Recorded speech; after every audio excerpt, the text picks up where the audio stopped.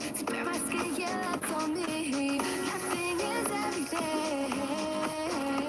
With Skyrizi, you can show up with dramatically clearer skin.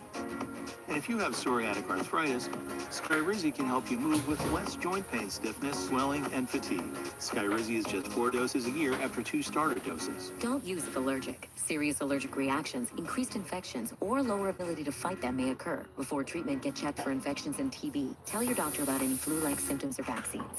Thanks to Skyrizi, there's nothing like clearer skin and better movement. And that means everything. Nothing is everything. Ask your doctor about Skyrizi. Learn how AbbVie could help you save. Style and substance. In the GMC Sierra. Work at a total value of over $11,700 on this Sierra 1500 model when you trade in an eligible vehicle. Welcome to a special presentation of the NBA on Christmas Day here on 2K Sports. We want to wish each and every one of you a Merry Christmas. It's Dan Van Gundy, Greg Anthony, and Alan LaForce on our sideline. I'm Kevin Harlan. Taking a look here at some of the numbers for Chet Holmgren. And guys, this effective field goal percentage is trending in the wrong direction over the past 5 games. Shot discipline hasn't been the best. They're looking to play a smarter game tonight. A look at Atlanta's opening lineup. Filling the perimeter slots are Daniels and Riesacek. Johnson and Okongwu man the post position. And it's Young in at the point guard position. And for the Thunder, Holmgren plays at the 4 with Hartenstein at the center spot. Gilgeous Alexander runs things with Dort to his side. And it's Williams at the small forward. Happy holidays. Merry Christmas to everyone. Greg, it is a huge day on the NBA calendar. Well, getting a Christmas game is special. They're normally reserved for the best teams. And the guys on the floor tonight have earned their chance to be on the big stage. Love to see this kind of aggression from Okongwu. Great job playing with force inside. Outside, Dort. Back to Gilgeous Alexander. Hartenstein with the screen for SGA. Just 4 to shoot. 2 points. That one goes. Nice find by Gilgeous Alexander. He reads the floor so well. Here's Young. His last outing, we saw him 4 in 22. And let's go to the sideline. Here's Allen. A bit ago, Mark Dacknault and I were able to chat. The developing game of Trae Young is something that Coach discussed with his players. Coach said he's been one of the league's assist leaders. Don't get so consumed trying to stop him that you give him the easy passes inside. They know the danger that Young possesses. We'll see if they can contain him here. Kevin? Thank you once again, Allie. Now here's Williams. A good portion of the scoring has come from him. He averages more than 18 points a game. And the basket is good. And this is the attack mindset you want to see coming into the game. Well, getting a good offensive player a high percentage look, there's nothing better than that. Here's Young. His scoring totals are something to take note of. He's averaging over 19 points a game. Precise delivery on the pass. Led him perfect. Young against Gilgeous Alexander. Here's Hartenstein. 8 points his last outing. 6 on the shot clock. And the basket by Gilgeous Alexander. How about the determination from Shea? Didn't let the physical defense stop him. Young against Gilgeous Alexander. And then Johnson with the dunk. And not the prototype power forward, but he has tremendous athletic ability. Young against SGA. Door to screen on Young. SGA looking it over.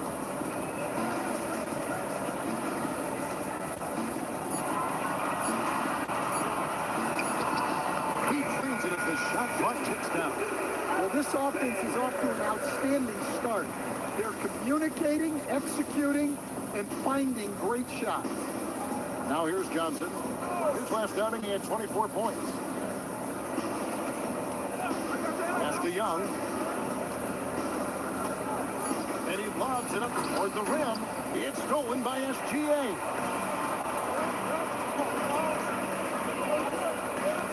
Hartenstein with the screen for SGA. They grabbed her on this, and so Mark Daigneault calls a timeout. He's going to take a few moments here to check. That bumble's hungry.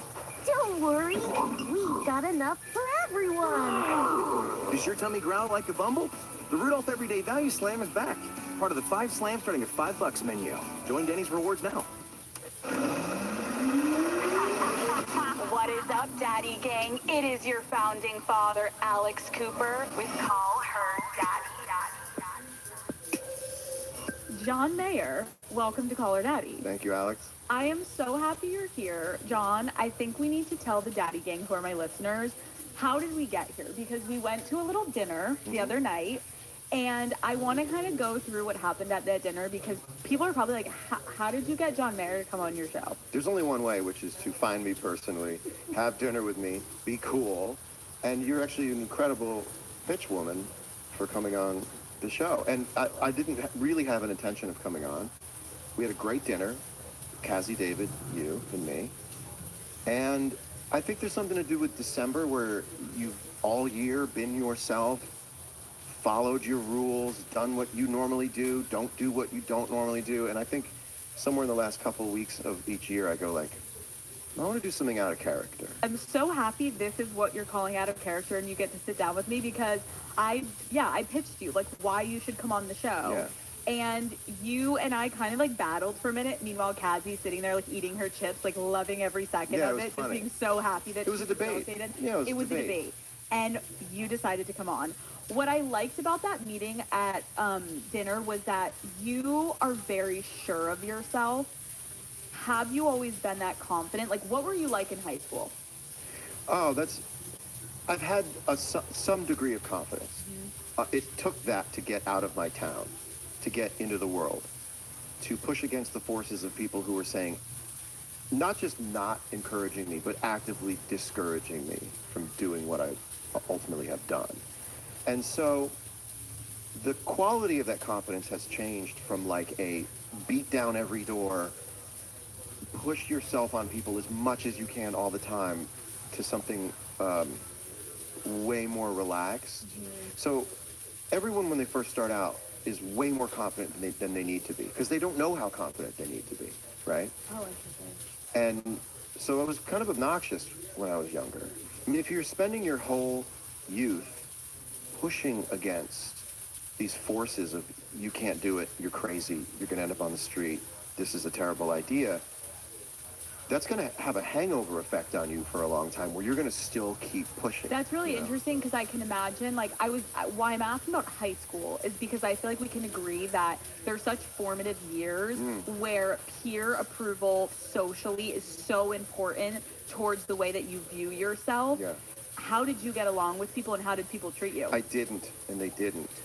I didn't have a presence. I went to school to get it over with, and my life began at 3 o'clock in the afternoon when I came home and played guitar. So I didn't dislike anybody, and I almost didn't even need that particular level of approval.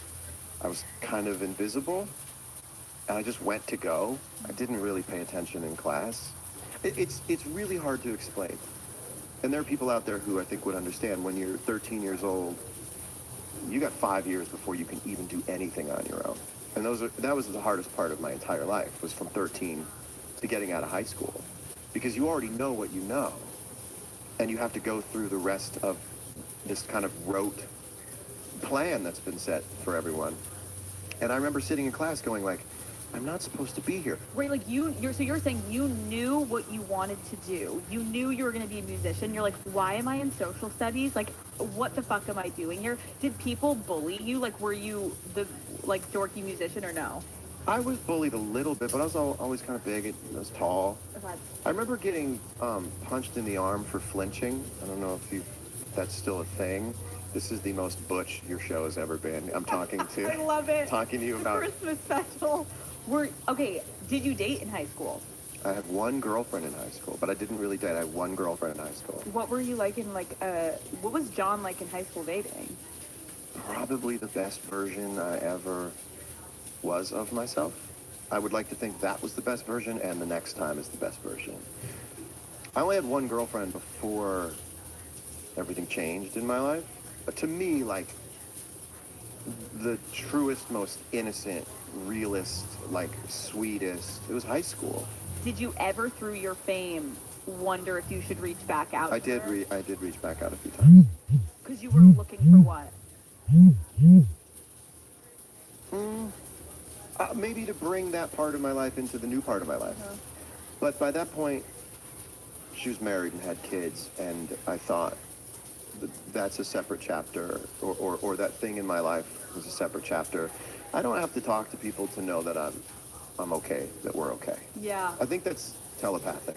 I liked you said that at dinner, just something about like, there's certain people in your life that you don't need to be in their life anymore, but it's really cool when you have a mutual understanding, whether it's an ex, whether it's someone that was your friend at some point, to just be like, we don't need to talk to know, like, we're good. We're all right. We don't talk anymore for whatever reason, but like, mutual. Yeah, I mean, there are a couple little outstanding, still vibrating things. Yeah.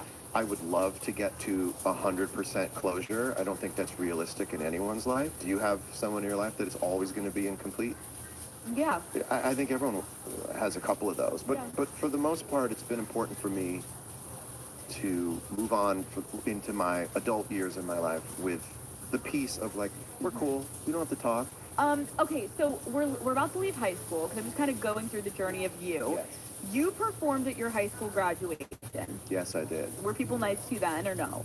Yeah, that was right around the time where I started to reveal myself as a guitar player, and I was in a band, and we'd written a couple songs. We'd written a song for graduation. I didn't actually graduate at that ceremony, so I didn't get enough credits to graduate. I had to go to summer school, and so it was a very deep moment to play that song and walk off the field while the rest of my friends graduated, and I walked home.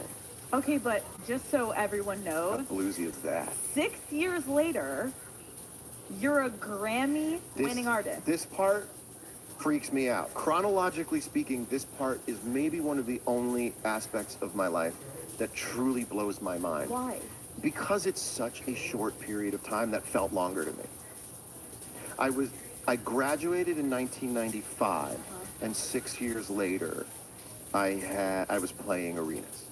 Or, at that point I was playing clubs, but I had an album out, and that would end up winning Grammys, and that was 6 years.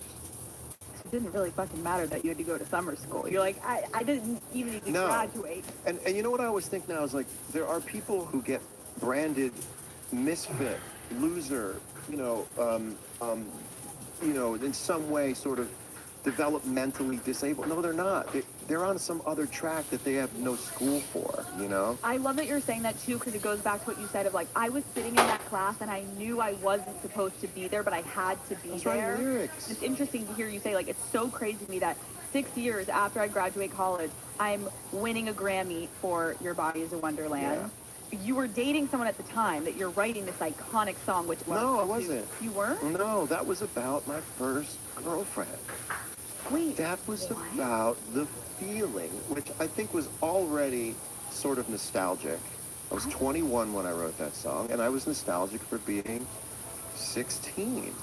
I thought it was about a different... No, that's one of those things where people just sort of form that idea. It gets reinforced over the years. No. I had never met a celebrity when I wrote that song. Wait, and did your high school girlfriend know you wrote that about her?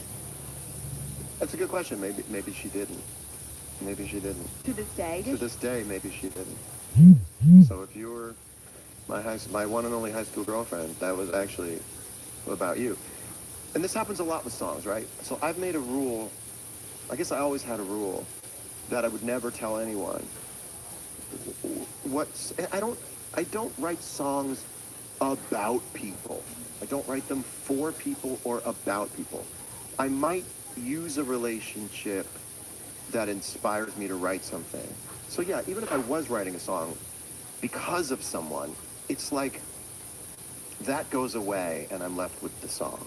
So I don't like telling anyone that a song is about somebody, because most of the time it's not, and it takes people away from themselves because they're just visualizing who I'm writing about. But the songs come out, they mean things to people. Sometimes people think it's about one person or other. Sometimes it hurts the song. Yeah. Sometimes the song doesn't do as well because people go, well, he's just petty. And I go, that's got nothing to do with that. But I'd much rather keep the sanctity of these songs intact and have a couple of them kind of burn a couple of them because people think it's about one person and it's not. Because it's really important. The most important thing in my life now are my songs. Yep. And so when I go play songs now, I'm playing songs that I see people in the crowd are reliving their life. It ain't about anyone but the people I'm singing to. It's now about their college years. It's about their sick family member who died. It's about their fight with cancer and how they beat it. These songs now for people are these waypoints in their lives. It's not about any one person. You know, the first three records of my life was just like proving, and you should. And then you start hearing people tell you, thank you. And your music got me through a dark time. That's so much deeper. I mean, I definitely think everyone should have those prove it years and enjoy them. Yeah. Because I definitely did. But now do you see?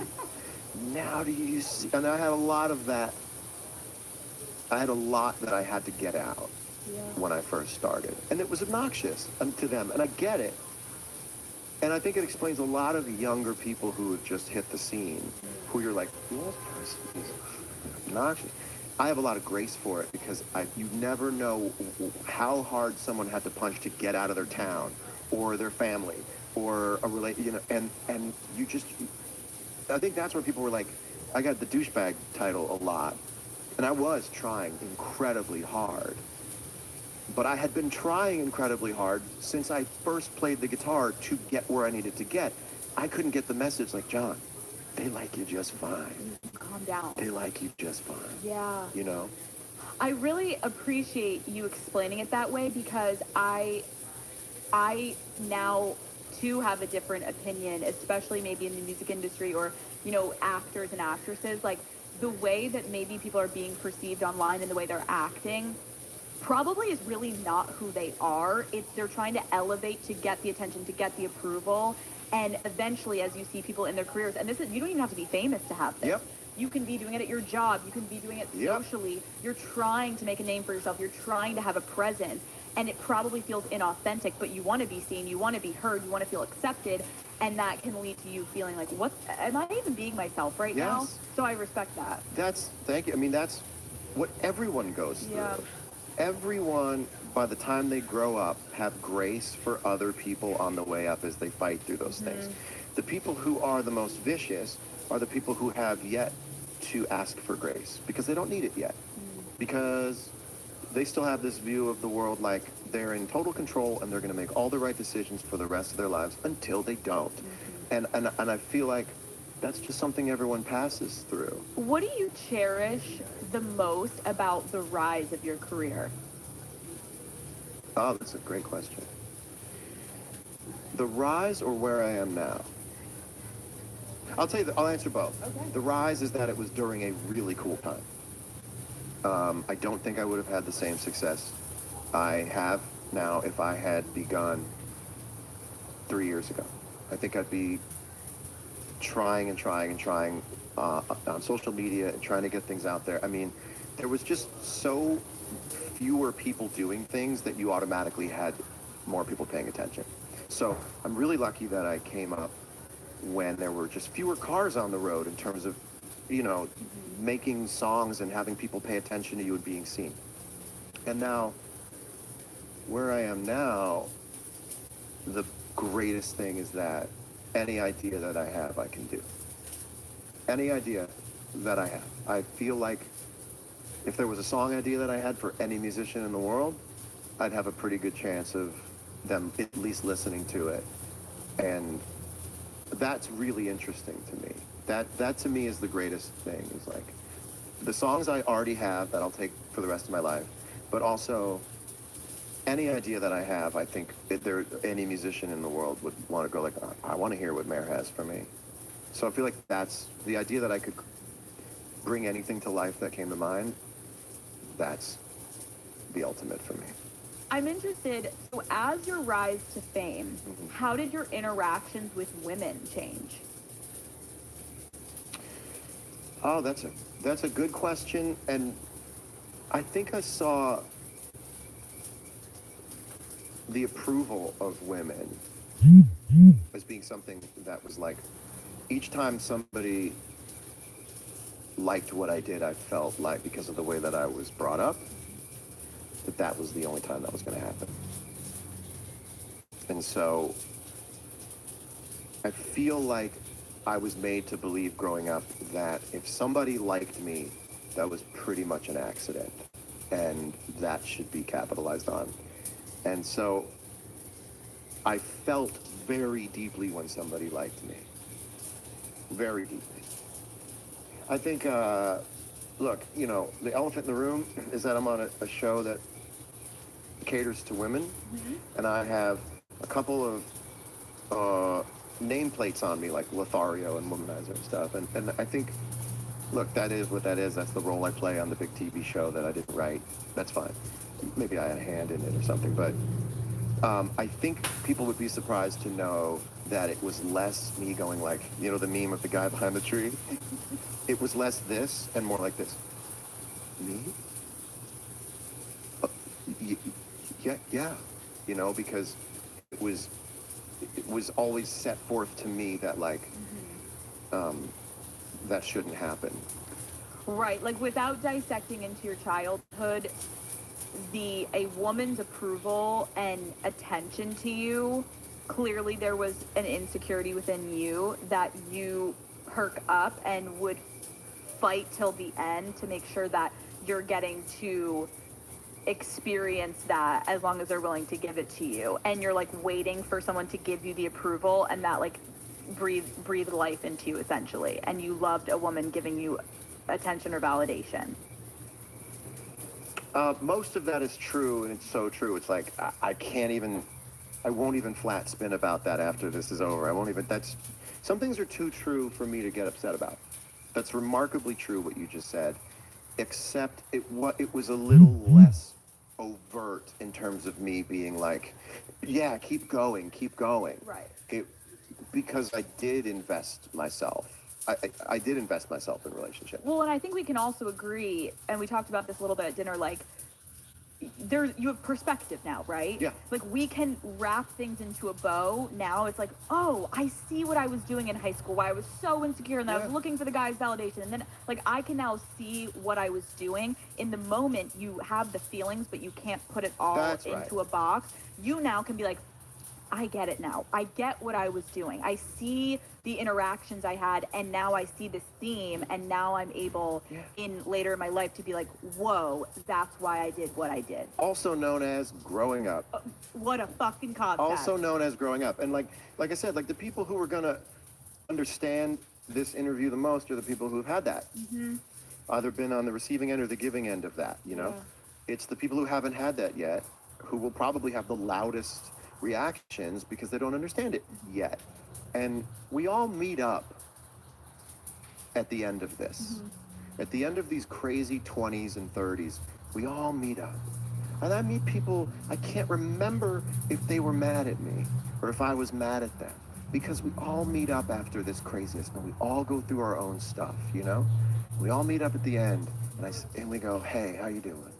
This is, I'm sure, a hard question to answer. What is it like, try your best, for almost everyone in the world to know who you are? Because I don't really live exposed to all of it, I don't quite feel it, and I'm okay with it because it's linked to something that I have to do anyway. I get to do this thing. If I'm having a day where I don't like any of this stuff, I can pick up a guitar and listen to myself play and go, that's why you do it. So the fact that this is all linked to something that I do objectively well, that I can listen to, and I can write a song, I can play a song, I can play the guitar, that's what anchors me to all this stuff. All of this is happening because I play the guitar, write music, and sing in a way that people want to pay attention to. I can't imagine what this would be like if I didn't have that grounding element. And as I get older, I have so much empathy for people who are really well known, but don't quite have something to hold on to, like a buoy. You know, my life gives me this buoy, which is I can write a song, I can play guitar. It's tough even that way, but it's not like I'm famous from a thing that happened to me or a thing I was a part of that I was no longer a part of because the person who hired me for the thing didn't want me anymore. Yeah. So it's very stable. I've come to terms with the fact that it's never going to be another way.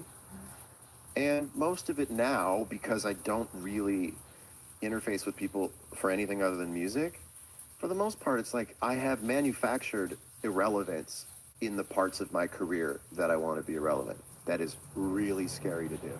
It's really scary to come off of that loop when you're in a news cycle. To really go, I want to shut down this part, that part, and that part, and feel like you're dying inside because those parts are going away. Now all I have left is like people who want to talk to me about the music I make. I'm not trending on Twitter just because I got on a flight. And it was tough. It was tough to be like, yeah, you're going to play music. You're going to play music and you're going to put it all into that and not a day trading how people feel about you. So you're saying that you didn't essentially play the role of the guy in Hollywood, the singer, everything didn't work well, that people started, like you said, like people started writing headlines about I didn't deserve the role. How do you think that? It wasn't made for me.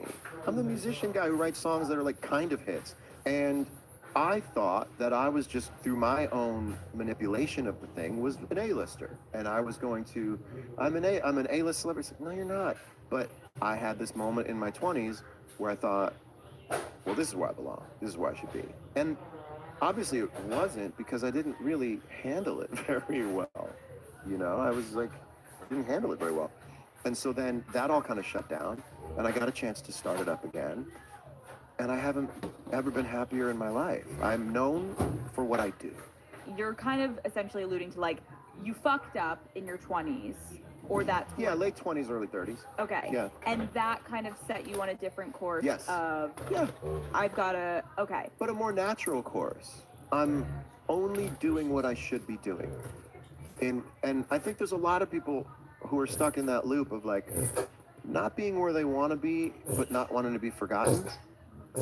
And it's scary, the idea that if you pulled away, you'd be forgotten. That if you got off Twitter, you'd be forgotten. That if you didn't throw yourself into the mix every day, you'd be forgotten. It's beautiful to be forgotten in the ways you ultimately don't want to be known, you know? What is an experience that shaped who you are that very few people know about?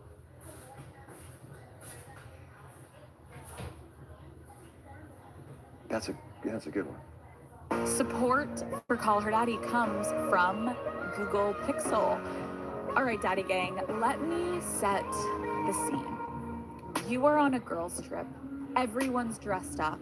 It's the perfect golden hour lighting, and somehow it is impossible to get a group photo where everyone looks good. One person's blinking, another hates their angle, and of course, the one where you look amazing is the one your friends hate. That's where Google Pixel 10's camera comes in. This thing is wild. It has auto best take that automatically finds and combines similar photos into one where everyone looks great. So all those blinks and lookaways are replaced with picture perfect smiles. And you know how you always take great photos of your friends, but they can't seem to take a decent pic of you? Well, the Google Pixel has a feature called Camera Coach that literally coaches you on how to take the best photo. Left, right, zoom in, step back. It maps it all out. So when you ask someone to take a photo of you, you know it's going to look good. It's the girls' trip essential I didn't know I needed. So yeah, get outside of your comfort phone and try the Google Pixel 10 Pro. Check it out at googlestore.com. Camera Coach, results may vary.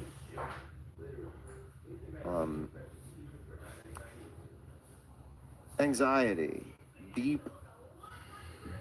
Anxiety before there was a social media that could tell you what anxiety was.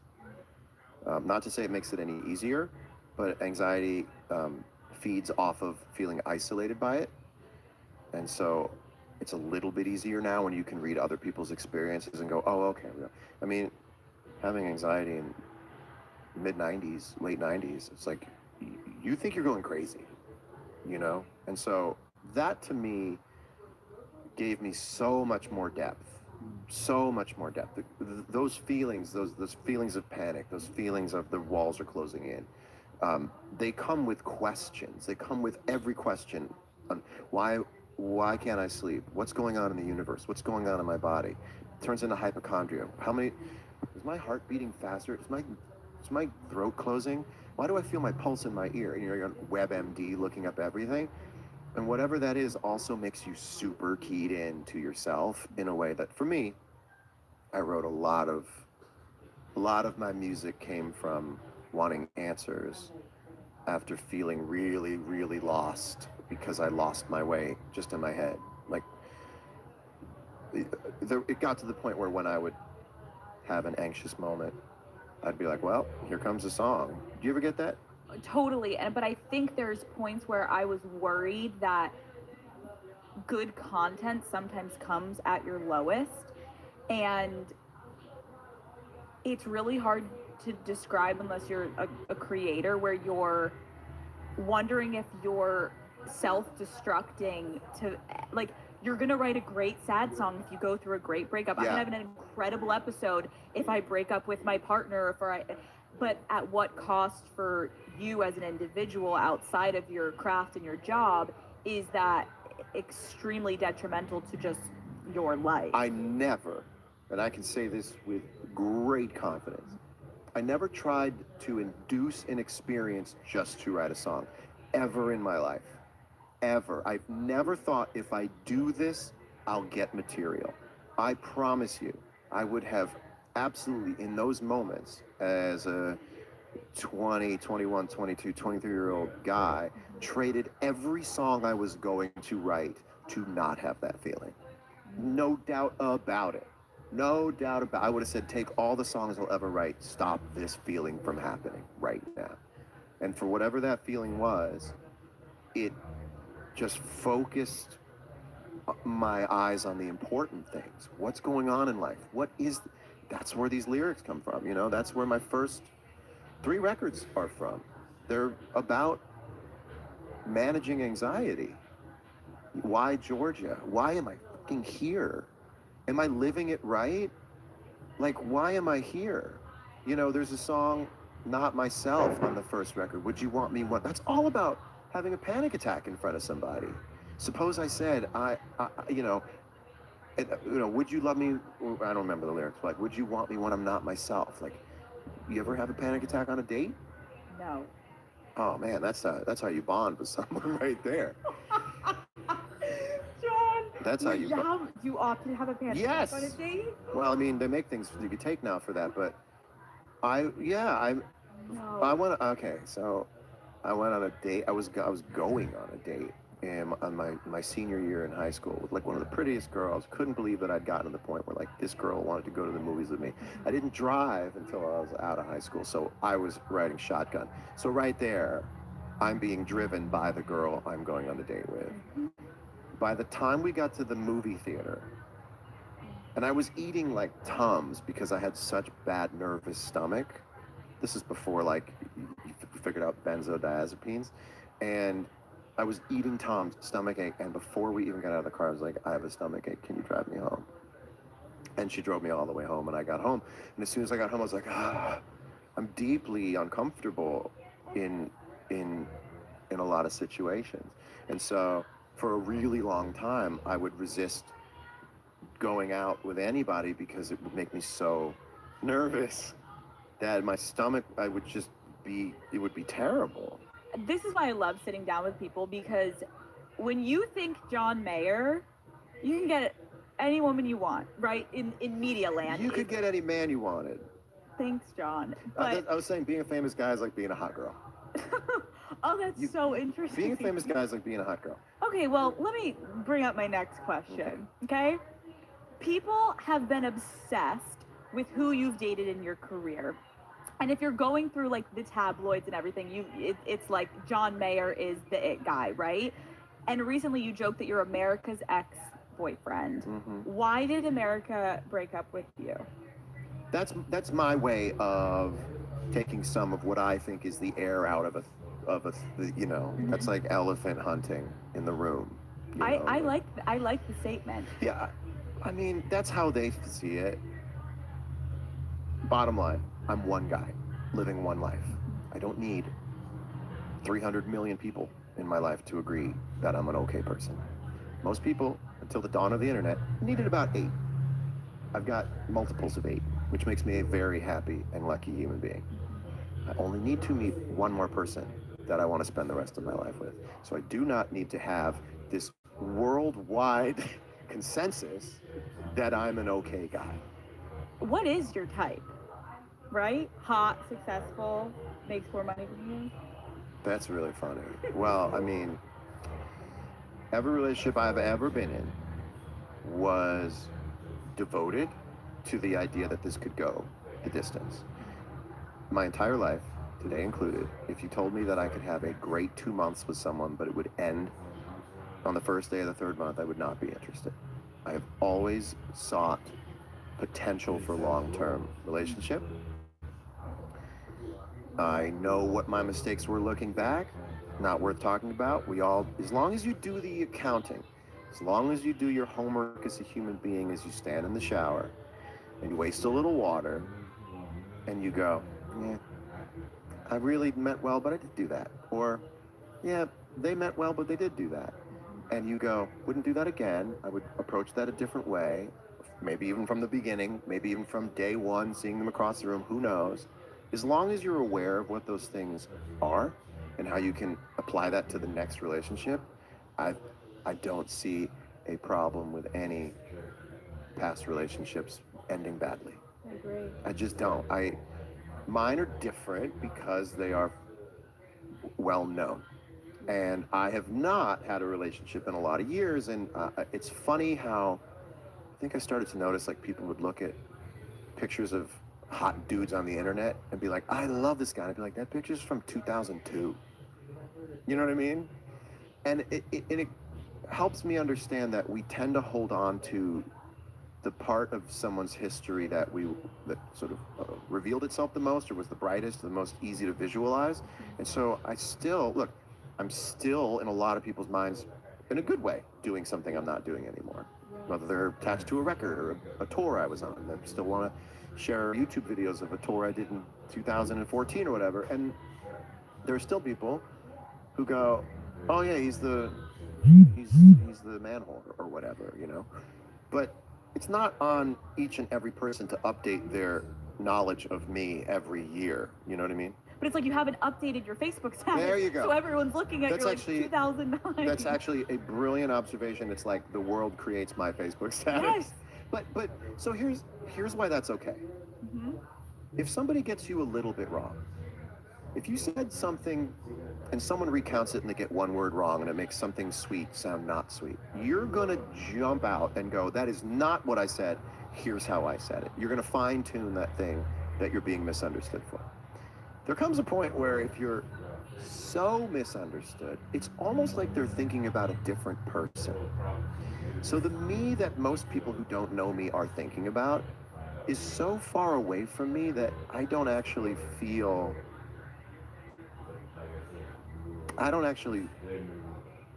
like disrupted in any way by it. They're talking about a character or a thing that's been like an artifact, right? Like this one little glitch that sort of grew and became this other thing.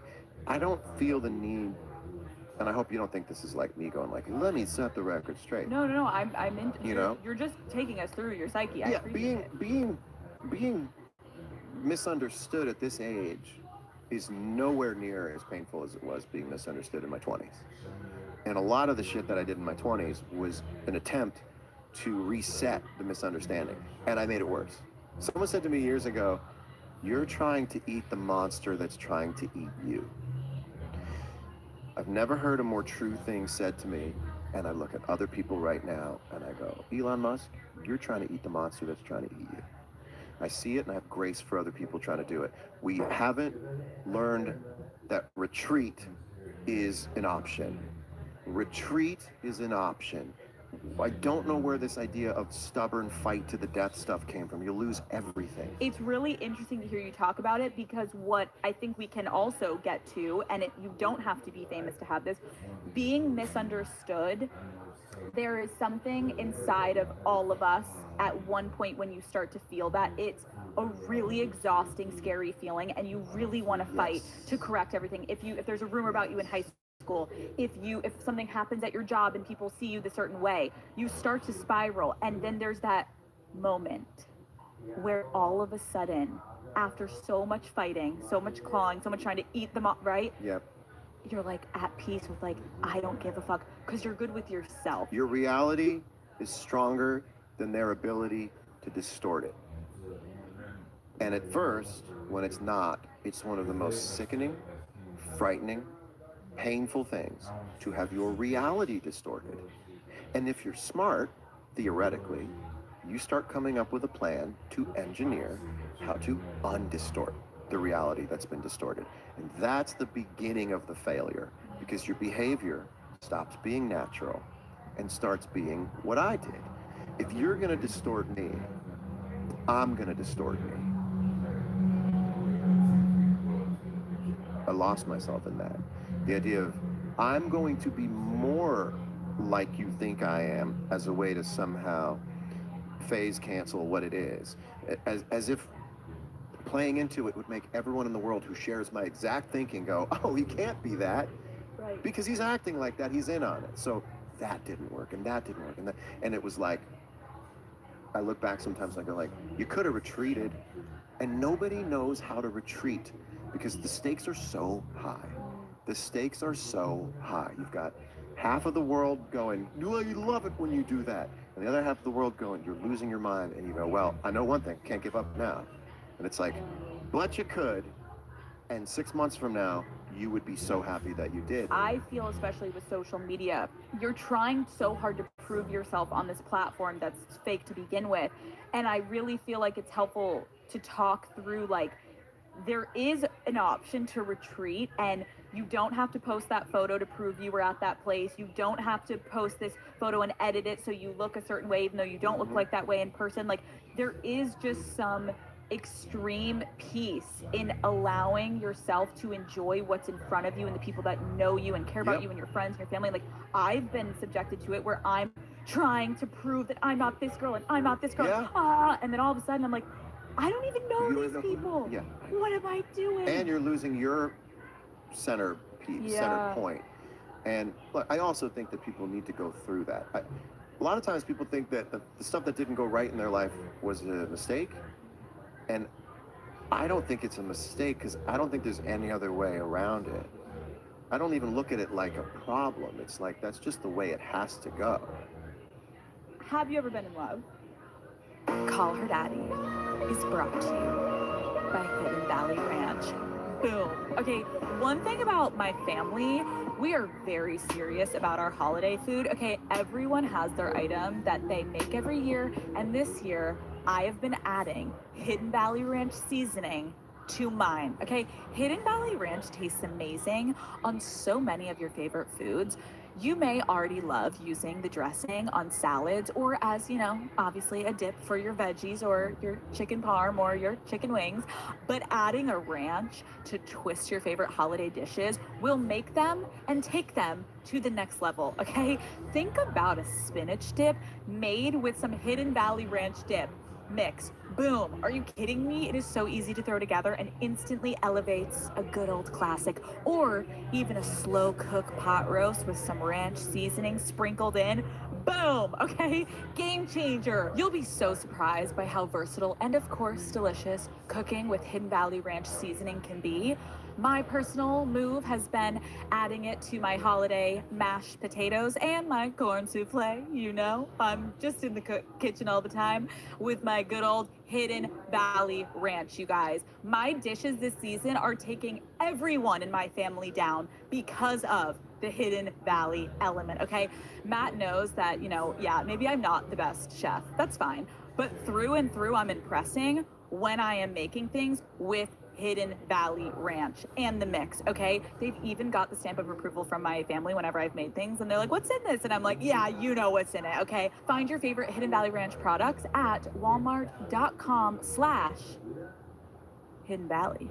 Call Her Daddy is brought to you by Uber Eats.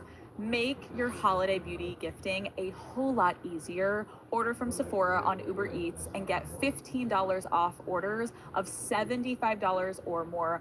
Daddy Gang, it's honestly a no-brainer. All your favorite gifts are just a tap away, from one size setting spray to K18 leave-in hair masks, even the Dyson Air Straight.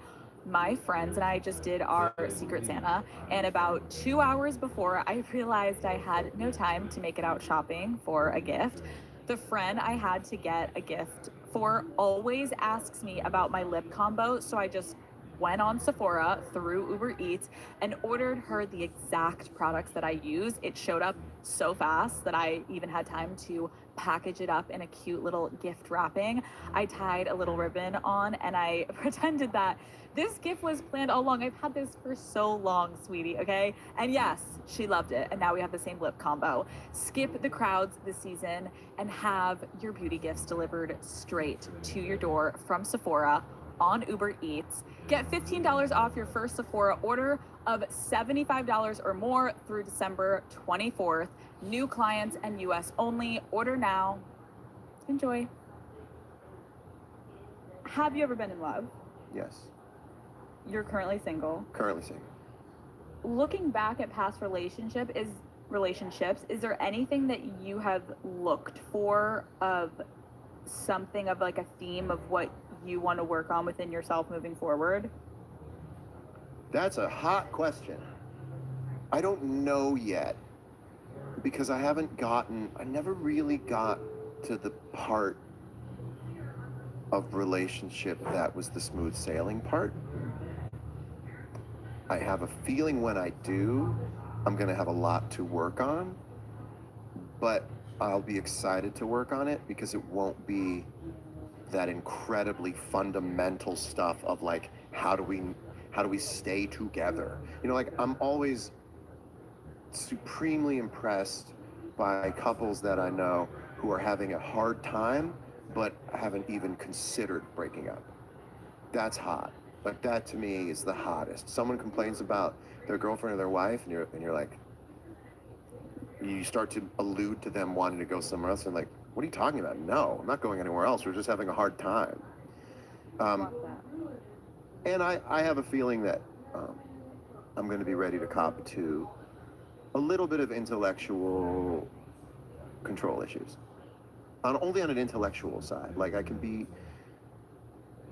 trying to be a little more heart over head, but I can be a little heady.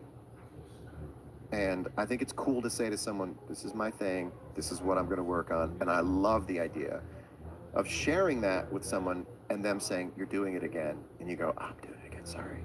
What is your dating style? Like, and how has it evolved? Like, what are you like? I don't know. I don't date that much. I look at it like this. Dating is no longer a codified activity for me. It doesn't exist in any kind of... It's not patterned anymore. I quit drinking like 6 years ago, so I don't drink anymore. I don't have the liquid courage. How do you feel about that? How has that changed your dating life? You have to be honest. You have to express yourself. You have to be really glaringly honest. Here's who I am. Here's what I like. Here's what makes me nervous. Here's what I reject as an idea in relationship. I don't know about, you have to express your anxieties. You can't just walk over them by drinking. You have to be like, here's what I'm anxious about. And when someone in life accommodates your anxiety, that's bonding. Right, kind of cutting past the surface level bullshit and being like, can we connect on a way that feels cozy and like we know each other past just like, hey, so like, that's right. Where did you grow up first? Yeah, where you're done with giving the free trial. Yes. There comes a moment where your free trial runs out. How quickly will someone know that you're into them? it takes me a while. It takes me a while. I think the way to my heart now as I get older is I don't know that I have like 5-hour dates in me.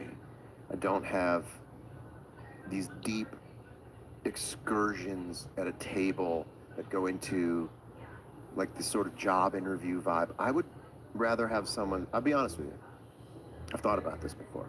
I would love someone to say, hey, I'm coming over to your house for an hour and a half. I'm bringing my laptop, just need the Wi-Fi code. I'll be on the couch.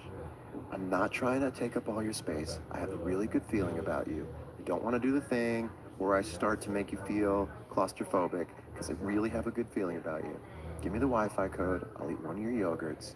Talk to me when you want to talk to me. I'd be like, yeah, I want to do that. Do you know how many people are going to DM you and be like, John, can I have the Wi-Fi code? I'm going to just come over. Maybe I said that just for that. I mean, but I actually think more people would find love sooner if it was less intense exposure for shorter periods of time, but more frequently.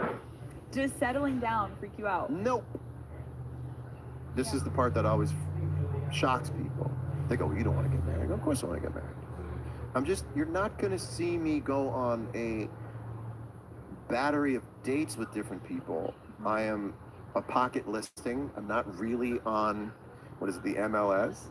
All the heavy lifting's done in my learning what I need to learn. And just in terms of entering in a relationship, I can't wait for someone to be mad at me because I said that I would take the dry cleaning in. And they were going to until I said I would, but then I didn't.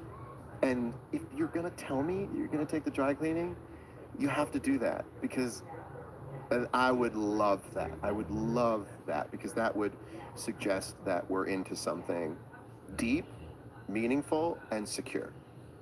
It goes back to what you said, your friends. You're like, oh, okay, so you're going to leave? And they're like, fuck no. Like, we're in this. Nothing's hotter to me than conflict resolution. Right. Conflict resolution, I am horny for conflict resolution. In the middle of an argument, we're having an argument, and I go, wait, I do that. I did do that. I'm sorry. You're right. Nope, you're right. I didn't get it. I do that. I'm sorry. What's something that is currently keeping you up at night? What's something that is currently keeping me up at night? Metaphorically keeping me up at night. Yeah.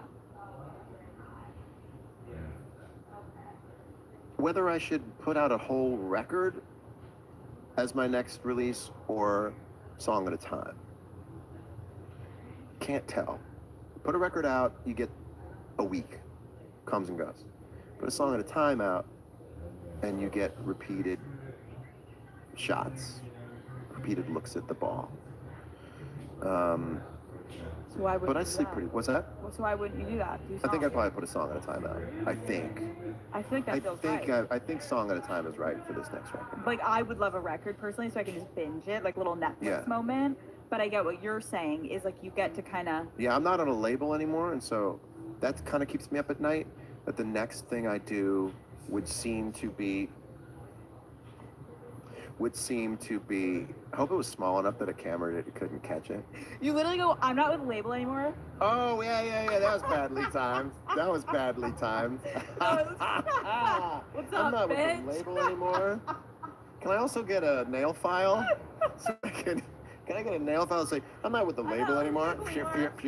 No, I'm sorry. I'm deeply concerned about anything being on this dark sweater. All looking good. Thank you. Not being on a label feels a little bit like the next thing I do. I have to prove myself. Can you explain how is your writing going? Like, you write everything. I write everything. I mean, that part's really fun looking back on it, to have 100% ownership of the songs I've written. But it's hugely time consuming. Yeah. Hugely time consuming. And as you get older, time gets more valuable, which makes this this deep diving that I do feel a little harder because no matter how old you get, this stuff still takes a year to write. Yeah. When you're one guy and you want to sound like you're five guys, you've got to be, yourself 5 different ways, and you can't do that all in one day. So the way you make music that sounds really complex is to hit it repeatedly on different days with different mindsets, which takes a very long time, very long time. You write a whole song and you'll go, oh, I only needed that one verse, which is actually the chorus to this thing, and that dies, and then this moves over to here. And I would never do it any other way. I'd rather not put a record out than fall off in that way. And when you're saying this, like, do you go to a recording studio? I go to a recording studio every day, 9 to 5. I have a job. Without it, I would fall apart. How many people are in that studio with you? 1 or 2. Wow. It's just me and an engineer and an assistant sometimes. Guitar tech comes in and out. And I go home, I think about what I did that day, how I can make it better. I'm always writing. I bring a new thing in. Is this a thing? No. Is this a thing? Yes. Actually, no. Is this a thing? Yes. Actually, hell yes. They're all different experiences, and when you win, you go home feeling like a god. Mm-hmm. Did anyone see what I just brought to life today? I cannot believe I still have it. I still have it. This is incredible. This is incredible. And then you have to go write another one. You go write another one, and you're stuck in the same slog that every other song was, and you go, I'm garbage. I don't have it anymore. I'm out. I'm done. And you find another one. I'm on top of the world. Sometimes I'll write a song and it'll be really good, and I'll go, just don't write another one for 2 or 3 days. Just relax, because you're gonna only be as happy as the last thing that frustrated you. Right. You know? What is it like? What does it feel like to be on stage performing in front of thousands and thousands of people? It's its own dimension. It's its own dimension. I will go on record as saying I'm really different than most musicians in that I don't, and I'm gonna have to finish this thought because it's gonna sound a little scary if I don't. I don't feed off the energy of the crowd. It is not a drug to me. You hear people say when the lights go down, you hear that noise, it's like comes in me like a drug. And I know that's how most people feel. That's not how I feel. Every night before I go on stage, I go, okay, all right, here we go. Because I'm a little nervous to do that. Not that I don't think I'm going to be any good at it, but just the act of it is foreign. And then I'll get on stage, okay, all right. And then somewhere in the middle of the first song, I'm gone. I'm gone, having the time of my life. The one thing people don't understand about that job, the entire time I'm up there, I am worried that they're not having as good a time as I could give them. Not worried to the point where it's unpleasant, but it is a constant consideration. Do they want this song? Or do they want a different song? Are they waiting for this song to be over? Or do they want another song? Am I playing, like, if I had to make a set list right now, I'd hate it because I have so much music from so many different areas of music that I don't know what anybody's exactly wants. So I have to start writing a set list that would disappoint people equally and satisfy them equally. And so I only want people to go, that was great. I only want them to be happy. So I spend a lot of time while I'm playing going like, do they want this one? And the answer is always, yeah, man, they want those songs. But while I'm playing, it's a very strange mix of like hyper confidence and like the person I really am, which is like, I hope you like it. Like, as I'm like ascending through the cosmos playing guitar, I'm like, I don't know if you like this one or not, but I hope you do. It is the holidays. This is a holiday special. I've never done this before. Yes. Are you a New Year's resolution kind of guy? Vaguely. I don't, I also think like I've done well enough in my life that I don't have to like overhaul everything as I go through. Yeah, I'm a New Year's resolution guy. Are you asking me what that might be? Mm-hmm. Do you have one? No, not yet. I'm going to come up with that on vacation. This is part maybe of the New Year's resolution, which is to just do things that are a little uncharacteristic, what you find uncharacteristic every once in a while. And so this is really me going like, okay, this is out of character, and that's okay. I know it's out of character. It's gonna be okay. If I say a thing that the news cycle picks up and gives me a headache for 2 or 3 days, I know I'm gonna be okay. So there might actually be something that exists that I didn't see coming that's really nice for people to go, oh, I never really heard him talk in long form, you know? So We're kicking off your New Year's resolution It with sort you of is, coming on right? Call Her Daddy. yeah. Okay, you're gonna kill me. I begged you to This is okay. I begged Yes. John Yeah. I know there's a guitar here on the to floor. bring his guitar. Yes. More because, you know, I love the Daddy Gang. Everyone listening, watching, I love you. Selfishly, I need you to play just a couple things. I get it. You want to watch me do the thing I just talked about for an hour. Yes. Okay. Get the guitar. Let's go. Here we go.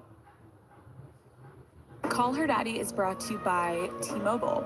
Okay, tell me why the holidays are so much better when you don't even have to leave the house. Like a blanket, wine, and something to watch, I'm in always. And as soon as November 1st hits, I'm turning on my favorite holiday movie without a doubt. Daddy Gang, you already know the one. She trades her LA house for this cute English cottage and meets the hottest guy who just happens to be single.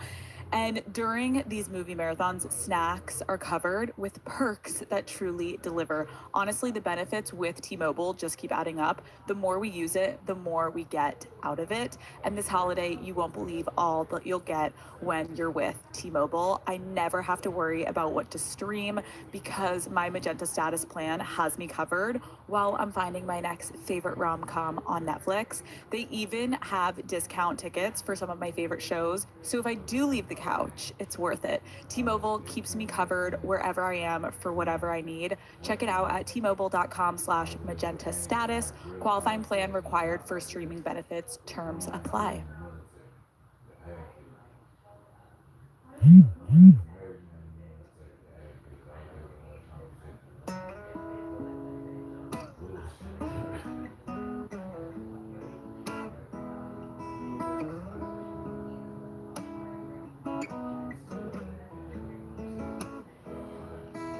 It's not a silly little moment.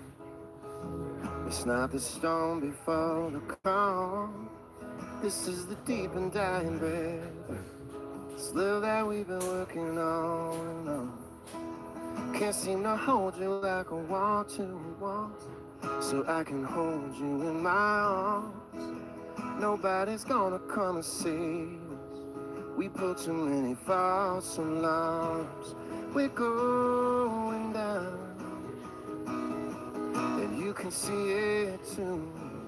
We're going down, and you know that we're doomed, my dear. We're slow dancing in a burning room.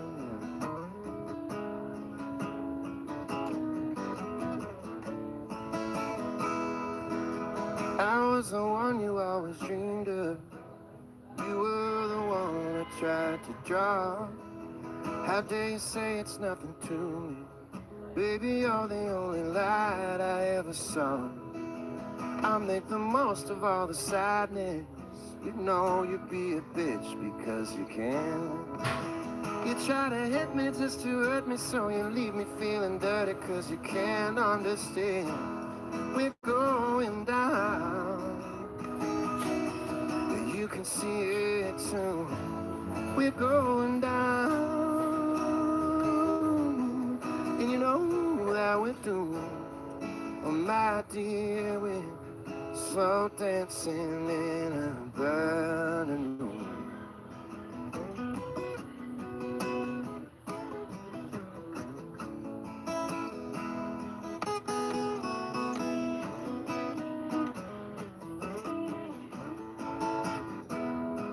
Oh, go cry about it, why don't you, baby?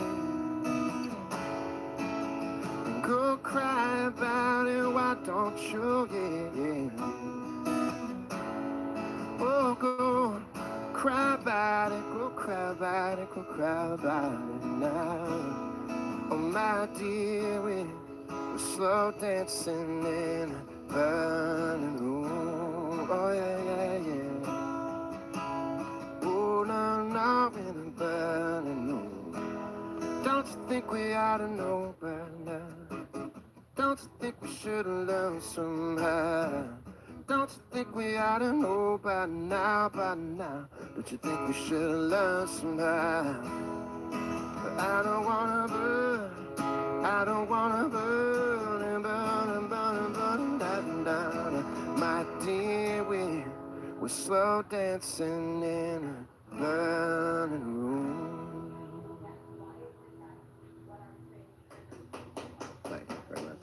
Wow, Thank you. I have no words. Thank you. It's not like, there's like this guitar solo stuff that I do in the song, but on an acoustic, I just have to be like, No, it's fine. Wait, can you see that line in Georgia?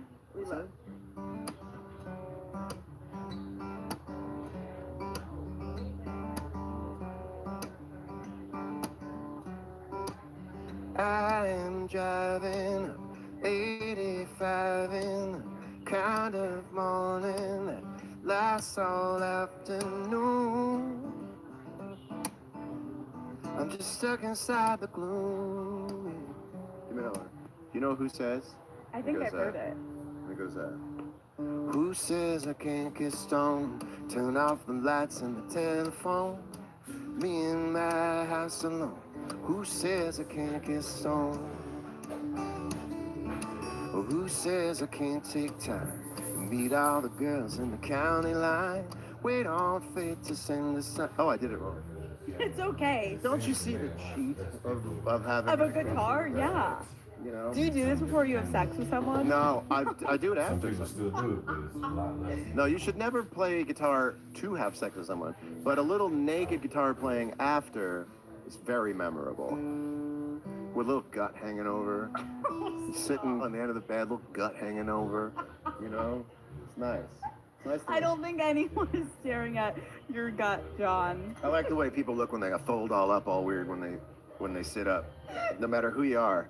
You look weird when you sit up, and it's cute. You know what I mean? You look great right now. Yeah, you sit. You know, I'm a shirt up, but people, everyone, no matter who you are, you sit up. You're like. Of course. That's great. We're humans. We have skin. Yeah, and after you're all done, it just looks sort of like dopey in a cool way. Okay.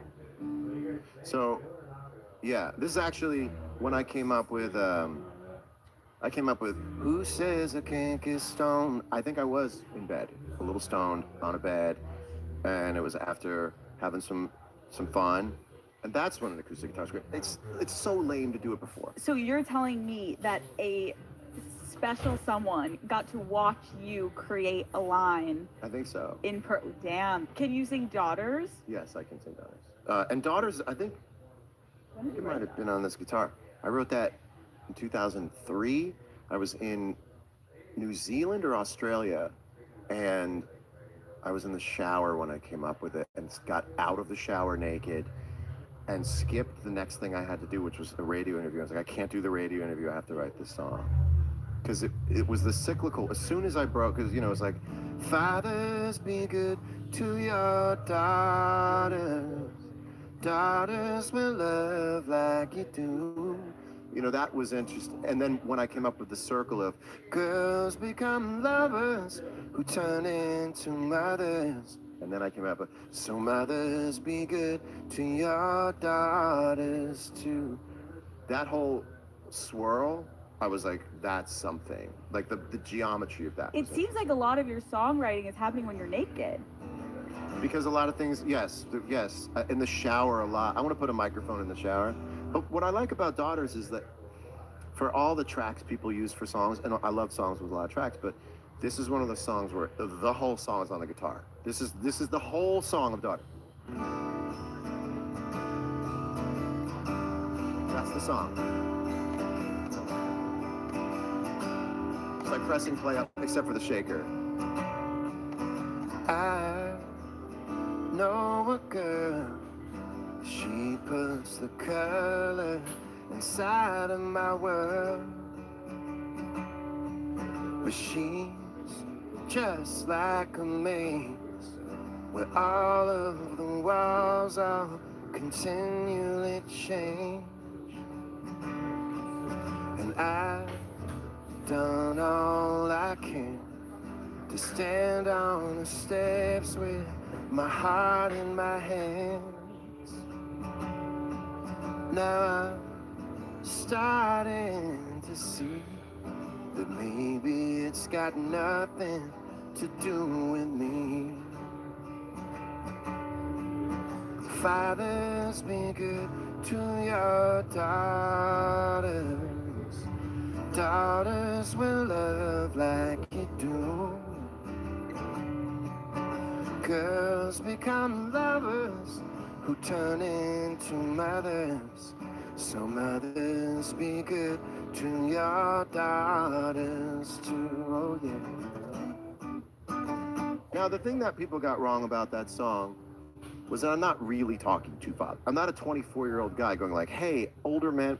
It was, it's about the frustration of wanting to have a relationship with someone who can't because of upbringing. So if you've ever met someone, you're like, oh, I can't fix this particular part of your operating system. And then you're so desperate because you wish you could have that person that it really is a leap of logic to say, you're so upset that you're going like, stop, you know what I'm saying? Like, I wanted this girl so badly to be able to receive my love. Whose ass do I have to kick? And I think it got read. That's what happens when you work metaphorically, is people misunderstand it a lot. And so I think people thought that I was just like, well, I'm 24, let me tell dads how to raise their daughters. But it's like a big, like, first dance wedding song, and I think it works both ways. And as I get older, it works a little easier as both ways. I just didn't think it didn't make sense to some people at a 24. Wait, now I didn't get that, obviously, and now I completely get it, where it's like, oh, you're kind of being like, hey, I love this girl so much, but she's a little fucked up because her dad did, or the mom did. It's this idea that it's a little selfish, you know? Yeah. Like, hey, I kind of wanted to love this person, asshole. Right. You know, it doesn't make it, it's emotional. It's like, it sounds logical, but it's mostly emotional. What is the one, okay, I'm going to forget the name because it's not. No, give me keywords, it's fine. Not Broken Heart, but it's like, not Dancing with a Broken Heart? Dreaming with a Broken Heart. Dreaming with a Broken Heart. Yeah. Such a good one. It's on the piano, but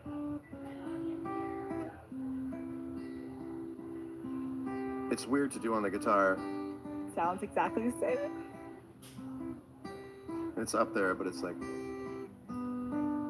when you're dreaming with a broken heart. It's like I have to really sing it.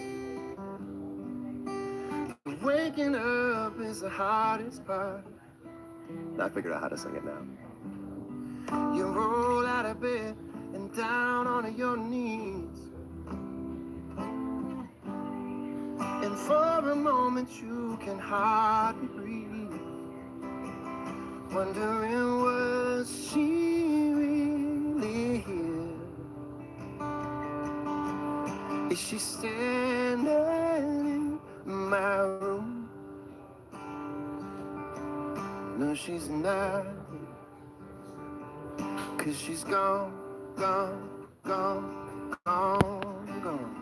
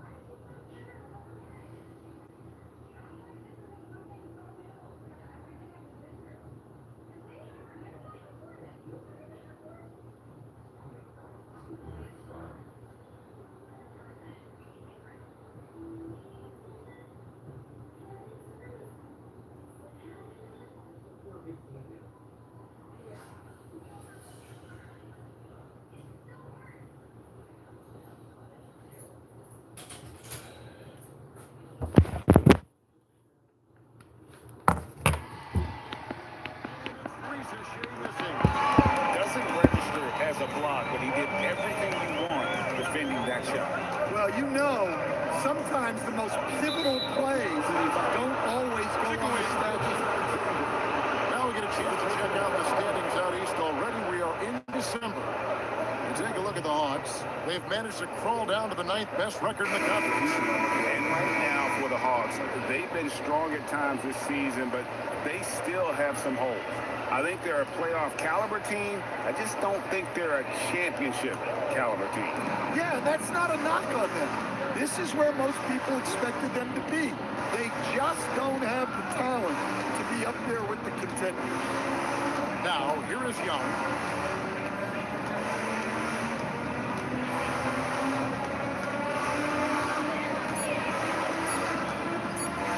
Puts it up from 15. Wiggins with the rebound. And that's the battle they haven't been winning today. Their work on the glass has been porous, and that's got to change. Assisted buckets. Every team wants them.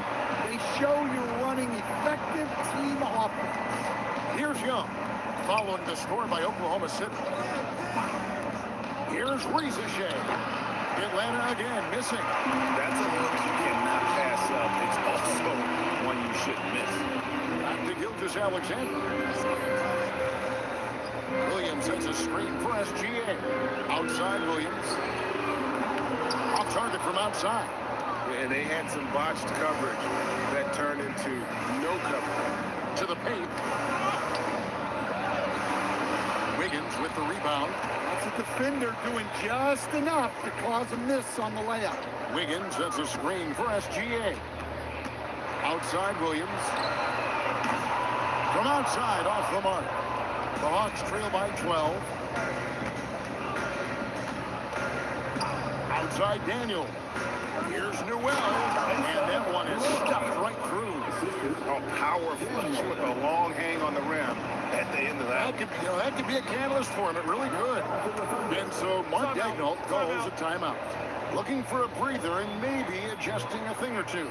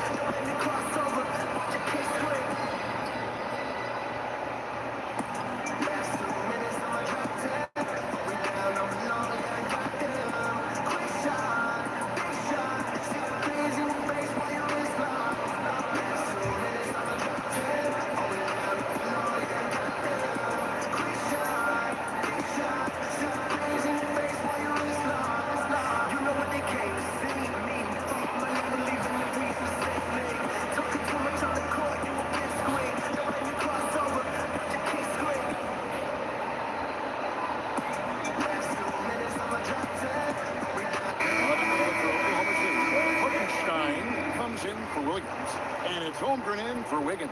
And a switch here also for Atlanta. Gaze checked in.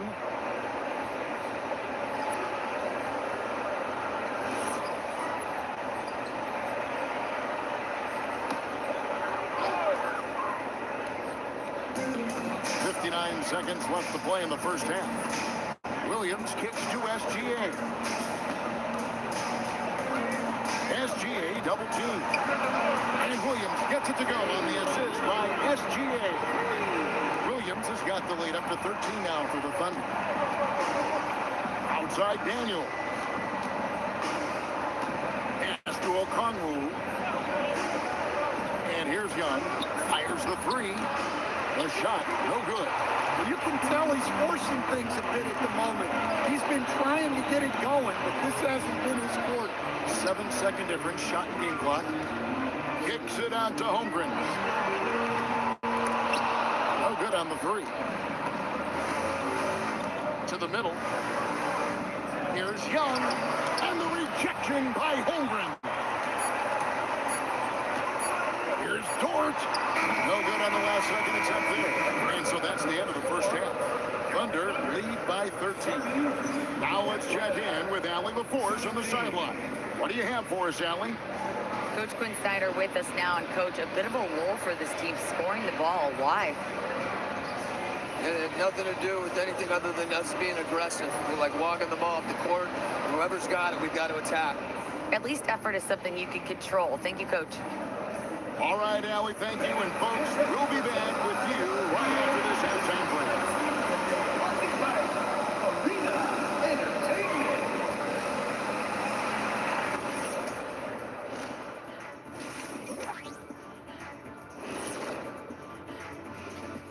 And hello, everybody. What an amazing first half performance it's been for the Oklahoma City Thunder. One of the best ways to control the game, take care of the boards. Don't give up second chance points. And at the offensive end, you can turn misses into makes. That's found money.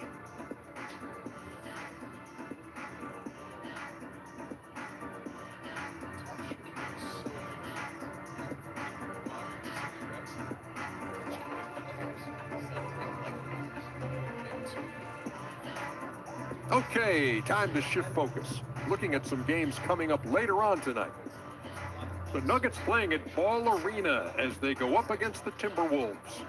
Start time is 10:30 Eastern, 7:30 Pacific. Two of the best teams in the league facing off. Let's go. Oh, let's go. That's going to be a fun one, guys. Thanks for spending halftime with us. Time to get it back out to Kevin Harlan for the start of the third quarter.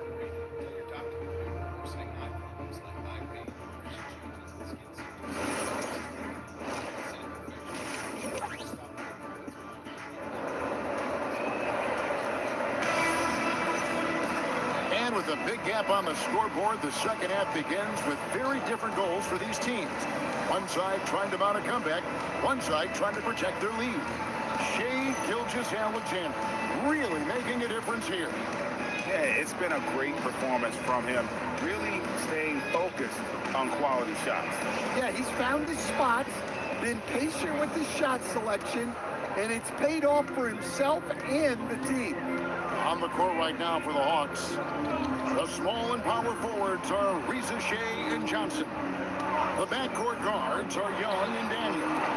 And it's Okongwu in at the front. Got a piece of it. Gilgeous-Alexander against Young. 4 on the clock. The kick out to Williams. Shoots over Reza Shai. Williams can't get it to go. And so it's Johnson who brings the ball up for the Atlanta Hawks. It's a 13-point game. And here we go. Holmgren heading to the hoop. Drops in the breakaway lane. Holmgren's got the opening bucket to start the second half for the Thunder. And great recognition. Holmgren saw the open floor and took advantage.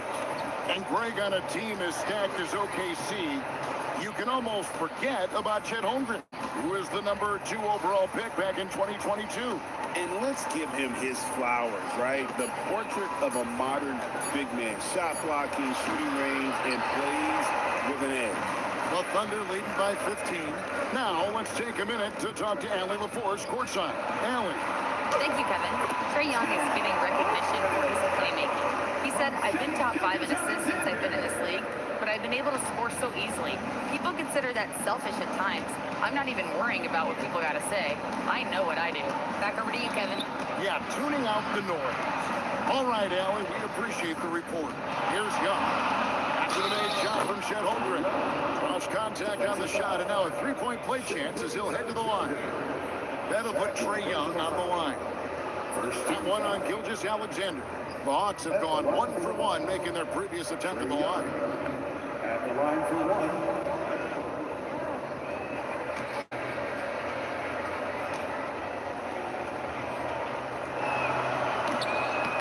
That one, this is for Young.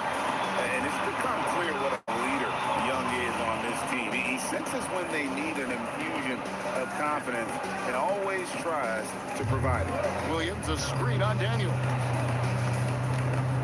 6 on the shot clock. Here's SGA. Excellent defense from Daniels. The Hawks trail by 15. Johnson, the pass to Daniels. Young outside, puts up a three. It's rebounded by Hartenstein. Hartenstein's got 7 rebounds in the game. Outside Williams, back to Gilgeous-Alexander. Oklahoma City moving it around.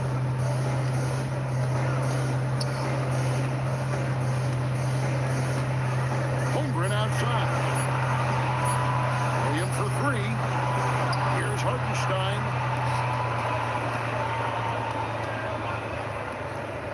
Over in the corner, Williams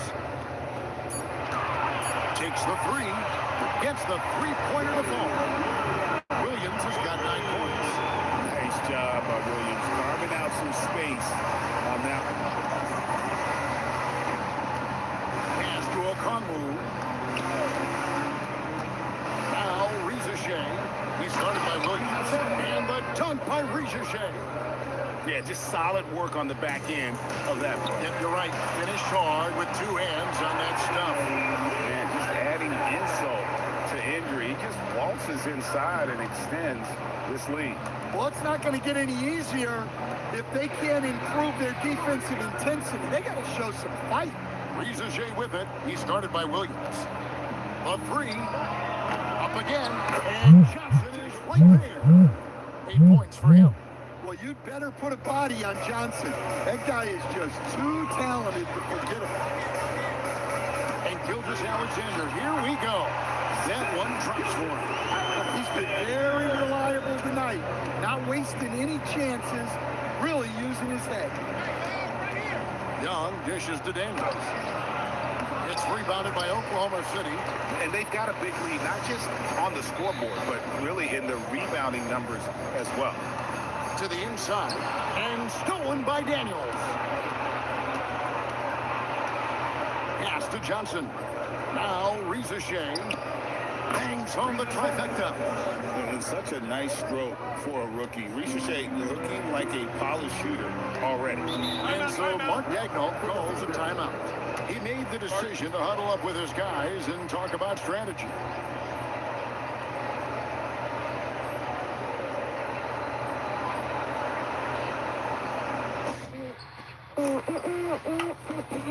Time to go. Come on.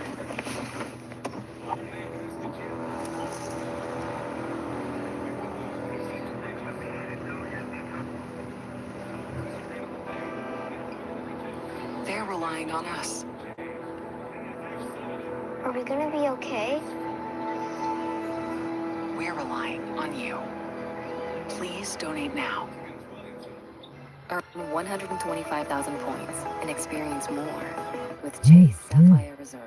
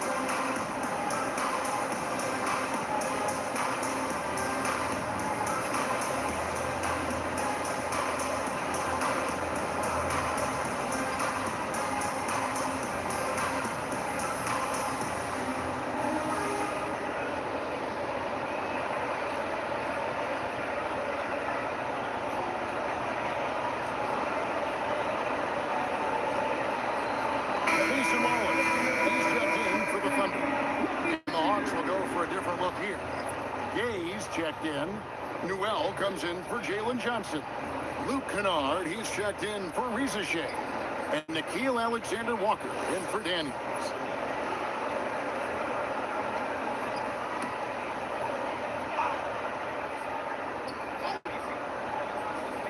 And the Thunder with the possession here. They led by as many as 18 points. Holmgren the screen. 2 minutes remaining in the third. 2 minutes. Gilgeous-Alexander, good. Gilgeous-Alexander's got 10. And good work inside. SGA will make more room for himself on the perimeter when he can be effective down low. The shot's good from Alexander Walker. See, now that layup isn't possible without the help of the pick. Wallace outside. That's good, and SGA with the assist. 8 points for him. Continues to develop his playmaking abilities. Gilgeous-Alexander is an unselfish team player.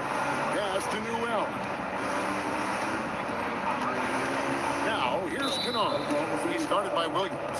And the foul called on Jalen Williams. That is his first foul of the game. Kenrich Williams. He's checked in for the Thunder. Wiggins comes in for Jalen Williams. And the Hawks making a change here as well. Krejci's checked in.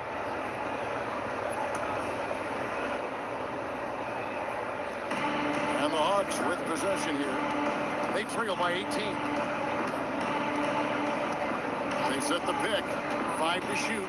Alexander Walker buries the long-range jumper.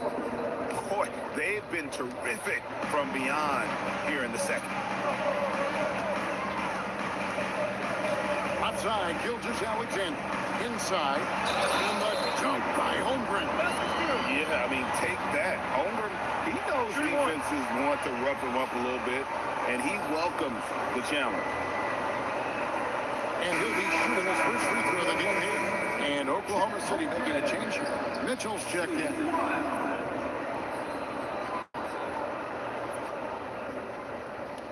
One shot.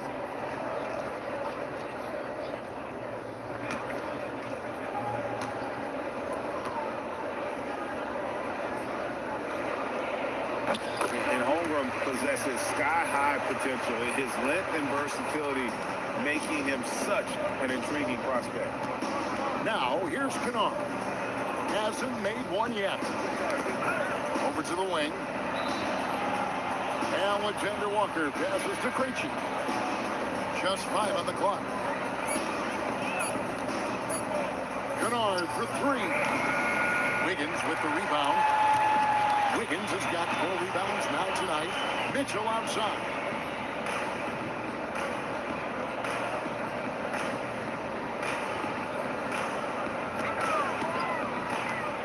Pass to Holmgren.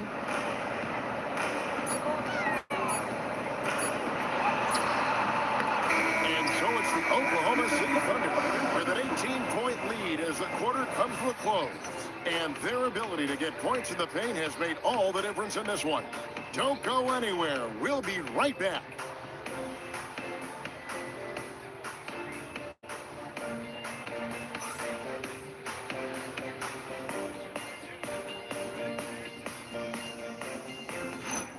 File free in the app if you didn't file with us last year. Just file with TurboTax Do-It-Yourself by February 28th, no matter your tax situation.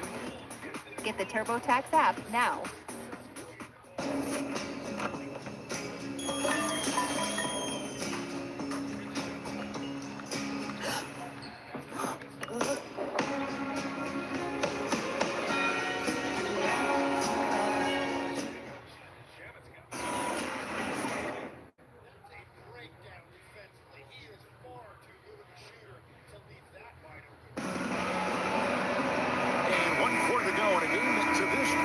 Not been an evenly fought contest. We've got Lou Dort. Aaron Wiggins is out there with Kenrich Williams. Then it's Mitchell, and it's Williams at the 3 spot. That's the lineup out there for the Thunder. Crane's the 3-pointer. Yeah, those are starting to add up, guys. Up their last 5 baskets, 3 have been triple. Takes the 13-footer. Rebound by Johnson. And look, he's had an off night, but it won't matter as long as they hold on to this lead. Here's Alexander Walker, covered by Mitchell. Dort passes to Mitchell. Over Kennard. And there's Mitchell. That's good on the assist by Dort. In a moment here to take a look at some hustle stats for Oklahoma City. Well, they've shown just outstanding effort defensively, and it's resulted in several forced turnovers. And all also that they continue to take advantage on the offensive glass. Those extra possessions paying off in second chance points. Here's Alexander Walker, and he uses the glass on the layup. And you know what? One of the few bright spots in this game for them today. He's kept his edge even though they've been trailing. Mitchell finds Jordan. Williams, a screen on Kennard. Jordan passes to Wiggins. Outside Williams. That ball's nice feed that time for Wiggins. Three-point shooting since the half has been about as good as you could ask for. And we'll have a timeout called by Quinn Snyder. It's a chance for them to regroup and refocus.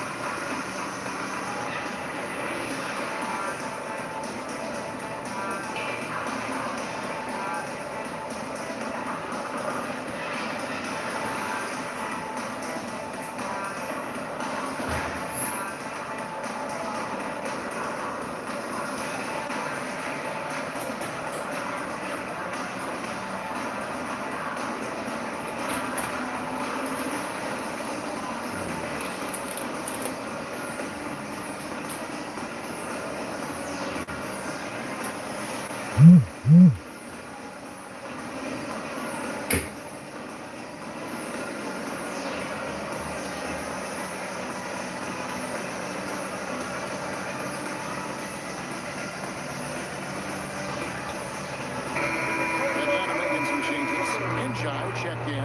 Young is subbed in for Newell.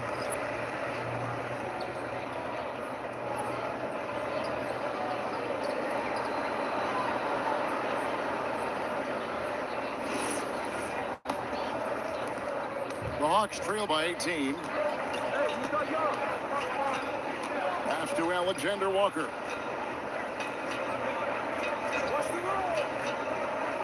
Right wing. Shot clock at 6. Tries it from the top of the key. It's rebounded by Oklahoma City. +8 in the rebound differential. One more reason why they're in control. Kicks it out to Wiggins. Williams a screen. And that one's good. Wiggins. And the Thunder lead by 20. Well, that's easy pickings for him. Unless the defense is all over him, he'll take that all day long. Down low. Johnson outside. Pass to Enjoy. Fade away. Rebound by Williams. Well, he's more than comfortable in the mid-range, but you can't make them all. Outside Williams. Well, going into a promising draft like this past summer, Traeger losing teams trying to secure that lottery ticket to the stars. Well, you look at the last, 4.5 decades worth of champions, only 5 of those teams were led by a player taken outside the top 7 in the draft. So you can see why teams are trying to draft so high. And Mark Daigneault calls timeout. He has decided it's the right time to talk.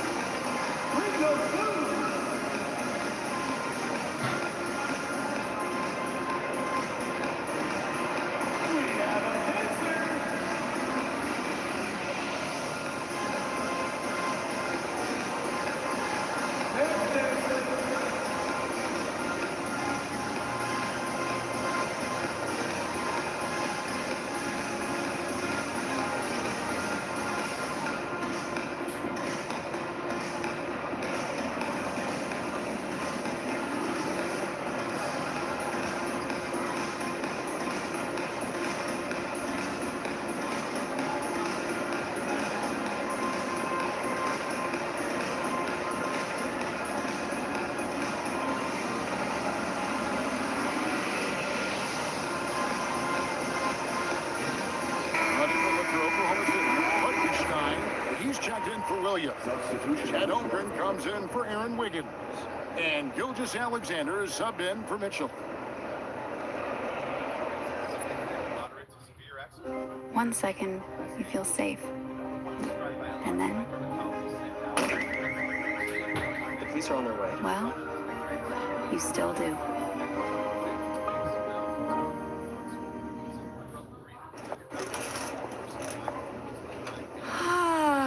At Sprouts, our wide-open layout invites you in. I know that all. With healthy around every corner and tasty on every shelf. This is that Sprouts feeling.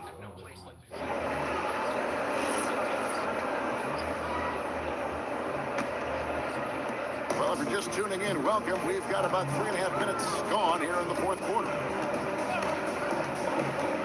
Here's SGA. And it goes out of bounds. That one off George. Yeah, not a great pass there. You got to be on the same page as your teammates. And so it's Atlanta with it. It's an 18-point game. It's stolen by Gilgeous Alexander. And the dunk by SGA. This is what we're used to seeing from SGA. The guy can just take over. Williams looking over the floor. Holmgren the pass to Gilgeous Alexander. Outside Williams. Fires for three. That's in for his 5th field goal of the game. It's him 5 for 12 so far. Well, he's already hit more threes since halftime than he did in the whole first half. Might have figured something out. Riza Shea in the corner. Daniels a screen on Williams. Back to Daniels. 6 on the shot clock. To the middle. Holmgren with the steal. Now SGA. Holmgren sets the screen for Gilgeous Alexander.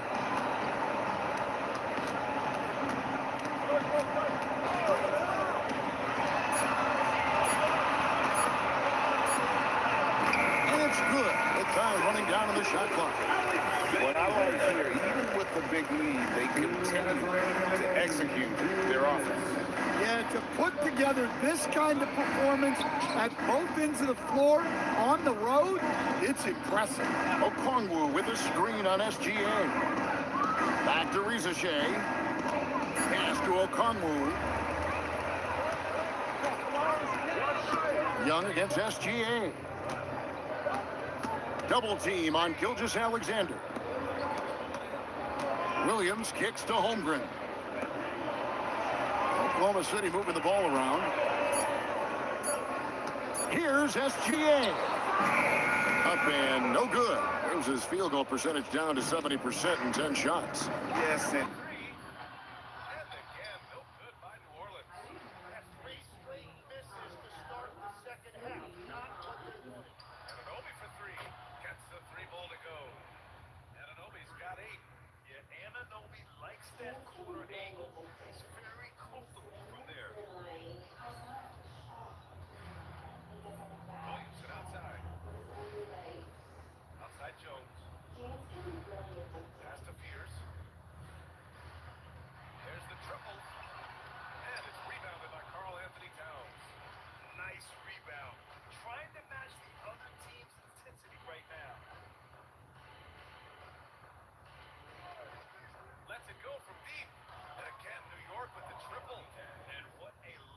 to have a big man who can score like Towns. He's been unstoppable here. New Orleans calls timeout. And really, the heartbeat of this next team is Jalen Brunson. The NBA, the lifeblood, both on the court and take less on his contract, giving them the leeway to enhance their talent.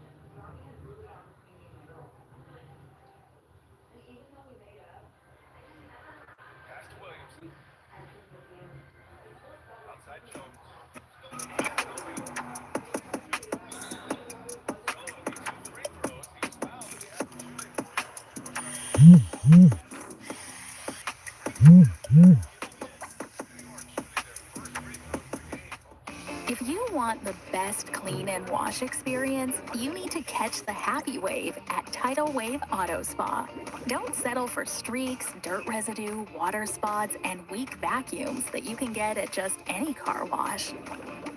At all our locations, you will be greeted by a smiling attendant who will pre-wash your car front and back to remove any stubborn bugs and dirt before guiding you through the tunnel, where your car will be treated to the ultimate spa treatment with state-of-the-art equipment and one-of-a-kind wash experience that will give your car a showroom shine. Afterwards, you can help yourself to our free powerful vacuums, cleaning cloths, and glass and surface cleaner for the perfect finishing touch. When it comes to caring for your car, don't settle for any wash and pay for all the extras. Get the best when you catch the happy wave at your local Tidal Wave Auto Spa.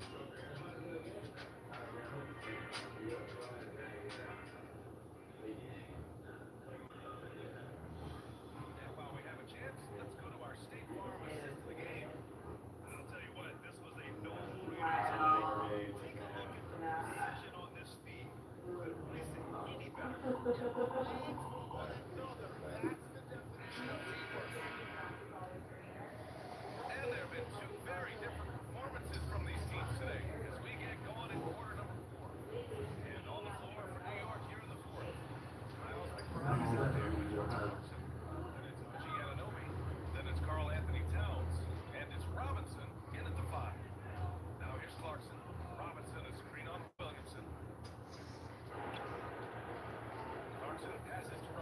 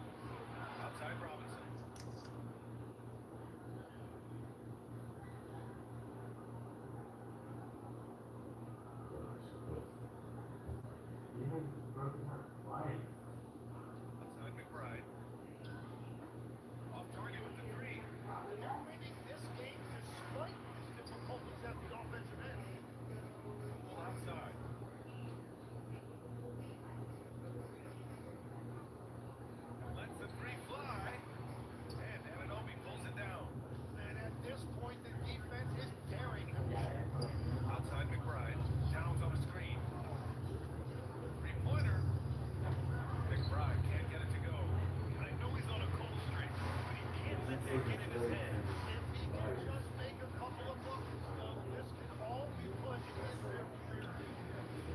Alvarado. On the wing they. From downtown, he drops it for three. All about confidence in these moments. Being able to attack immediately. And it's Mike Brown calling timeout here. He's looking to make some very important adjustments here. We've had the in-season tournament for a few years now, Greg. What's your opinion on it? I think it's working out pretty well. The NBA Cup, drawing a good fan interest, and the players are invested. So, expect a big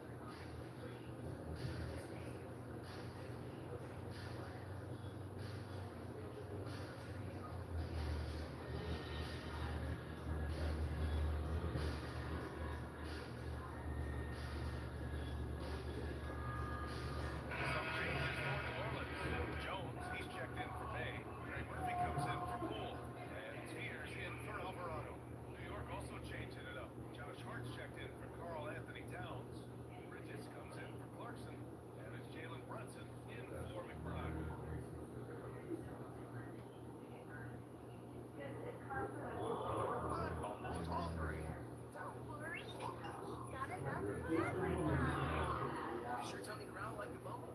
30-day value slam is back. 5 slams on your $5 menu. Join Denny's Rewards now.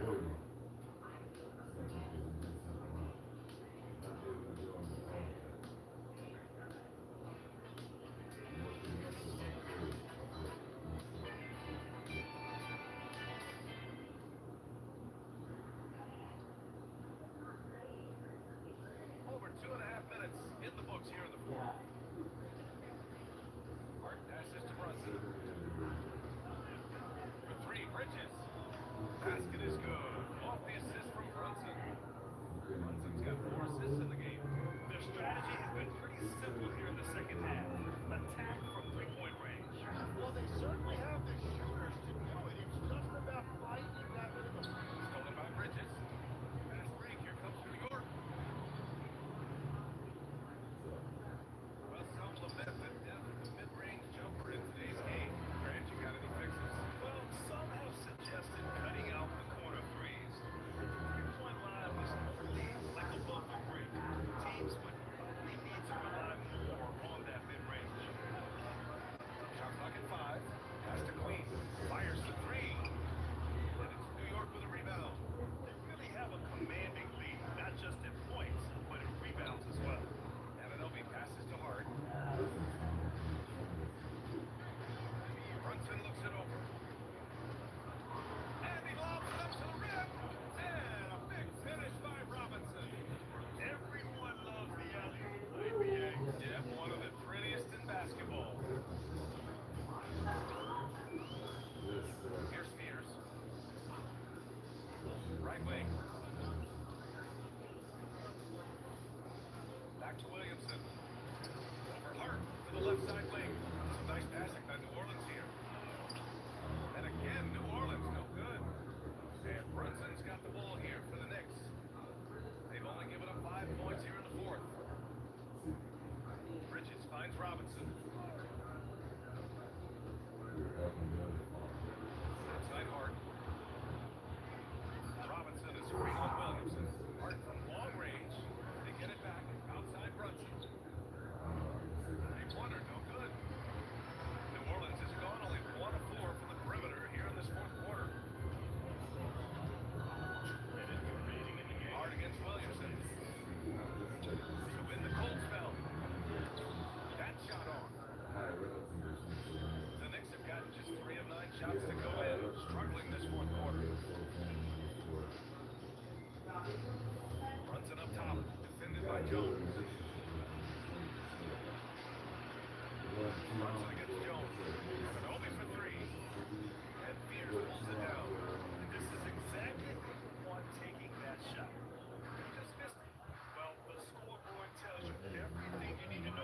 Great showing here for the Knicks. Pretty clear who the better team was today. They dominated just about every phase of this game. NBA, it's almost hard to think what didn't go well for them. Their plan, their execution, everything was absolutely on point. And they really wanted this one. It pushes their win total up to 21.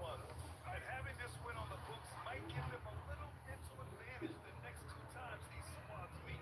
And as it was happening, as it was building, you knew this was a monster game from Karl Anthony Towns. Offensively, he was about as locked in as you can be, and his team continued to fight. Jones pass to Williamson. Count it good. Should show you that agility. 8-second difference between the shot clock and game clock. Pass to Brunson.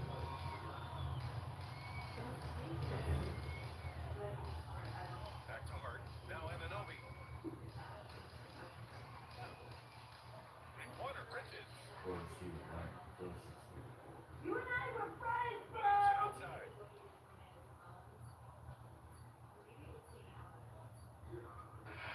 And so New York takes this one by a big margin.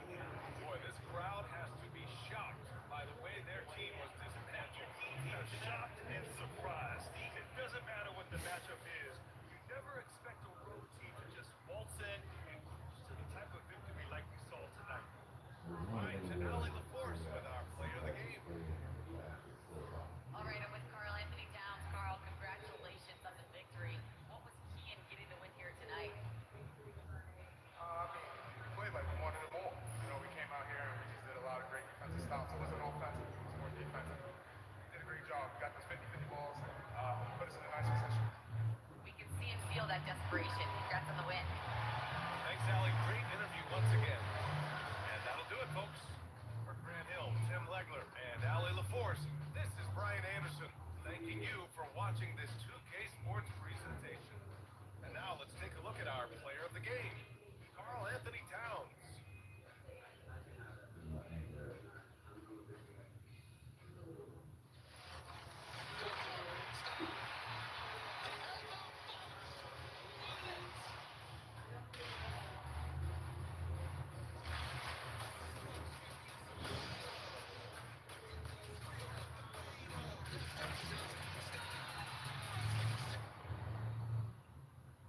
The right way to finance a Bronco is with Ford Credit. Millions have financed their Ford with us because we make financing a Ford feel as easy as driving one. It starts with your signature.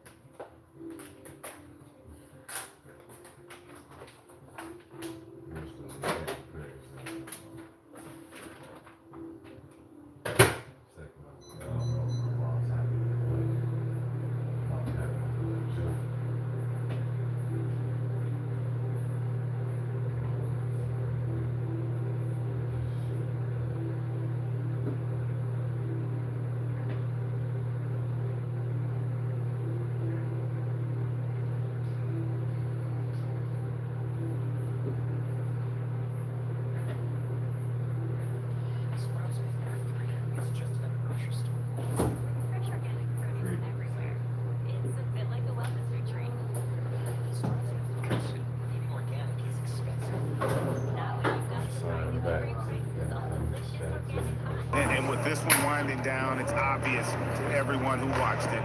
Just a total mismatch and a true show of strength for the Thunder. This is a game where the defense, steals specifically, generating a lot of opportunities. And it created possessions for the scoring opportunities, and that effort a big part of what will be a nice victory here tonight. And so the hard work and effort paying off tonight, putting another win in the books. That'll be win number 27. And they've taken control of the season series. This brings them to 2-0 with one game left against this squad. And one of the league's top talents, game in and game out. And doing it here on game this one. A terrific night for Shai Gilgeous-Alexander. Well, what an unselfish display from him tonight. Sharing the ball, creating for others. Just beautiful basketball.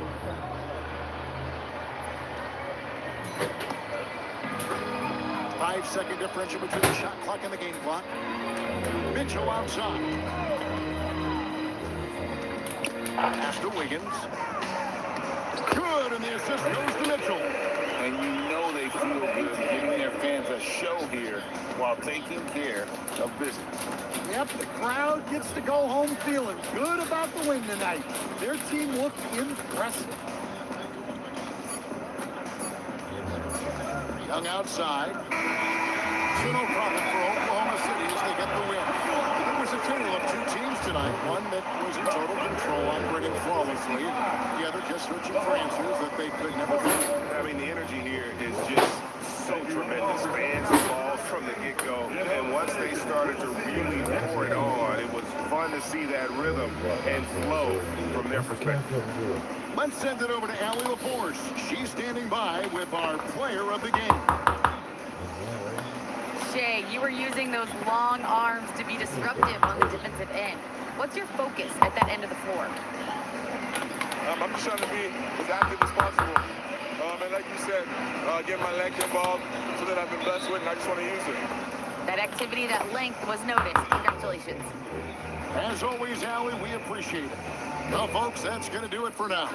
And for all of us here at the table, Stan Van Gundy and Greg Anthony and our terrific sideline reporter, Allie LaForce, this is Kevin Harlan thanking you for being with us tonight. And as we leave you, we give you our player of the game, Shai Gilgeous-Alexander.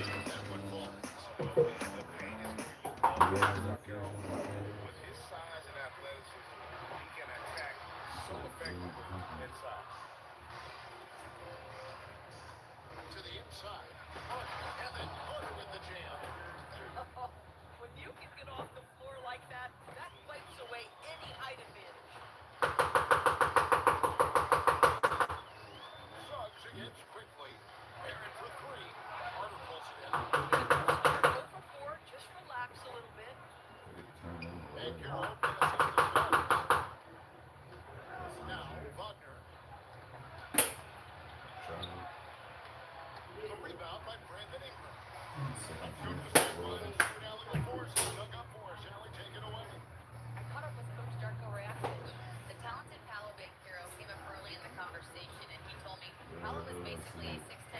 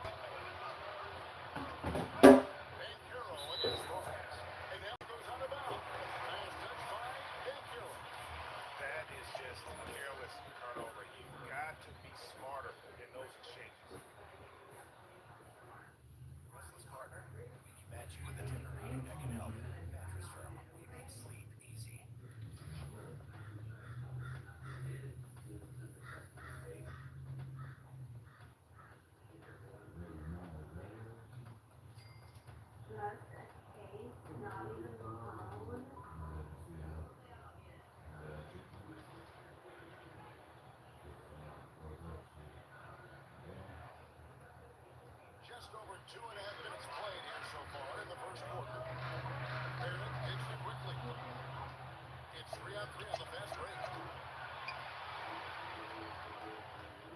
On the wing, Payne. Garrett covering. Here's Carter. 11 feet out, he hits it. And it's 6 points for Wendell Carter. And the story here, Kevin, early on, is how well they shot the basketball. Yo, can you hear me?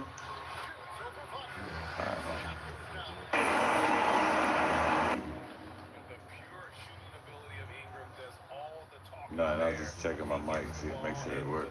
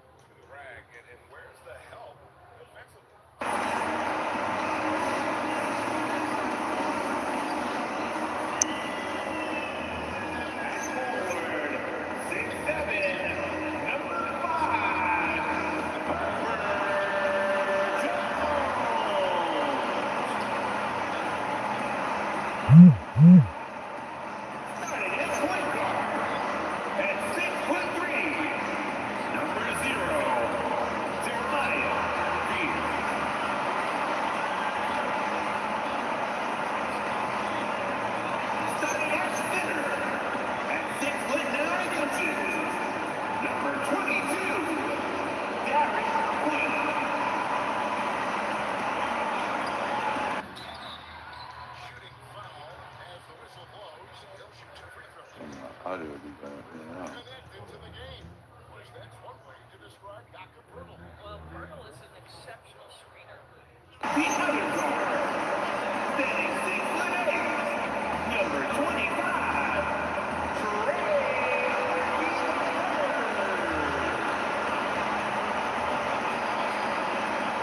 starting at power forward at 6'6", number 1, Zion Williamson. Your one and only head coach is James Borrego. But the fans, that is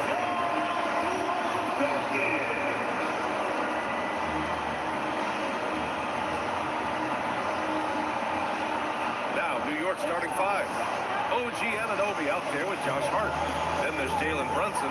Then it's Karl Anthony Towns. And it's Bridges in at the 2. And for the Pelicans, Jones is small forward with Zion holding down the 4.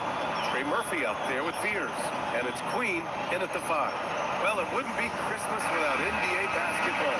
It's the gift of game day, Grant. It is. Every player grew up watching these Christmas games, dreaming about playing in them one day. And these games are a highlight of the regular season. Now here's Hart. Towns, left side. Ooh, hits the difficult fadeaway jumper. It's easy money for Towns from 15 to 18 feet. Here's Fears. Brunson defending. Pass to Williamson. Shoots over Hart. That's good from Williamson on the assist by Fears. This is why they will go to him often. He's going to take and make shots. Now here's Brunson. Defense is right there. Towns outside. Fires the 3. Connects from downtown. Towns has got 5. And that's what makes Towns so dangerous offensively. He's a threat even when he's playing off the ball. Here's Williamson. Banked it in off the glass. And defensively, you have to make him work harder than this, or it's going to be a long night. The steal. Pass to Jones. Here's Fears. And stolen by Brunson. To the middle. Here's Towns. Basket is good. Off the assist from Brunson. He's got 7. Nice positioning and footwork on point. And Towns so smooth down there inside.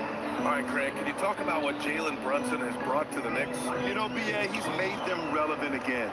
New York can be a demanding place to play with the expectations and the media. But he's taken the bull by the horns and had immediate success. Brunson misses. Well, you gotta miss sometimes, but that one seemed like a gimme. Pass to Fears. Some nice passing by New Orleans here. Here's Williamson on target from about 13 feet. 6 points for Zion Williamson. And this is where Williamson is unstoppable from close range. Outside Hart. To the inside. Here's Brunson. Nice dish, and the layup goes down. The defensive effort was lacking a bit, but hey, give them credit for finding a weakness there. Well, with that kind of success, I imagine they'll continue to be aggressive inside. Now here's Williamson. Last game, 26 points for him. Pass to Fears. The three is up. Drills it from deep. It's a tie ball game. Well, it's early, but Powered by Bolts Nation. Unleashed on the ice. Watch all season long. Now on the spot, Tampa Bay 66. Your home for the Tampa Bay Lightning. When you try Blue Chew Max, you'll probably be anticipating a spark. You'll get a wildfire. Blue Chew Max combines 2 powerful ingredients into one treatment that can be dissolved under your tongue. That means there's no waiting when you're ready. Blue Chew is different level. If you're ready to experience that, go to BlueChew.com.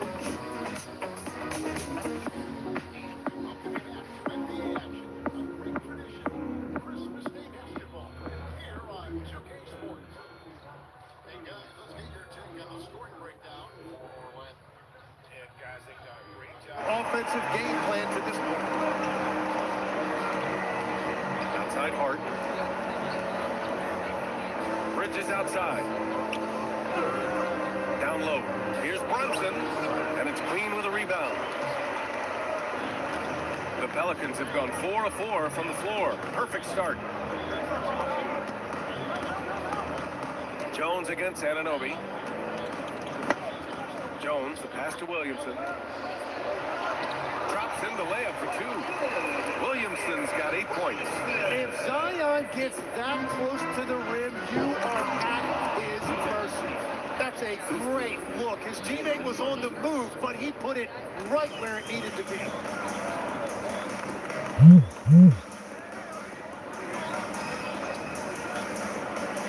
Out to the right wing. Here's Williamson. Towns with a rebound.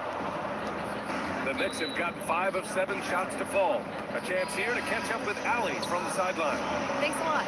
The Knicks are able to play 5 out. And Josh Hart told me they surrounded Jalen Brunson with guys who can shoot, guys that command attention. He's able to expose that, scoring the ball and being unselfish. The court is wide open. Guys? Tons of spacing. Allie, thanks for the report. That's tipped. It's stolen by Hart. Pass to Anunoby. Oh, and that one, no question, powered it down. Yeah, in the open floor, Anunoby is dangerous. He will not make the mistake of holding back. And since the turn of the century, die-hard Knicks fans had dealt with some lean years, Grant, until recently. No doubt, BA, and they're happy to see meaningful games. The arrival of Jalen Brunson just changed things, and they've gone all in to surround him with talent. And a moment to check out the scoring breakdown for New York. They've done a great job facilitating shooters. Their early game has seen a lot of hot passes and has kept the defense guessing as well. And you can't overlook what they've done in the paint as well. A huge part of their success in this one. And he knocks down the first one. Well, Grant, how do you slow down Zion Williamson? Oh, glad I didn't have to, BA. Obviously, you've got to play him for the drive and keep him in front of you. And when he gets anywhere near the paint, you have to bring the help. Mitchell Robinson, he's checked in for New York. Clarkson comes in for Bridges. Well, Grant, when Zion is doing what he does best, it changes everything for the Pels. Yeah, he bends defenses and brings a force that few teams can answer. With him in rhythm, they're not just dangerous, they're different. Slams it down with 2 hands. Oh, man, they're really getting aggressive now. So timeout called here, the first for New Orleans.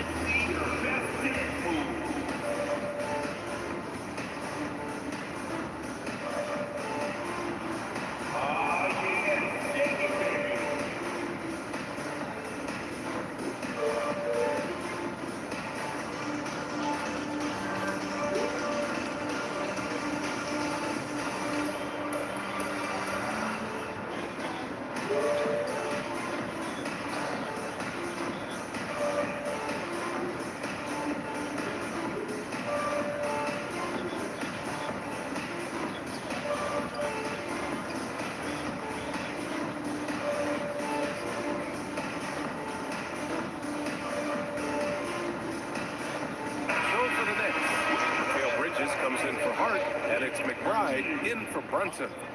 Checking in for the Knicks, Mikal Bridges, Miles McBride.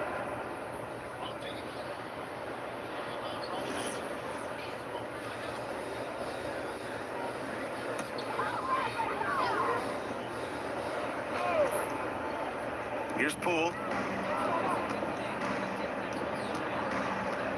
There's a minute 40 left in the first. To the paint. Kicks it out to Williamson. To the middle. And the officials call a traveling violation.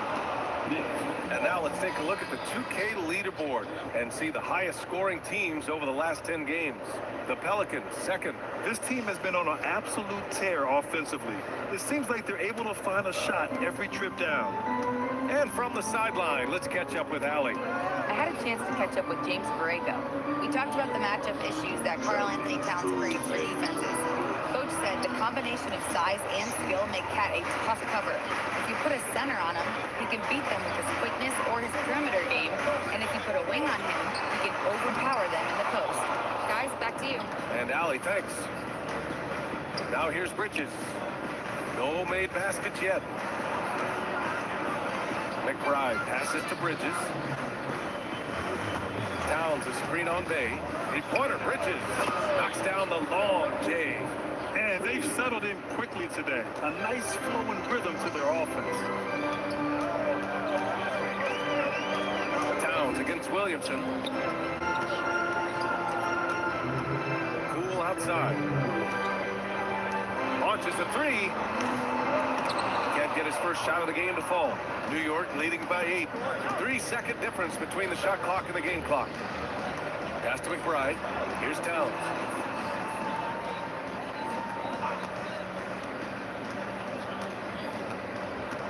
Five on the clock. New York needs to get off a shot here. McBride. And he can't extend the lead to double digits. And so it's New York finishing the quarter with an 8-point lead. And it's mostly due to their superb shooting. They've wasted very few possessions. Back to the game after this break.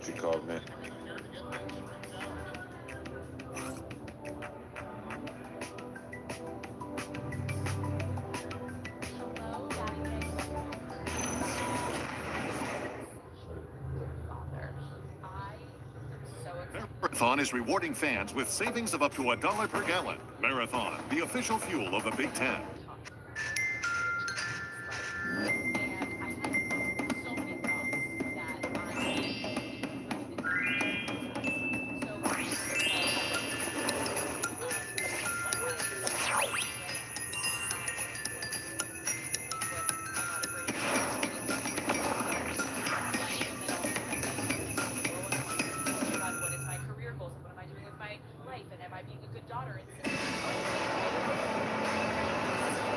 Welcome back, one and all, for more NBA Christmas Day action. All right, guys, what's your take on the Knicks so far? Oh, what a first quarter. You love their willingness to make the extra pass. It's reflected in their assist totals. This is a great start offensively. So on the floor for New York, filling out the wings, Clarkson and Bridges. Then there's Mitchell Robinson. Then there's Miles McBride. And it's Diawara in at power forward. Bay outside. Pass to Misi. Robinson with a steal. Here's Diawara. He's covered by Bay. Clarkson for three. Knocks it down from distance. Clarkson's got 5 points now this quarter. He drops yet another dime. Just facilitating this offense like a maestro. Pick by Misi. Here's Poole. Clarkson with the defensive effort. And here's Bridges. He'll bring it up for the Knicks. And guys, this is the first they're seeing of New Orleans this year. Last year, they battled to a stalemate, winning one game apiece. And when you don't play that often, it can be hard to read an opponent. Sometimes that's the great equalizer. Now here's Poole. Yet to see a basket. And count the basket. He was fouled, and he's going to the line for one more. Tim, looking at Jordan Poole, how much you think learning from Stephen Curry helped him out? Well, B.A., he's been a great role model for Poole on and off the court, showing how to approach the game, Hold on real and quick, I'll be right inspiring back. that confidence they both share to take big shots. Anunoby, he's checked in for New York. Free throw good, cool.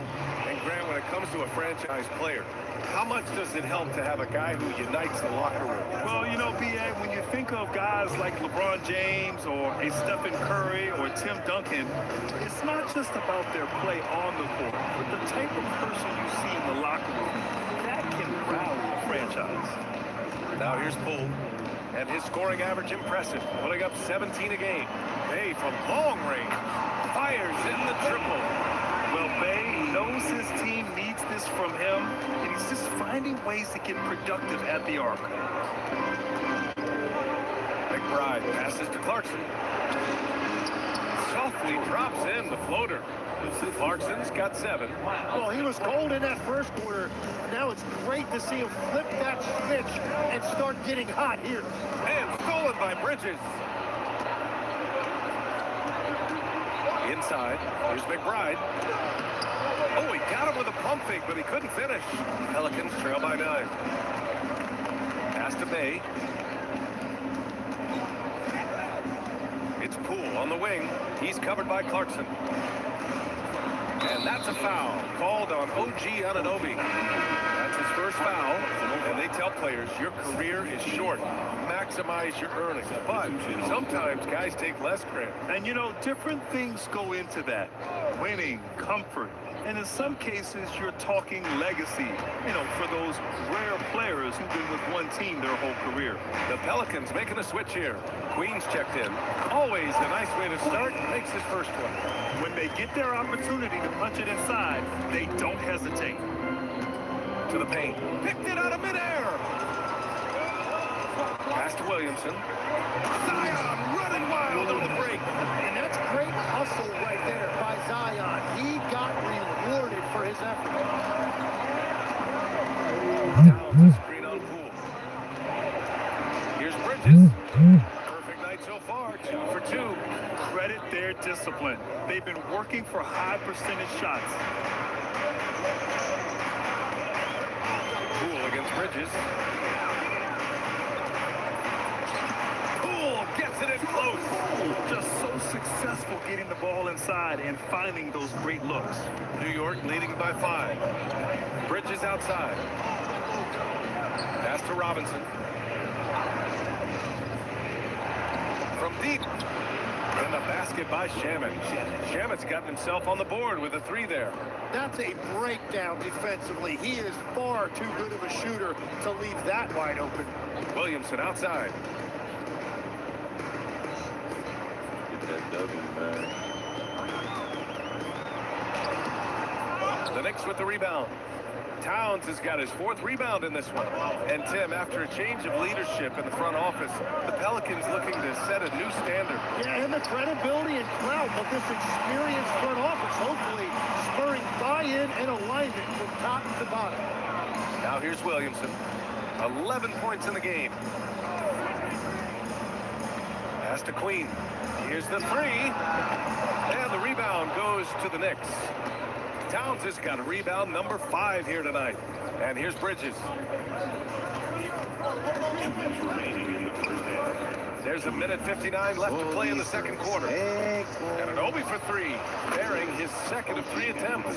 And that is the shot they want Anunoby to take, and he excels in the catch and shoot. Pelicans trail by 11. New Orleans calls timeout. They're just giving away a run right now. The question is, can they stop the tide? Well, let's pump the brakes right here. Put a Band-Aid on this, and you've got to turn it around. The momentum is going the other way. It's that time again, everybody. Get wild right now for Roll Dynasty.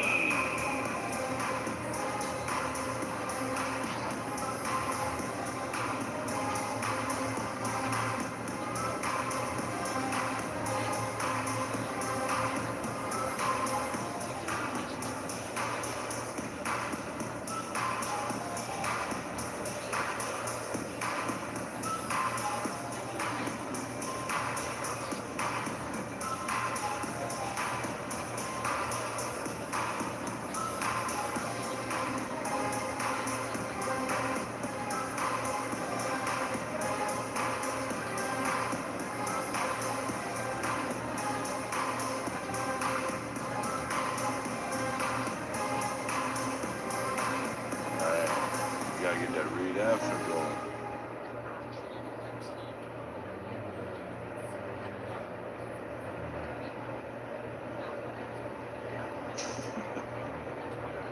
Trey Murphy, he's checked in for Poole. New York also changing it up. Josh Hart comes in for Robinson, and Brunson is subbed in for Shamet.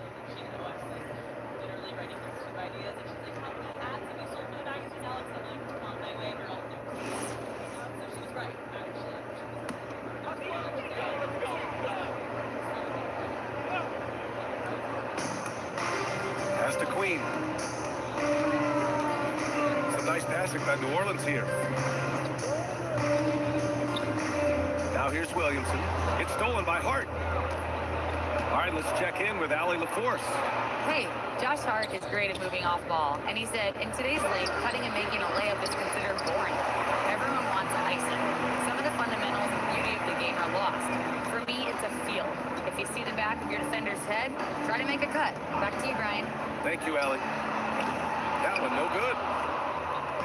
And so Anunoby will bring it up for New York. Screen by Hart. Oh, swiped away. 51 seconds left in the first half of this one. For three, Fears. Williamson controls the rebound and the putback.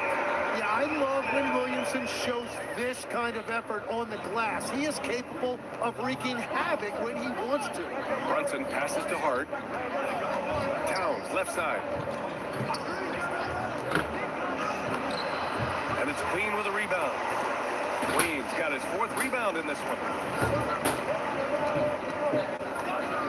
Williamson looking around. Pass to Jones. There's a screen. Shot clock at 6. From 18 feet away. The shot no good.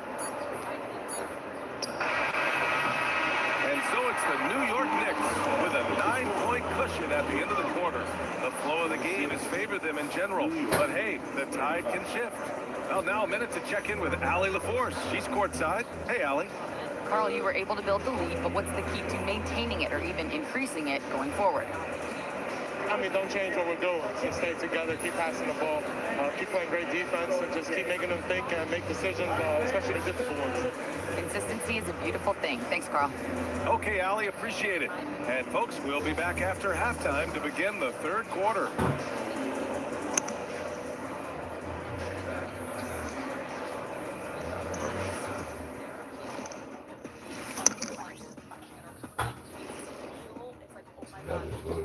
Hello, folks. Is this the halftime show?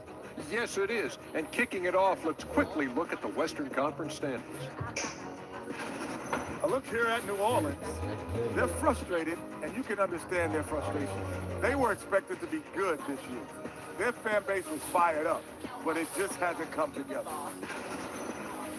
And fellas, bringing it back to our main matchup here. Through the first half, Karl Anthony Towns has been getting it done. Big cat, meow, with his paw prints all over this game. I could shoot like him.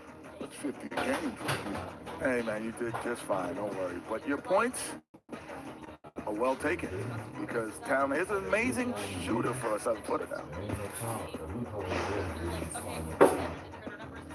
That does it for halftime. Let's get back to game action. Here's Brian Anderson with the start of the third quarter.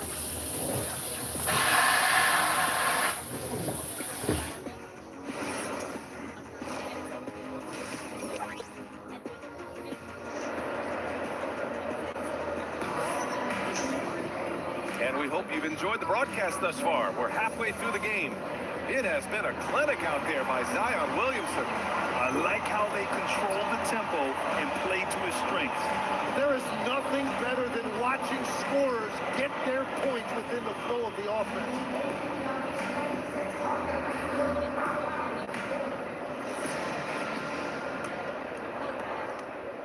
Pelicans trail by 9.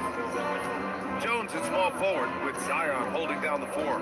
Fears out there with Trey Murphy, and it's Queen in at the 5. So that's who James Borrego starts the second half with.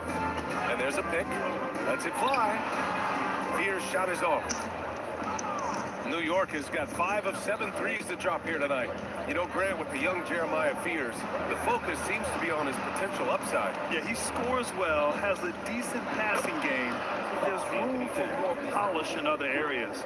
As long as he works hard on developing, he'll reach that next level.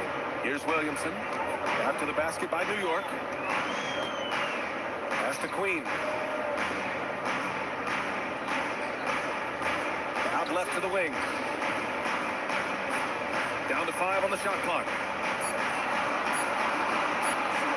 Here's Williamson. Off target from the wing. New York leading by 11. Outside Brunson.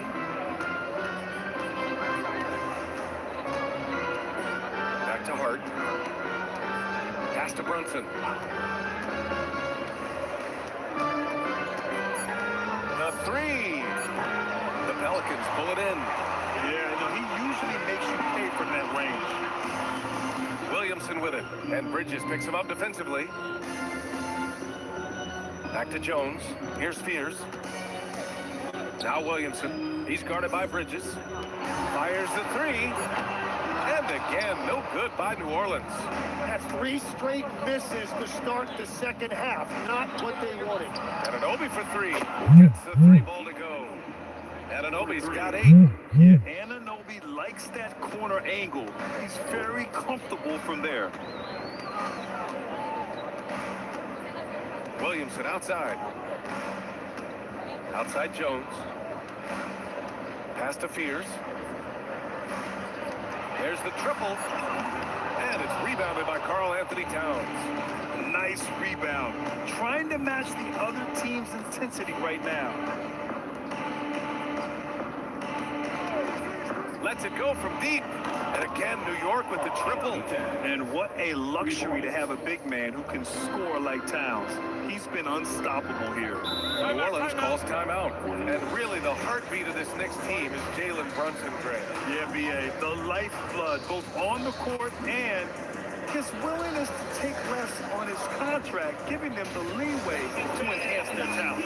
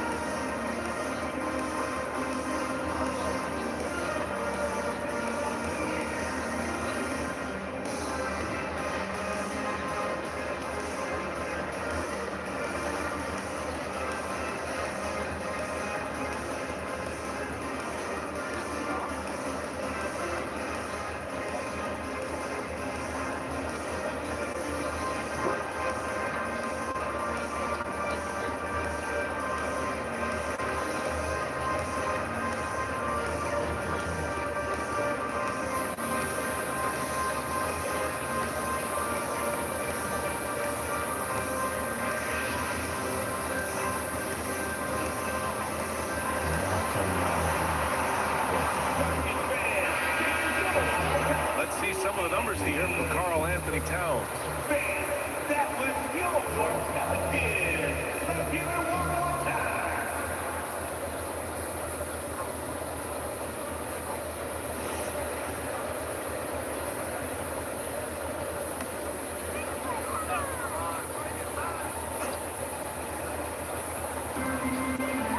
Pass to Williamson.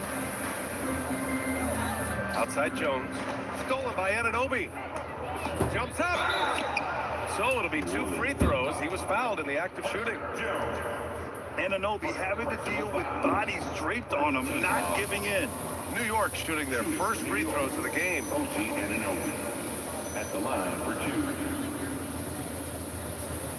Shooting 2.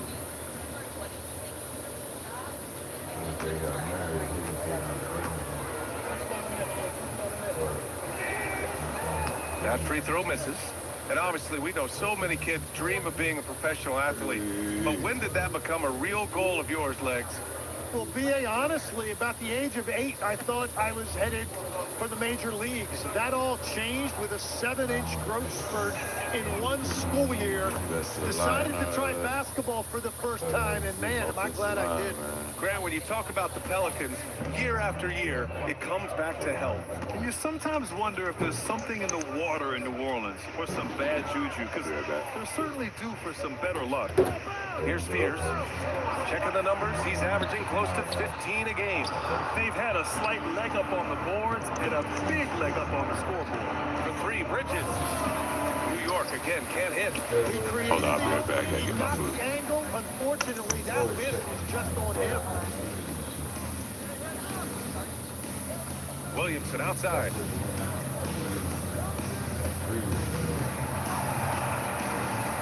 Just 4 to shoot. To snap the cold streak. Good work defensively by Towns. New York leading by 18. Anunoby passes to Brunson. And here's Bridges. And stolen by Williamson.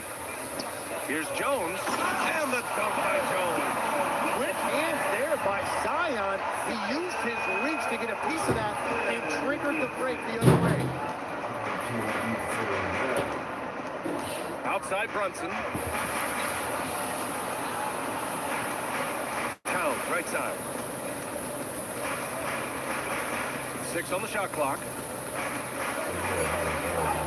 Oh, nice finish from the low block. That one's good. Towns has got 18 points in the game. He has been in a great flow tonight, converting at a high rate. Here's Spears. Brunson defending. 3-pointer. Queen misses. And this is exactly who you want taking that shot. Just missed it. 2 minutes remaining in the third. To the middle. Kicks it out to Anunoby. Pass to Hart. The 3 is up. Drops in the 3. Hart's got his first 3 points of the game. Wow, their opponent is doing a tremendous job spacing the floor. Things just don't seem to be clicking for them offensively. Yeah, they really need to find a way to get back on track. And the Pelicans call time here.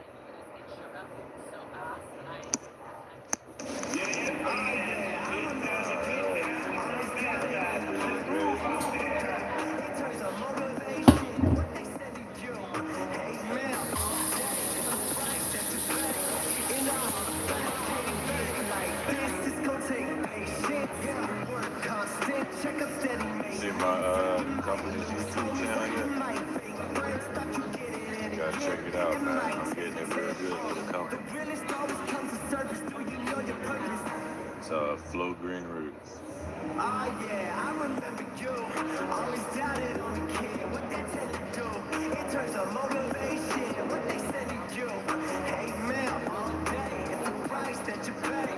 In all that can't bang like this, it's gonna take patience. Work constant, check up steady maintenance. You might lose homies, you might make friends, don't you get it in a year. It might take 10 more. The realest always comes to surface. Do you know your purpose? Oh yeah, I remember you. Always doubted on the king. So it's both teams making substitutions here. Looking at our 2K leaderboard, these teams have been absolutely fantastic hitting the offensive boards. Second, the Knicks. And the energy this team plays with on the offensive glass is infectious. They simply don't give up and keep after plays, which has boded well for them. A minute 42 left in the third quarter of the game. Bay passes to Alvarado. Bay with a screen. Here's Poole. Here's Alvarado. And again, no good by New Orleans. And you have to think that they're leading this game because of how they've controlled the boards tonight. Yabusele, screen on Poole. And that one's good. Clarkson. Clarkson's got 9. You got to bring more fire than that to stop Clarkson. He's a pro at fending off tight defense. And that's out of bounds. New Orleans will retain possession. I appreciate the aggressiveness, but you've got to be smarter. That's a low percentage pass. And New Orleans making a change here. Williamson's checked in. And the Knicks making a change here as well. Huck Porty's checked in for Yabusele. Here's Poole. He's got 5.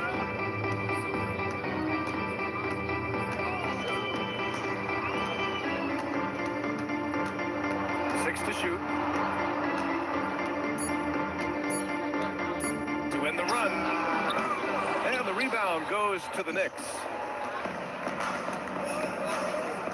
Pass to Clarkson. Now here's Brunson. Alvarado defending. Clarkson for 3. And Bay pulls it down. To the inside. Poole shot is off. Yeah, he's really scrambling to keep them in this game. Gotta respect that hustle. Pass to Okporti. And here's Brunson. It could go. That misses. Would have counted had it gone. And so it's New York, ending the period up by a staggering 23 points. Their efficiency has been off the charts. They're running their sets well with patience and purpose. Back after this.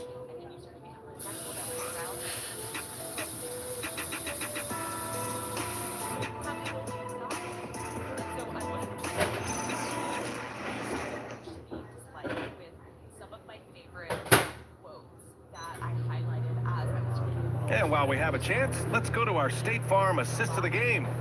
And I'll tell you what, this was a no-brainer tonight. Take a look at the precision on this feed.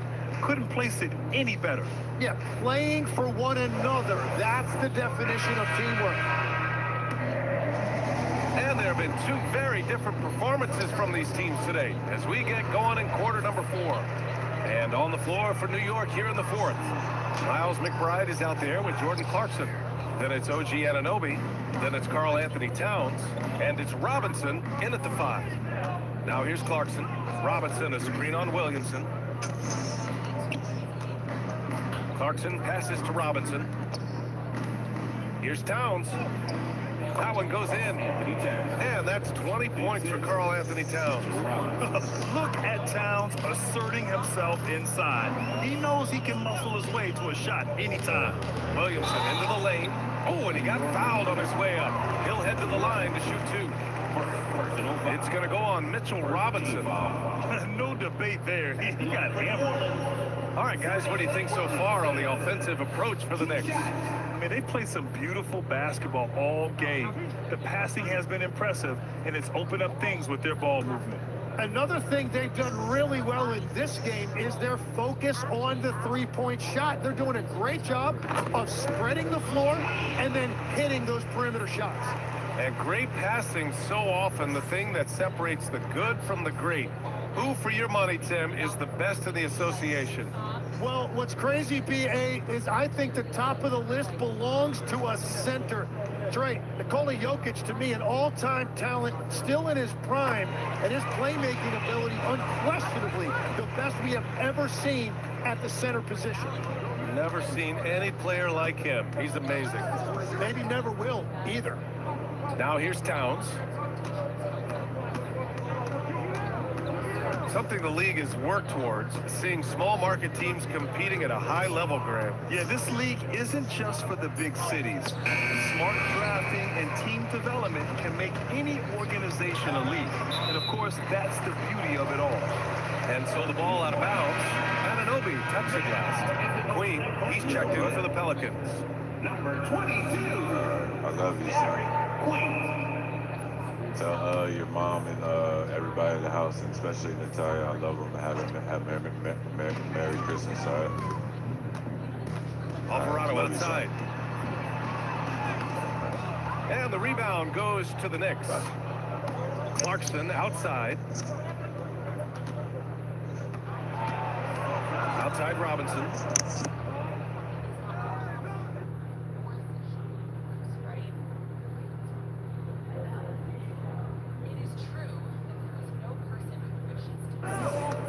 Outside McBride. Off target with the 3. And they're winning this game despite his difficulties at the offensive end. Poole outside.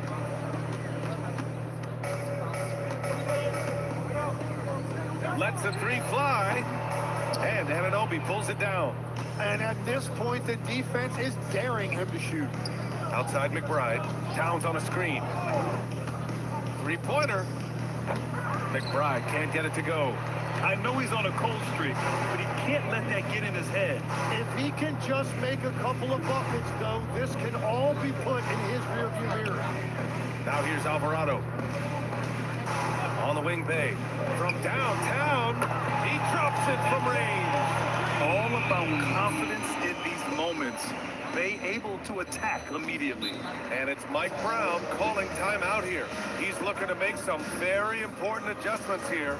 We've had the in-season tournament for a few years now, Grant. What's your opinion on it? You know, BA, I think it's working out pretty well. I mean, the NBA Cup is drawing increased fan interest, and the players are invested. So what's not to like about it?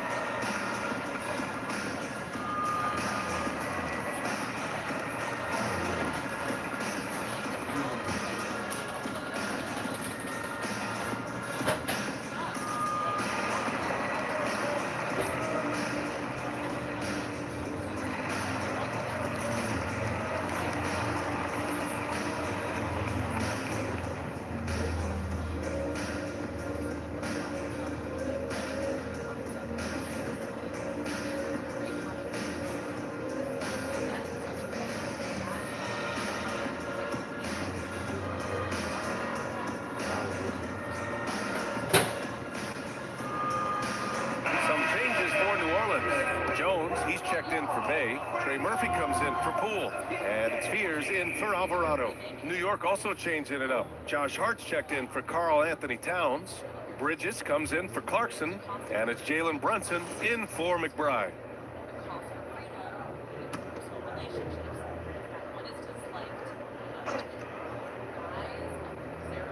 Over 2.5 minutes in the books here in the fourth. Hart passes to Brunson. For three, Bridges. Basket is good. Off the assist from Brunson. Brunson's got 4 assists in the game. Their strategy has been pretty simple here in the second half. Attack from three-point range. Well, they certainly have the shooters to do it. It's just about finding that rhythm. Stolen by Bridges. Fast break. Here comes New York. Well, some lament the death of the mid-range jumper in today's game. Grant, you got any fixes? Well, some have suggested cutting out the corner threes. If the three-point line was only like above the break, teams would probably need to rely more on that mid-range. Shot clock at 5. Pass to Queen. Fires for 3. And it's New York with a rebound. They really have a commanding lead, not just in points, but in rebounds as well. Anunoby passes to Hart. Brunson looks it over. And he lobs it up to the rim. And a big finish by Robinson.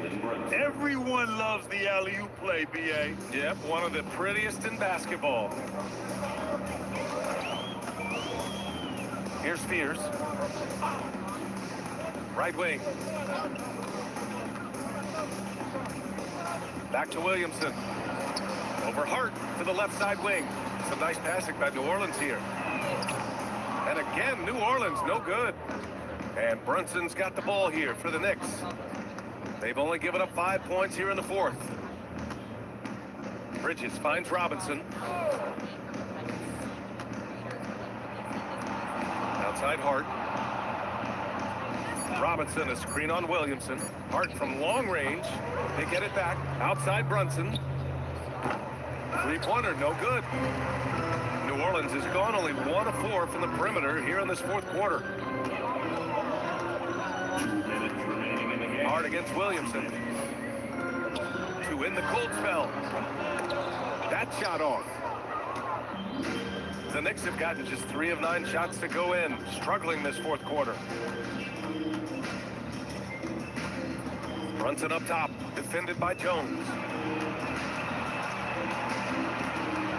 Brunson against Jones. Anunoby for 3. and Fears pulls it down. And this is exactly who you want taking that shot. He just missed it. Well, the scoreboard tells you everything you need to know about this one. A great showing here for the Knicks. Pretty clear who the better team was today. They dominated in just about every phase of this game, Grant. B.A., it's almost hard to think what didn't go well for them. Their plan, their execution, everything was absolutely on point. And they really wanted this one. It pushes their win total up to 21. And having this win on the books might give them a little mental advantage the next two times these squads meet. And as it was happening, as it was building, you knew this was a monster game for Karl Anthony Towns. Well, offensively, he was about as locked in as you can be, and his team continued to find him. Jones, the pass to Williamson. Count it. Good. Man, that is a clever move from Williamson, showing you his agility. 8-second difference between the shot clock and game clock. Pass to Brunson.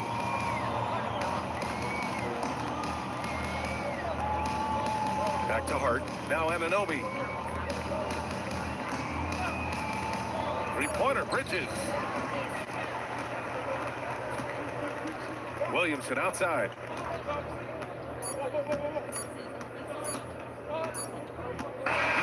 And so New York takes this one by a big margin. Boy, this crowd has to be shocked by the way their team was dismantled. Shocked and surprised. It doesn't matter what the matchup is. You never expect a road team to just waltz in and cruise to the type of victory like we saw tonight. All right, to Allie LaForce with our player of the game. All right, and with Karl Anthony Towns, Karl, congratulations on the victory. What was key in getting the win here tonight? I mean, we played like we wanted it more. You know, we came out here and we just did a lot of great defensive stops. It wasn't offensive, it was more defensive. We did a great job. We got those 50-50 balls, put us in a nice position. We can see and feel that desperation. Congrats on the win. Thanks, Allie. Great interview once again. And that'll do it, folks. For Grant Hill, Tim Legler, and Allie LaForce, this is Brian Anderson, thanking you for watching this 2K Sports presentation. And now let's take a look at our player of the game, Karl Anthony Towns. Okay,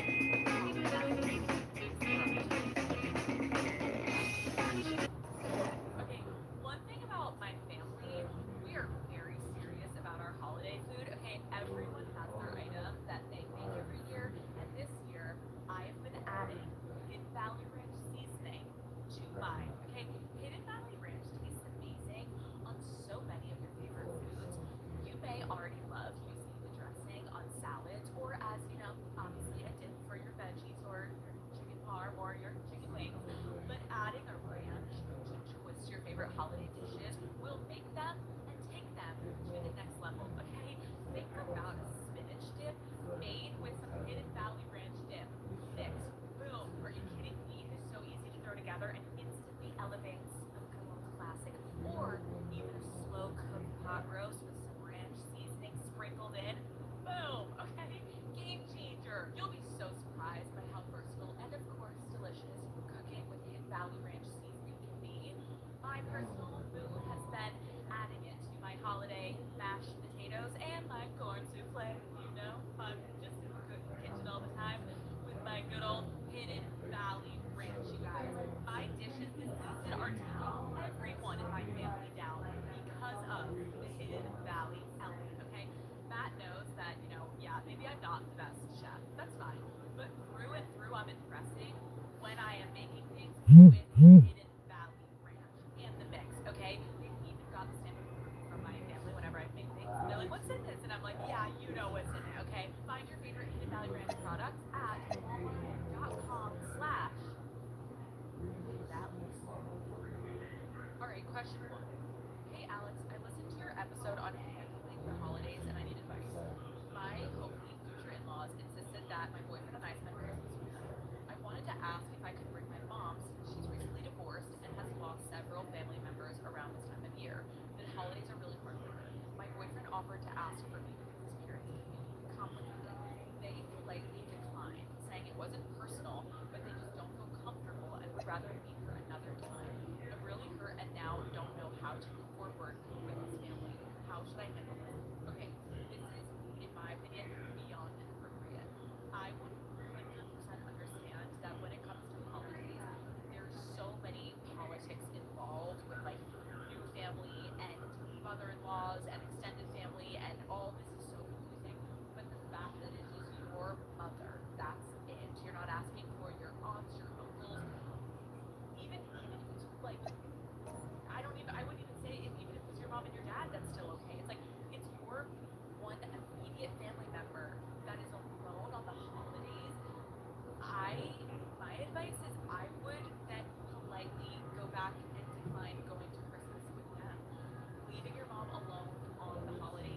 as she was going through it first. Like, I just, again, do what you want, but I kind of politely decline. And I think and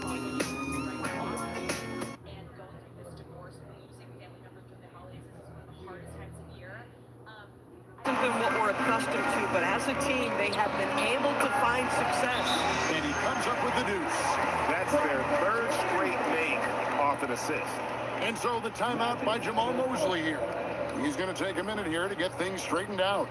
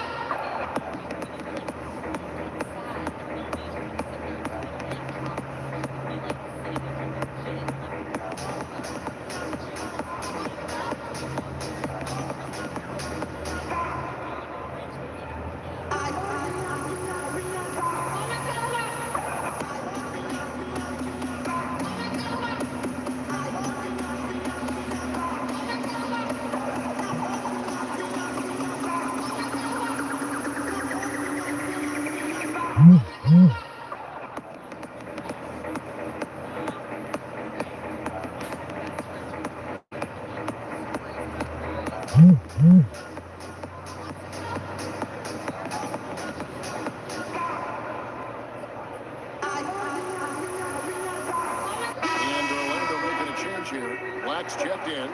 And Greg, you were a point guard. How has that position evolved over the years? Well, if you think of how much more of the court that has to be covered and the style, you have to score more now to play the position. I think shooting becomes incredibly important. And then defensively, with all the switching, you got to be able to hold up against size and play all over the floor. Raptors trail by 8. Quickly kicks to Barrett. Back to Quickly. It's stolen by Suggs. To the middle. Wants to get it to Black and does.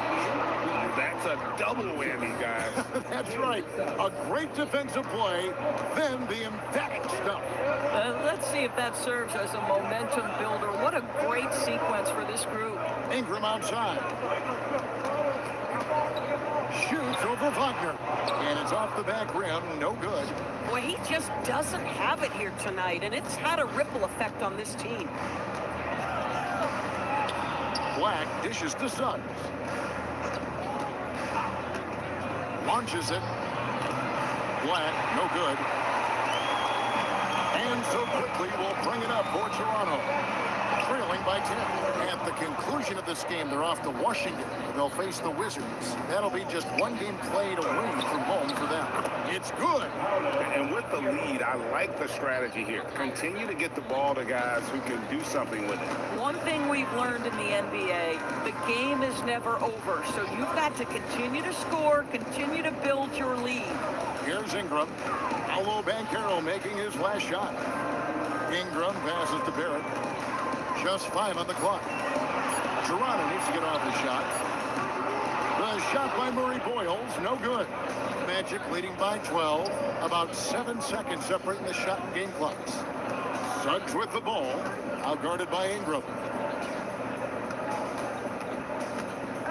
Wagner looking it over. The Magic need to get a shot off here. The 3 from Banchero. Ingram with it. It could go. And no luck with that time on the buzzer beater. And so it's Orlando enjoying a 12-point lead as they talk things over during the break. And we'll see if they can keep up their tremendous shooting they've been dialed in so far from the field. We'll get right back to the action when we return.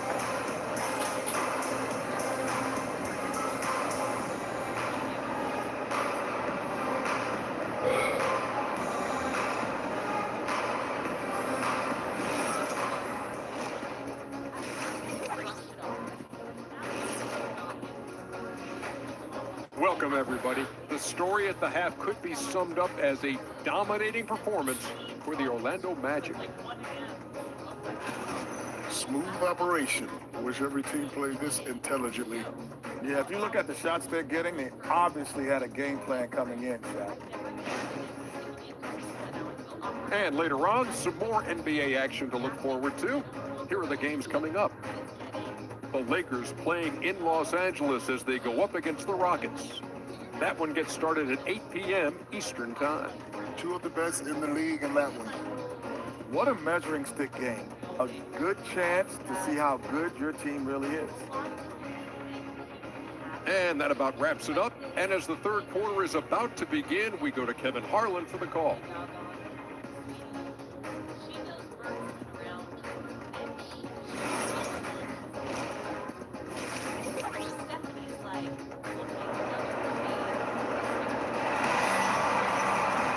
And after a very lopsided first half, we'll see if things play out a little more evenly here in a second.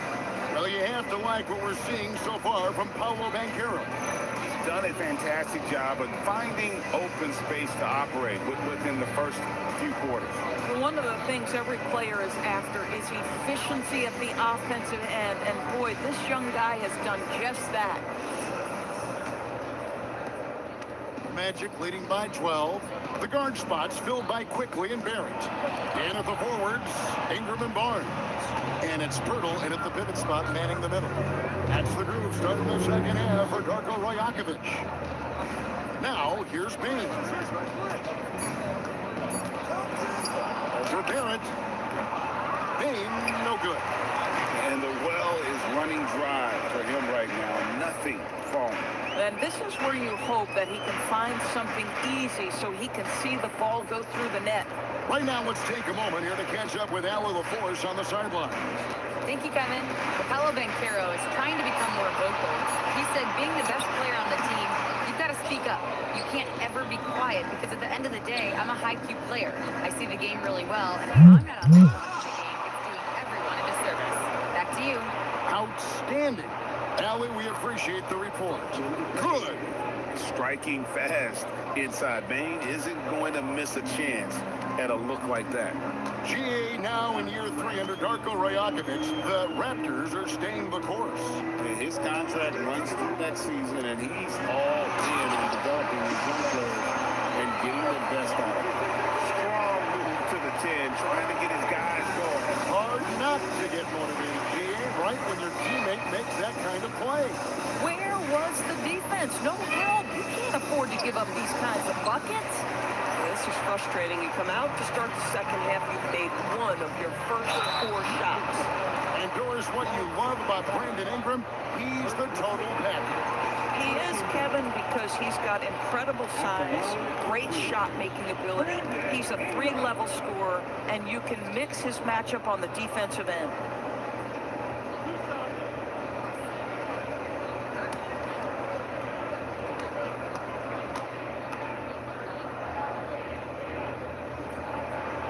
And the first one drops.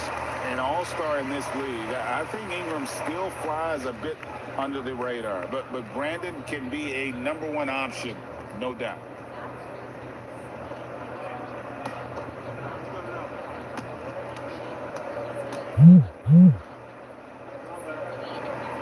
Both good from the line that time. Magic leading by 10. Carter with a screen on Barrett. Payne for 3. Again, the miss by Payne. Boy, this guy was able to connect from deep in the first half. Hasn't found the range since.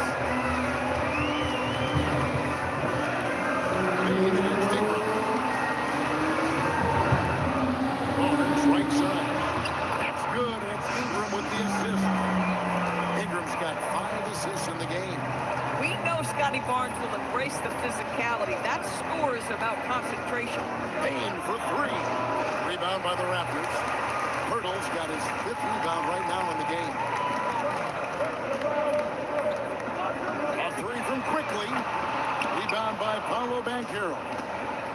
Banchero's got 6 rebounds here tonight. Walker on the wing. Some nice ball movement by the Magic. Here's Carter. And that one is off. Some solid defense from Pirtle. Barnes kicks to Quickly. Pass to Ingram. Now, Pirtle. Pocket 6. Pirtle sets the pick for Quickly. Top of the key. Again, Toronto. Well, and it took a terrific effort at both ends to sustain this run. They found their composure on both ends of the floor, and that is what triggered this run. Now, here's Suggs. He has yet to score. Bain against Barrett. Bain passes to Cook. The shot, no good. Here's the Raptors with the ball. Good momentum, 8 straight points. And it's Quickly missing. Boy, he looks and will take that shot every time. Just won't go. And then Carter with the dunk. Know this about Franz Wagner. This guy very capable as a passer. And timeout called by Darko Rajakovic. He's going to make some adjustments to the game plan.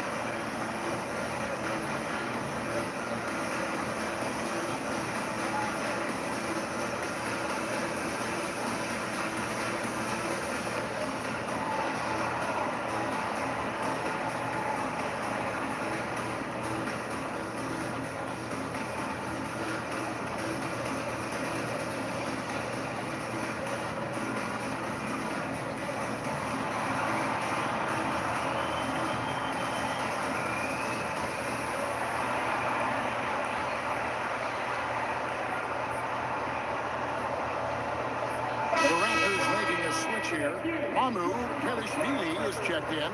Anthony Black's checked in for Orlando.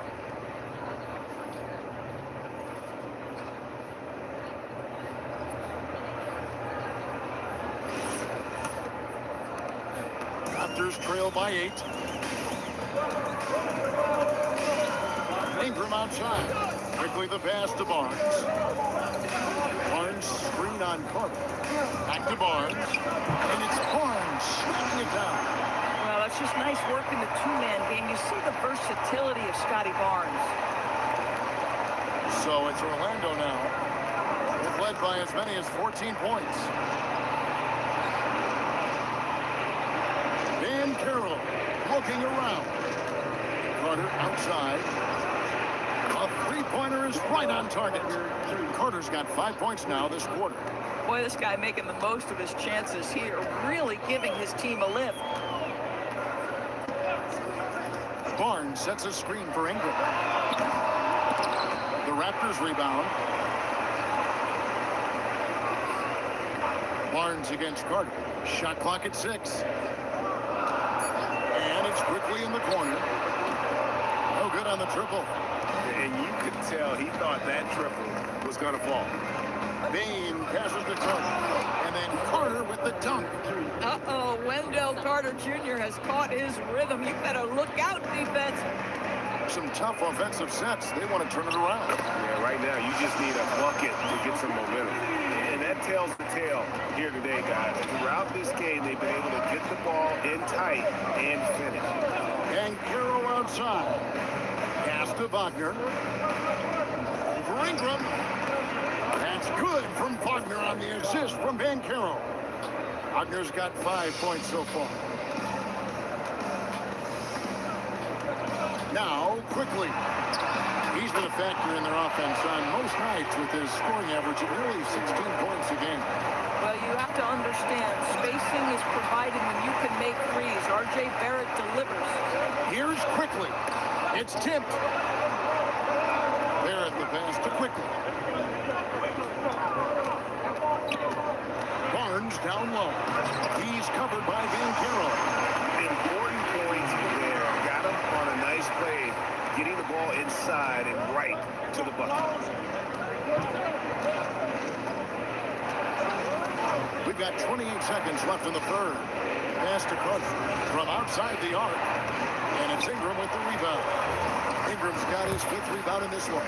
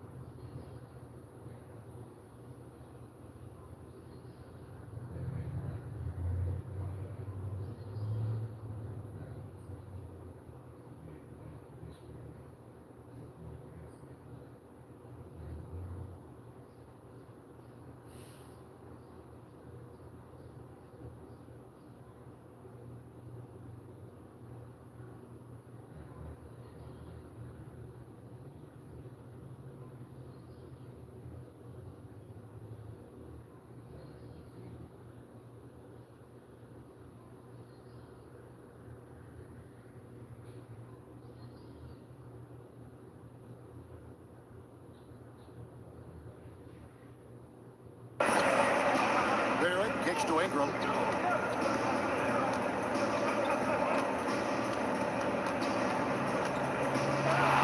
Inside, Amu Kalashvili.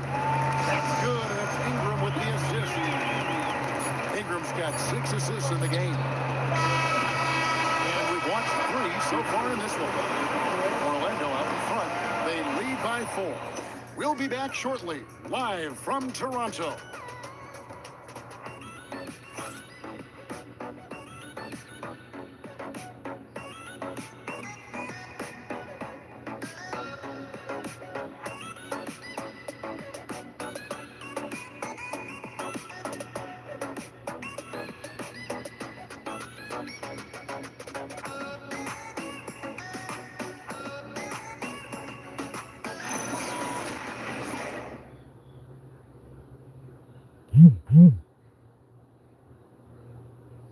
How about a look at today's State Farm assist of the game? And the winner today, the big fella here with the sweetest of dimes. What a plus it is to have a post player who's got this ability to find. Well, we have some elite passing big men in the NBA, and you love that skill. Wow. Well, this has been a great contest so far, and I imagine the 4th quarter could have even more action in store for us. So on the floor for Orlando, they've got Franz Wagner. Anthony Black is out there with Suggs. Then it's Batase. And it's De Silva in at the 4th. And of the last 6 baskets, 5 have come on the interior. This is just smash mouth physical basketball, guys. Here's Black. Pass to Suggs. Intercepted. Batase against Barnes. Here's Shed to take the lead. That shot off the mark. And so it's Suggs who brings up the ball for the Orlando Magic. They've led by as many as 14 points. Batase is screen on Dick. Wagner finds Batase. That one good for 2. And the Magic lead by 4. We've seen this from Wagner over and over. This guy understands when a man is open. He's got the timing and the touch to make the pass. Now here's Barnes. Pass to Mamu Kalashvili. Basket is good. The assist from Barnes. Well, you see Scotty Barnes' growth as a passer. Boy, that is an impressive look. Batase is screen on Dick. Down low.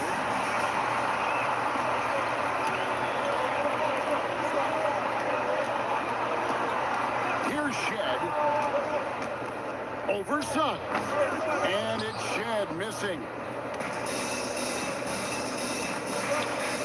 Suggs looking around. Black with it. Pass to Batase.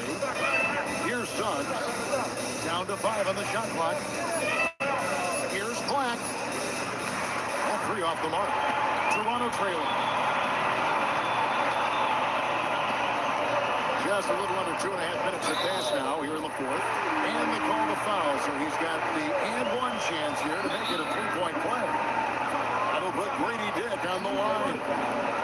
It's on Franz Wagner. And Darko Rajakovic calls timeout. He's not taking any chances. He wants to huddle them up right away.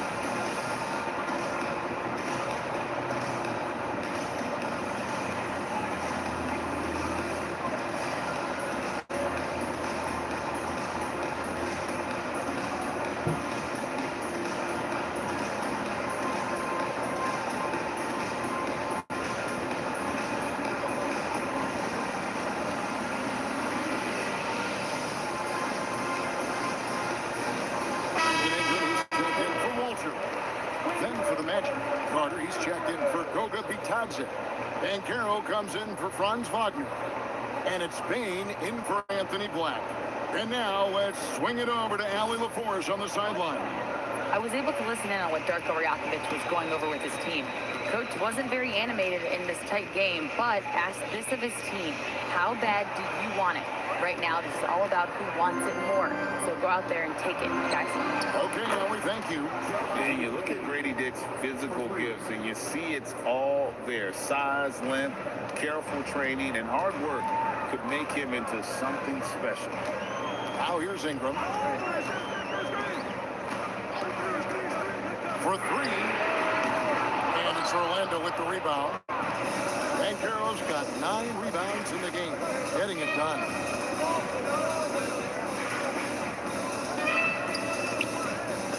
Out to Carter. Three-pointer. Barnes grabs the miss. And even without that 3-ball dropping for him, the defense should have done more on that last play. Can't get it to fall. That's not the type of opportunity he fails to convert very often. Banchero with the ball. Guarded now by Barnes. Pass to Bain. No good with the triple. Not his best game, but they're still getting it done collectively. Here's Banchero. Backed in off the glass. And the Magic lead by 4. Oh, the defense puts contact on Banchero inside, but he just bullies right through it. That's the 6th make from the field. He's taken 9 shots and missed but 3. Boy, this guy has been a completely different player in this half of basketball. Incredible. And we've got a timeout called by Jamal Mosley. He's very aware of the timing here and the significance of getting things squared away with his team.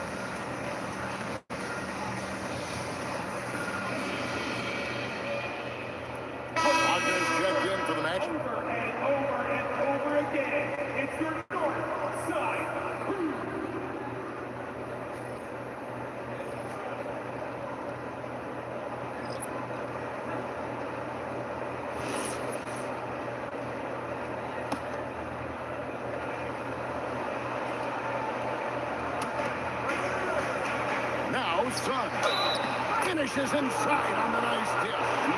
Jalen Suggs, a big-time bucket. This guy is fearless. And some stats here, guys. The scoring breakdown for the Magic. And they're playing beautiful basketball right now, racking up the assists by playing so unselfishly, just finding the open man. And their fast break has also been a key metric in this one. They have had a significant advantage in transition over the course of this game.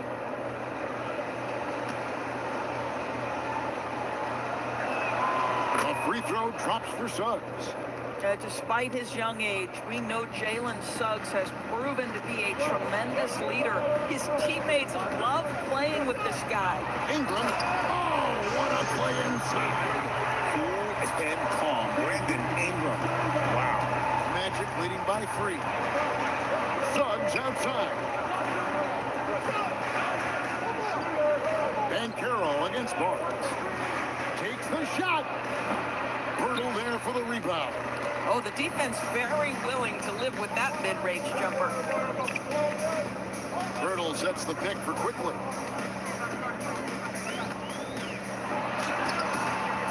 Flying again. And the crafty layup. Good. How about they look to Pirtle in a critical stretch and he comes through. The pressure bringing out his best. Here's Payne. Wagner fires. Misses the 3. On the wing, Barnes. Guarded by Payne. Wagner against Ingram. Albert to take the lead. Ooh, laid it up and in. One thing you know about RJ, if there's a shot to be taken, even in a big-time moment, he will step in. Top Payne. Derek covering. Here's Banchero. 6 to shoot. Puts up the 3. That's off. How about the determination? Now that's what we call competing for a rebound. Payne with the steal. Now Suggs. Payne quickly covering. Here's Banchero. Shot clock at 5. Suggs. No good. And it's Barnes with the ball for Toronto. They lead by 1. Outside Ingram. Not loose. It's stolen by Suggs.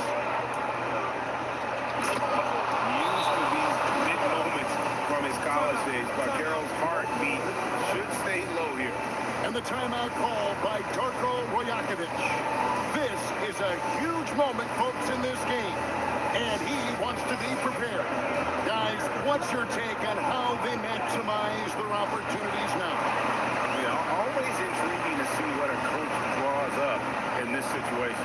What you want is to create a clean, high-percentage look if that's at all possible.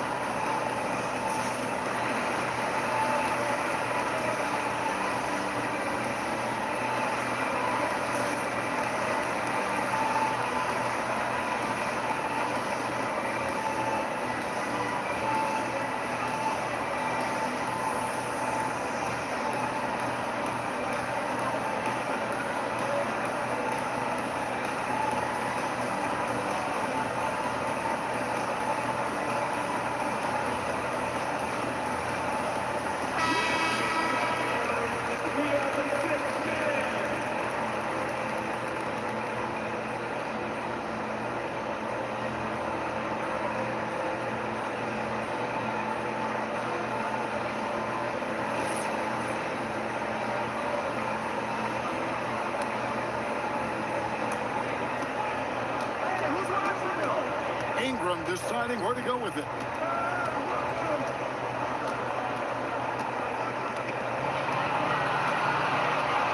a screen on Wagner. Ingram. No good from three. Really strong rebounding on the interior. He gets the easy quick one. And so the big win by Toronto in a tight game. That was a fun night of basketball. Fabulous finish as they continued to wait out until the very last moment to see it.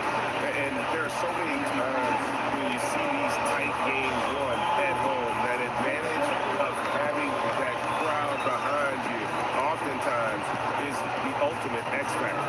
And that's going to do it tonight, folks, for our broadcast.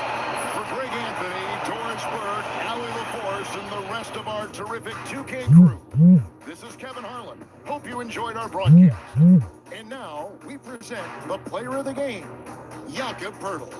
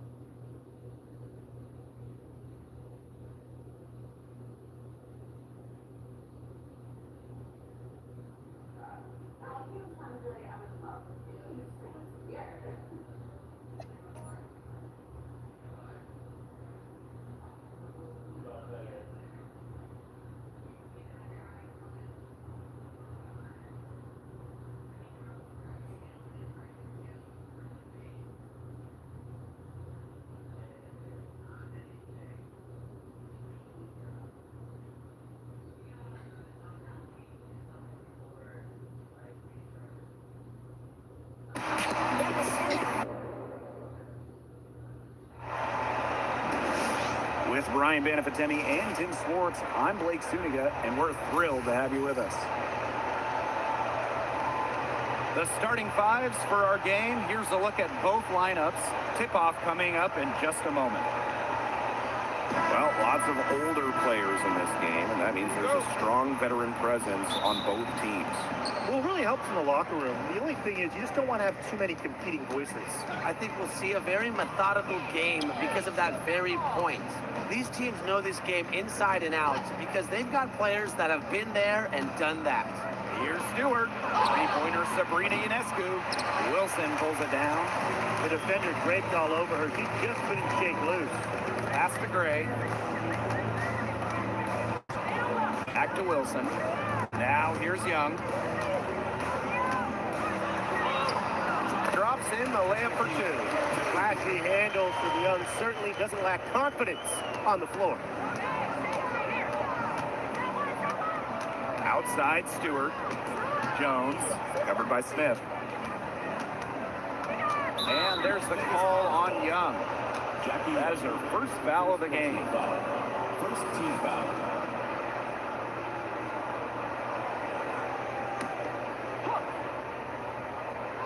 And about 1 minute gone in the first quarter. On the wing, Natasha Cloud. Clock at 6.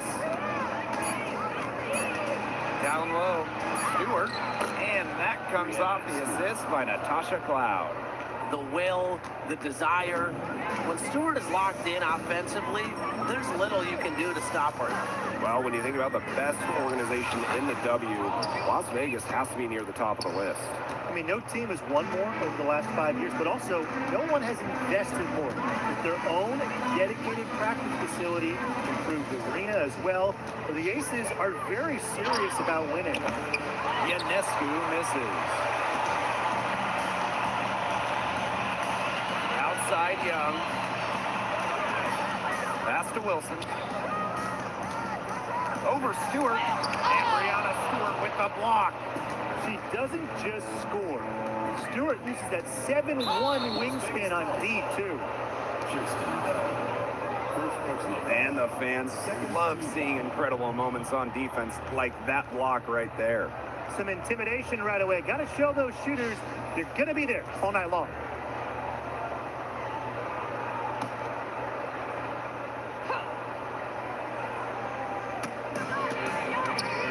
Out to the wing. Cloud outside. Ionescu. A gritty defender who takes pride in shutting down opponents. Ray is the kind of competitor every team in the league needs. Now here's Young. She's covered by Cloud. Gray outside. Fires from the wing, and the shot goes in. Here's Phoebish. Pass to Stewart. Ionescu. Screen by Stewart. Again, Sabrina Ionescu missing. Here's Gray.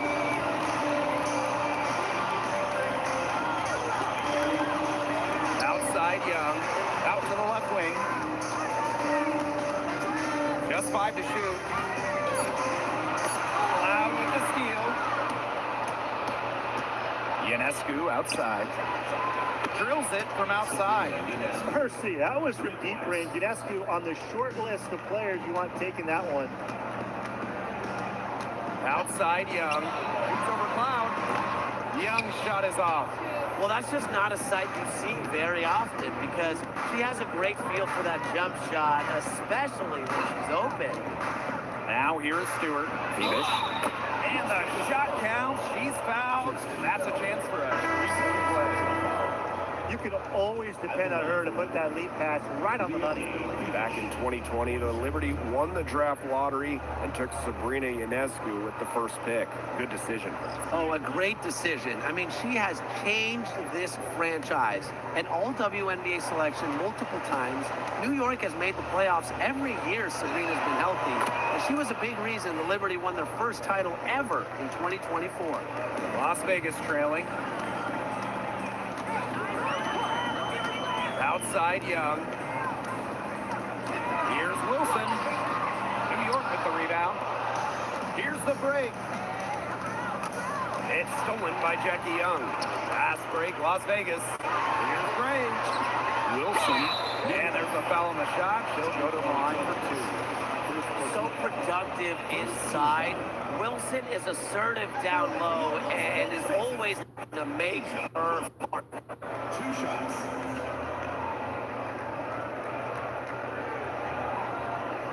Take a break. Take a break. 2 shots.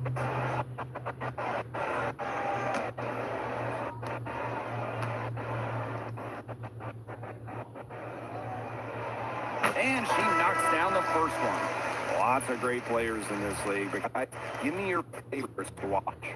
Well, I got to go with the player everyone is coming out to see, Caitlin Clark. Her level of skill is just unreal. Yeah, Clark hits 30-footers like they're nothing. And in the next trip, she's throwing a bullet pass. She is so much fun to watch. It was a long time coming, but we finally won it all in 2024. Think about it. It's their first championship after losing in the finals 5 times, including the year before, 2023. And it wasn't easy. It took the full 5 games, overtime in that game 5, but Liberty fans got to see their team win on their court. Such a sweet feeling. Now here's Wilson. Yes, it's good. And this is where you get Wilson the ball. A skilled interior player who's comfortable attacking from that spot. Ionescu, left side. Goes up on the stripe. And it comes off the front of the rim. Pass to Lloyd. Back to Wilson. And it's going to be a 3-second call.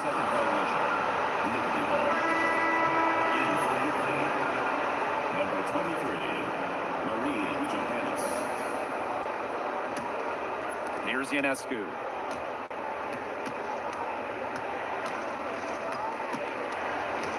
Pass to Phoebish.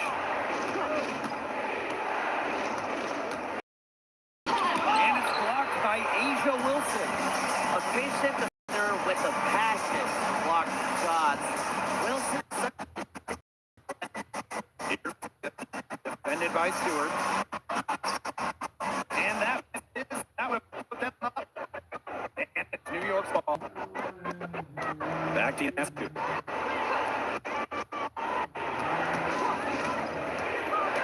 Pass to Stewart.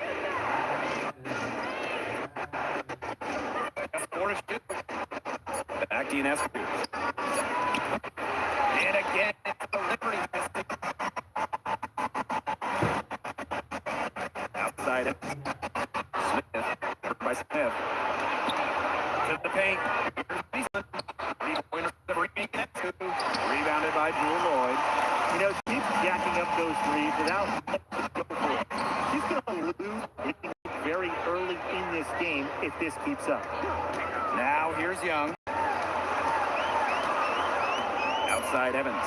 The 3. New York with the rebound.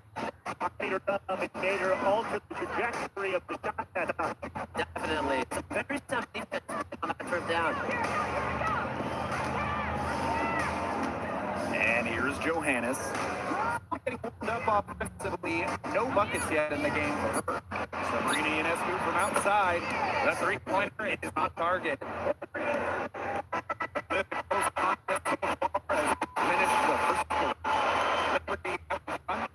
Three. And quarter two will get underway just after this short break.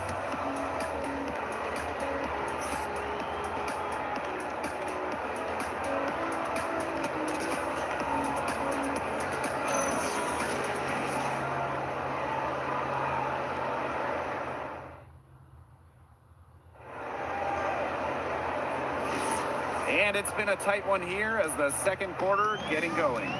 And taking a look at the Liberty performance here. Guys, what are your thoughts? This team's on the same page. They're right where they need to be on offense.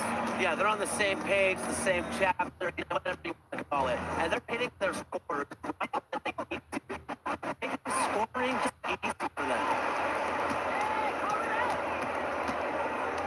On the wing, Jewel Lloyd. She's covered by Gardner. Gray in the post. And she banks in the layup. We'd love to see a guard like Chelsea Gray take contact and still complete the play. That's toughness. Misaman outside. Pass to Sabali. Gardner. And here is Jones. Just 5 on the clock. Now here's Gardner. Fires the 3. It's hauled in by Chelsea Gray.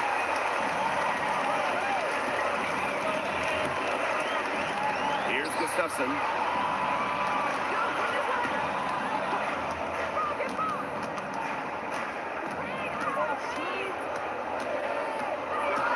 Back to Gray. Shoots over Jones. And she tries off the glass, but it's no good. New York in the lead. Epic 2024 WNBA Finals. Jonquel Jones took home MVP honors. Yeah, she shot it 56, 43, and 100 for the series. Now, New York struggled at times offensively, and Jones had to carry the load to give the Liberty their first WNBA title. Now here is Lloyd. Quiet so far offensively, searching for first points of the game. Rejected by Jonquel Jones. A strong shot blocker. Jones is able to stifle shooters by positioning himself skillfully. Very clever passing. She put that ball on a silver platter for her. They really want to find that igniter here. That's right. Their offense is ground to a standstill. Maybe you need to suit up, Tim. They need a spark.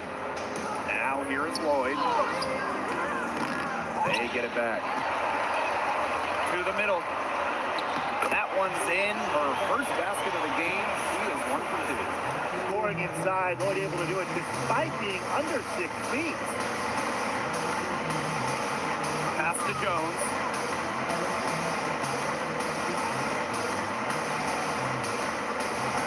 Lets it go from the wing.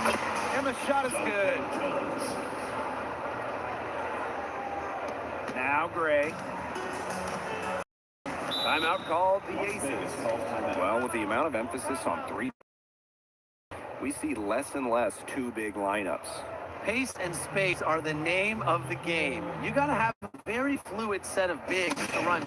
And across the globe, so looking at different women's and men's basketball leagues and international competitions, that seems to be the trend for every single top league. Basketball has changed, the WNBA has adjusted with everybody else.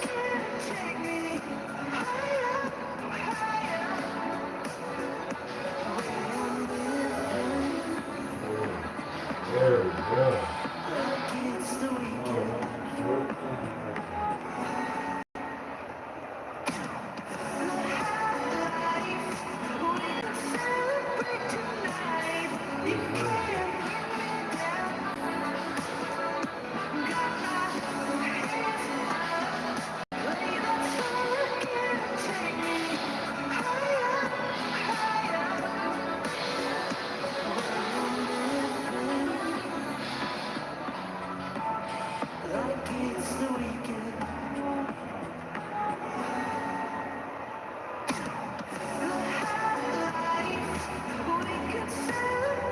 And the Liberty making the change here.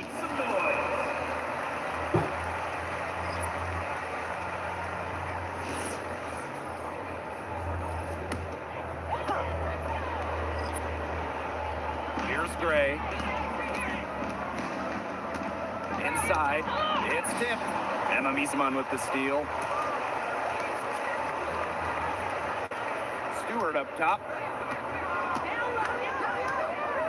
To the inside. Jones. Three-pointer Sabrina Ionescu. Asia Wilson grabs the board. Las Vegas trailing. And here in the second quarter of action as we approach 4 minutes played. The 8-footer. And no good trying to use the glass. Now here's Ionescu. She's covered closely. Makes it off the glass. With great size for a point, Ionescu could just bounce off contact. Now here's Young, covered by Ionescu. Launches it. Rebounded by Jonquel Jones.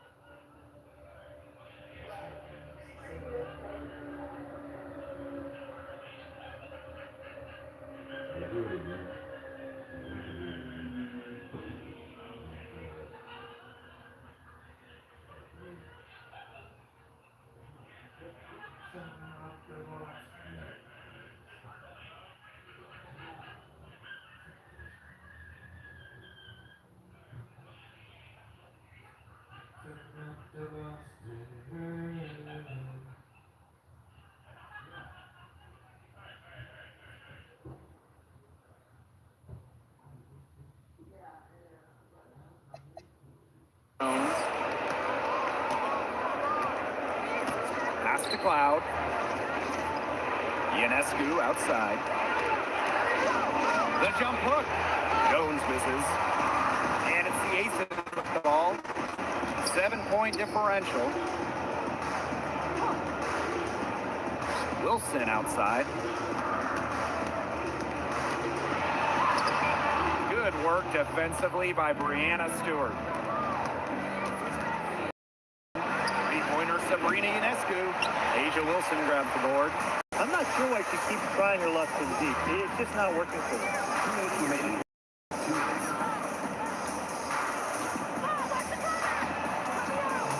Now here's Young. D right on her. 6 on the shot clock. Cloud with the steal. Oh, and the fast break for the Liberty. And the shot goes in. It's hard enough stopping Stewart. Don't let her get a head start. Pass to Wilson. Young, covered by Ionescu. Gray up top. Now Wilson shoots over Jones. Wilson no good. Right side. Jones. And the layup falls. Now you can tell Jones knows when it's time to dominate. Go inside and take charge in the paint. Pass to Gustafson. And here's Young. Gray outside. Shot to stop the run. It's in. That's her third field goal of the game. She's 3 for 5. They can't afford to give her that kind of look. Well, it came off a good screen, but still, as a defender, you have to fight over the top of it. And you need some help as well. Now here's Cloud. She's been patient so far. Nothing yet on the scoreboard. There's the call on Jonquel Jones. Foul number 2 for her.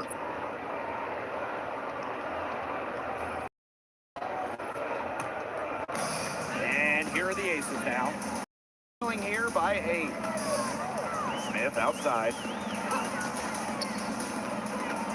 Jackie Young drives in. That one goes in. Tenacious drive by Young, not holding back once she decides to attack. Now here is Ionescu. Gray defending. Now here is Ionescu. 8 points for her. 6 to 2. Here's the 3. Connects from 3-point range.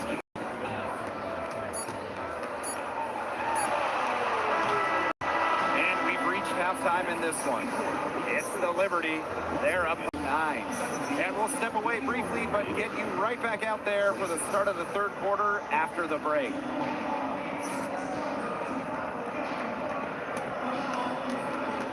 some noise and get ready for the big half-court shot. Please direct your attention to second quarter.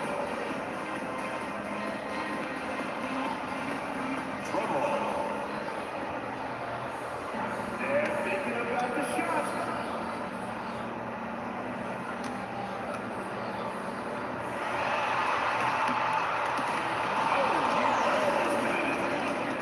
Let's hear it for the participants.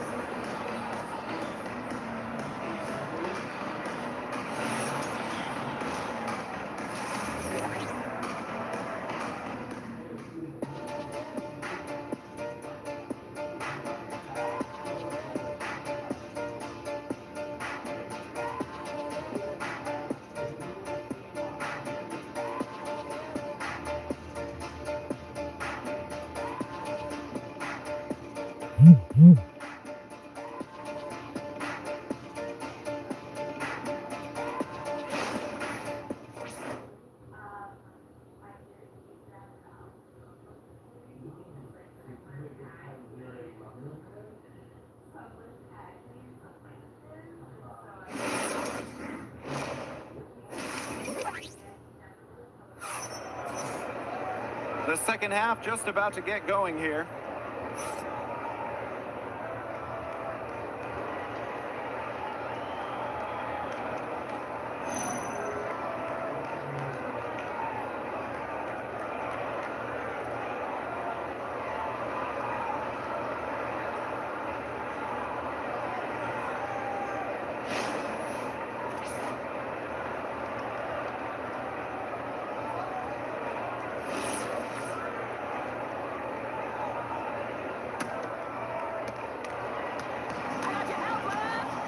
Gray with it. Outside Young. Back to Gray. And there's the whistle. Illegal screen. Very close call there on the illegal screen. And I'd go along with it. You know, to me, it didn't really look like her feet were set. New York leading. Ionescu outside. Picked by Jones. The 3-ball. The shot by Ionescu. Oh, good. In the 2024 finals, Sabrina Ionescu hit one of the biggest shots in league history. Well, with the series 1-1, Sabrina nailed a deep three with just a second left, silencing the crowd of over 19,000 in Minnesota. That was a key win and a huge reason why the Liberty won it all for the first time. Wilson, no good. And the Liberty with possession here. Back to Ionescu. Here's Stewart. And she battles for the ball and gets the second chance bucket. Crashes the glass with effort and intensity. Stewart loves turning boards into buckets. To the paint. Stolen by Jones. Sabrina Ionescu from outside. Again, Sabrina Ionescu missing. Outside Young.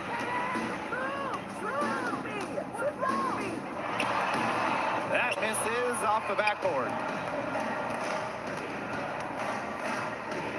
Just a little over 90 seconds gone in the third quarter. Picked by Jones. Inside. Good. And Brianna Stewart gets the assist. Well, you're so concerned with Stewart scoring. That opens up things for others in that pick and roll, and it allows a teammate to convert. Pass to Gray. Wilson sets a screen. Now Bell. Shot clock at 5. Kelsey Gray for 3. And Jones pulls it down. Yeah, she's got a great stroke. I mean, that one almost dropped. Yeah, we've seen it a lot of times that she'll hit those shots no matter how tight the D is. And they're looking for some kind of spark here. Yeah, cold stretch offensively. They need a bucket. Wilson, guarded by Jones. Jackie Young drives in. And it's Wilson missing. If she can get to the rim, she'll usually turn it into points, but the defense stood tall there. And they're running. Goes back up. Young shot's good. Just a tremendous rebounder out of the backcourt. It's Young with the board and the bucket. Here's Ionescu. 11 points in the game. Pass to Fedish. And here's Stewart. She's guarded by Wilson. And it's off the back of the rim. No good. Gray with it. Stewart's there. Here's Wilson. No good there. And that would have cut it to single digits. Down low. Stewart with the bucket. At 6'4", with her abilities, it's almost impossible to stop Stewart down low. Timeout called to the Aces. Hey, look at the move by Jonquel Jones to New York. She traded individual glory for team success. Yeah, her numbers down from that 2021 MVP season in Connecticut. Jones has made personal sacrifices, and she's been rewarded with back-to-back trips to the finals and, of course, a title in 2024.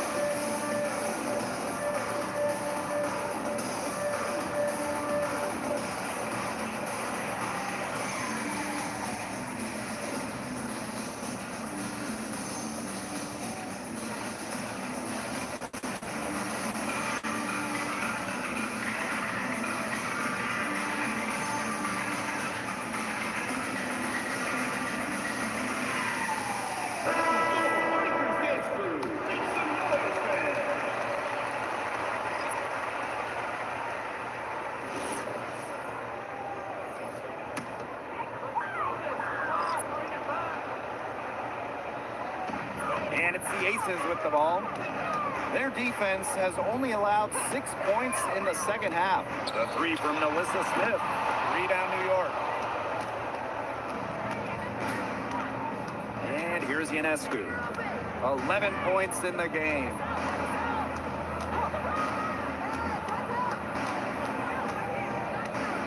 Stewart up top.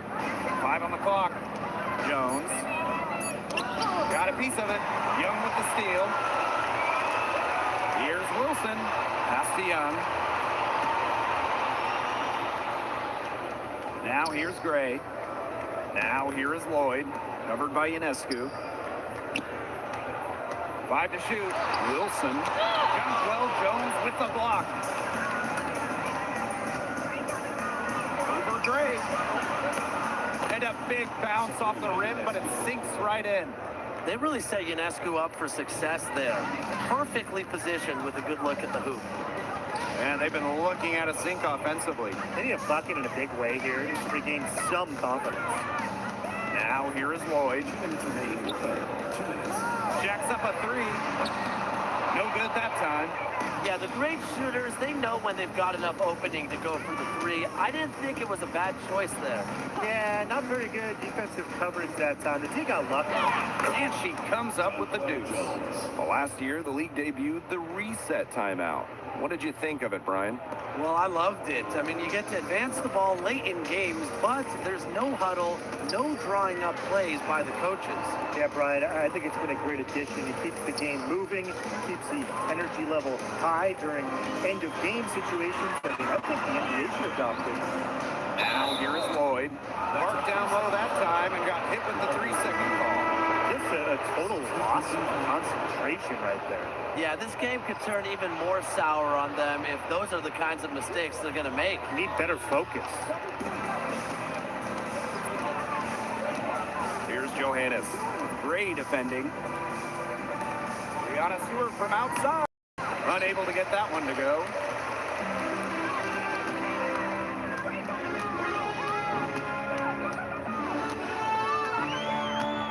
Pass to Gray.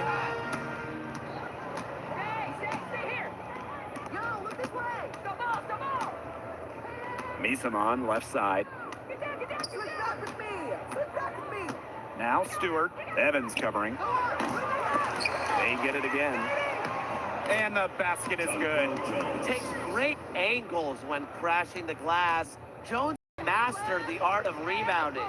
We've got a 9-second difference between the shot clock and the game clock. Gray up top. She has 7. Shot clock at 6. Screen by Gustafson.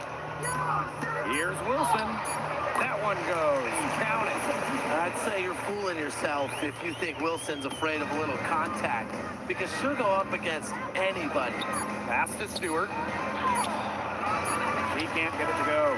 And here at the end of the third quarter, it's a double-digit ball game. It's the Liberty, leading by 17. And right after this, we'll bring you the start of the final quarter here on 2K Sports.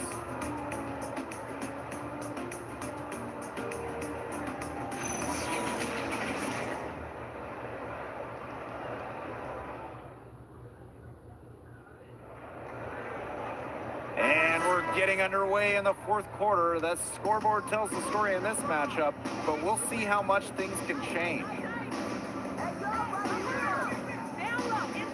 Ionescu outside. Pass to Misamon. From outside the arc. Stokes with the rebound. Outside Lloyd. Goes to the reverse layup and drops it in. Such a great feel, such great touch around the bucket. She made that reverse look easy. Ionescu up top. Guarded by Young. Pass to Misamon. Back to Ionescu. Shoots the 3. Good. And it's Emma Misamon who picks up the assist. Such a quick release on Ionescu's shot, and her accuracy from deep is great as well. Here's Bell. Young with it. Picked up by Sabali. Outside Young, expanding her range. It's hauled in by Harrison.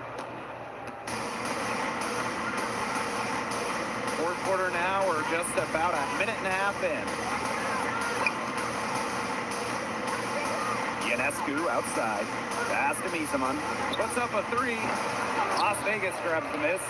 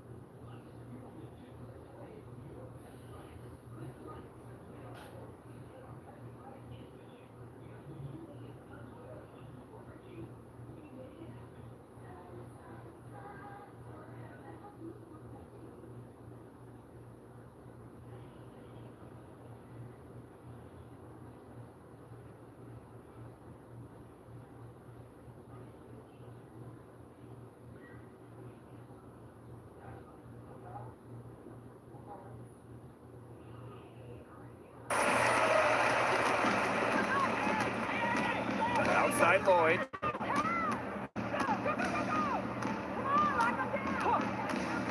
From past the arc, Sabrina Ionescu with the rebound.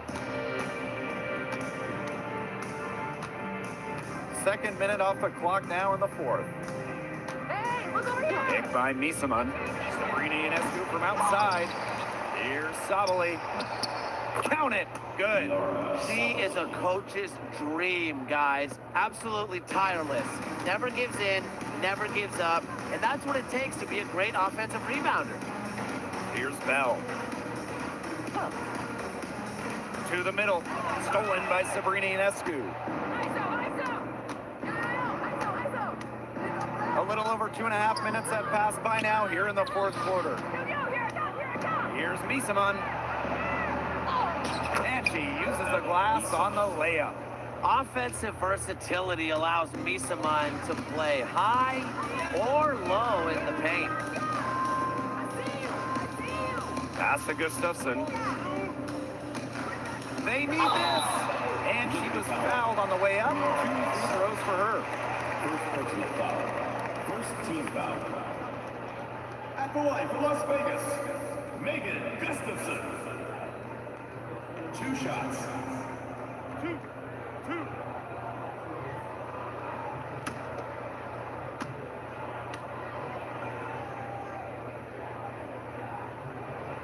And the first one falls for her. Both teams will make substitutions.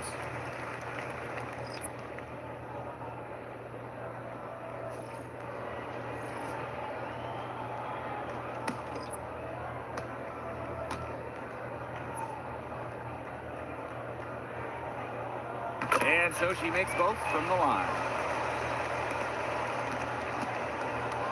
Now Ionescu.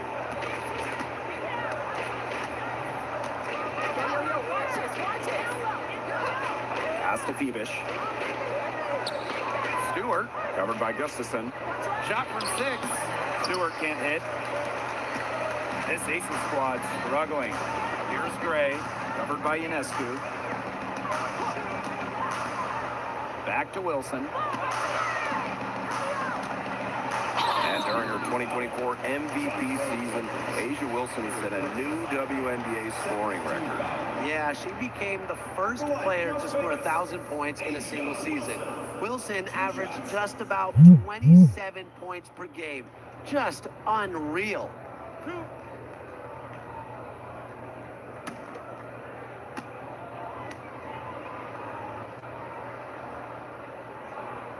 The first free throw is good. And not only has A'ja Wilson won MVP awards, she also has multiple Defensive Player of the Year trophies. Yeah, the key there, Blake, is plural. I mean, she's got a bunch of them. And so when we watch Wilson, we are no doubt watching the best two-way player in the game. Plus, you think she's added that three-point shot as well a couple of years ago. The only question with A'ja Wilson is, what can she do? Now here's Ionescu.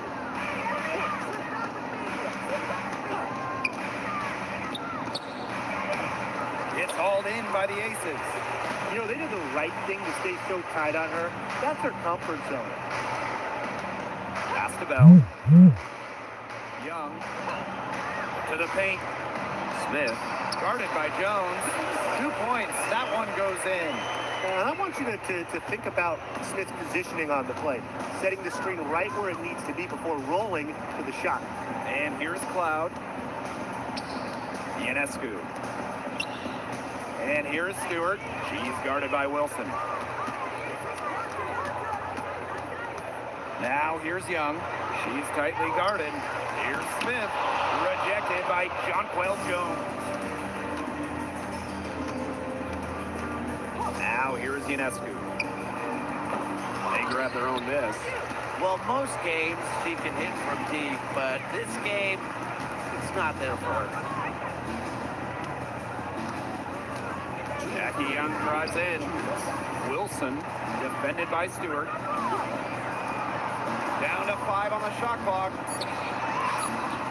Some solid defense from Brianna Stewart.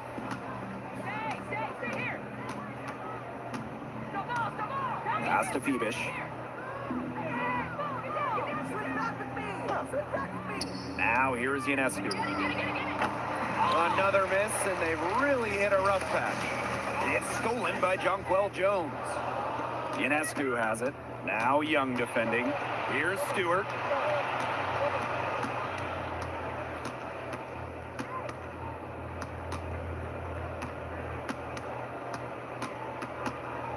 Just 5 on the clock. New York, no good that time either. Gray with it. Wilson outside. Pass to Young. And here's Bell. Down low. Deflected. Cloud with the steal. Ionescu outside. Stewart with the screen. Cloud right side. Clock at 6. Ionescu. Off target from 3-point range. Now here's Wilson. Defended by Stewart. And it's Gray missing.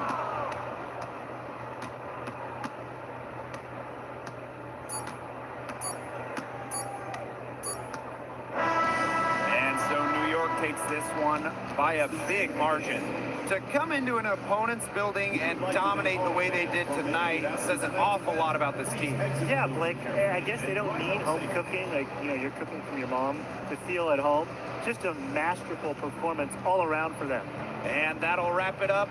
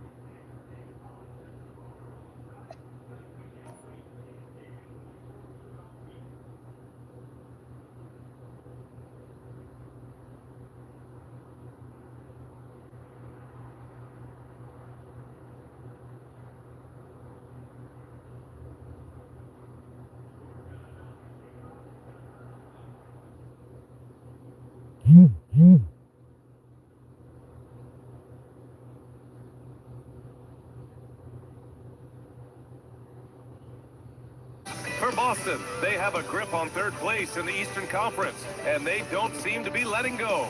Blazers, Celtics. We'll be right back for the tip.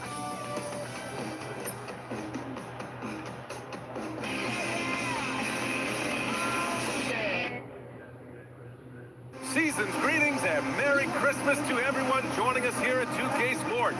It's time for a special presentation of the NBA on Christmas Day.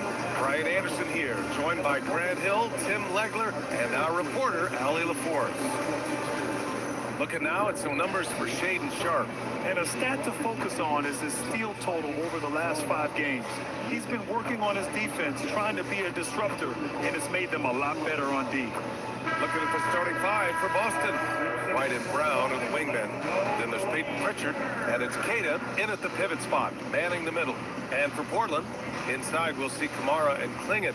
Sharpe at the 2 with Avdia playing the 3. And it's Holiday in at the point guard position.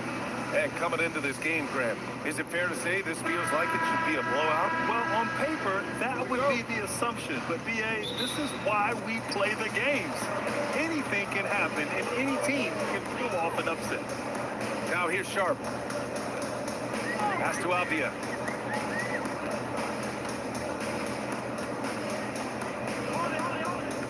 Klingett with a screen from outside the arc. Avdia can't get it to go. And so it's Pritchard who brings up the ball for Boston. Fresh off a win against the Pacers. At one point, it looked like that game was getting away from them, but then they came back swinging. Here's Walsh. Back to Pritchard. Down to 5 on the shot clock. Puts up a deep 3. Portland with a rebound. They couldn't put the pieces together, losing their last matchup with Orlando. And that was a tough loss. 1 or 2 breaks go their way, and it's a totally different outcome. The most discouraging part about that loss is that they actually played very well. Man, that could be frustrating. Now here's Avdia. He's coming off a 25-point game against Orlando. And it wasn't just the scoring. His assist numbers tell an even bigger story. This is how you begin a game. Set the tone right from the jump. Always good to see the ball go through the net early. You know there's not a lid on that thing. And the Celtics in possession here. Following the bucket by the Blazers, here's Queta. Oh, and makes it with the kiss. Good things come to those who hustle. He creates the second chance opportunity. And last season, Grant, the sale of the Celtics franchise for $6.1 billion. It seemed like a lot at the time. Well, yeah, that was until the Lakers sale hit 11 digits last summer, BA. But in both cases, basketball decision-making doesn't change right away.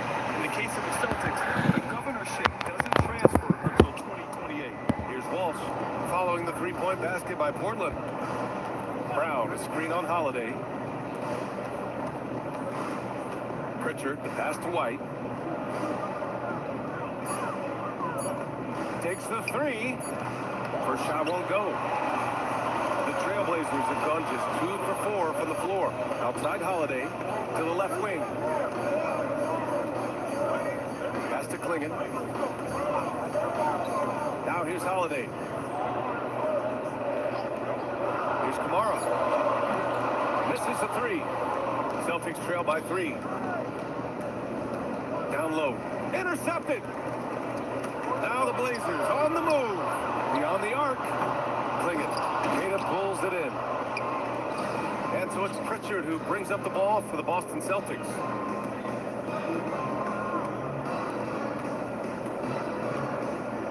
Back to Brown. Stolen by Sharpe.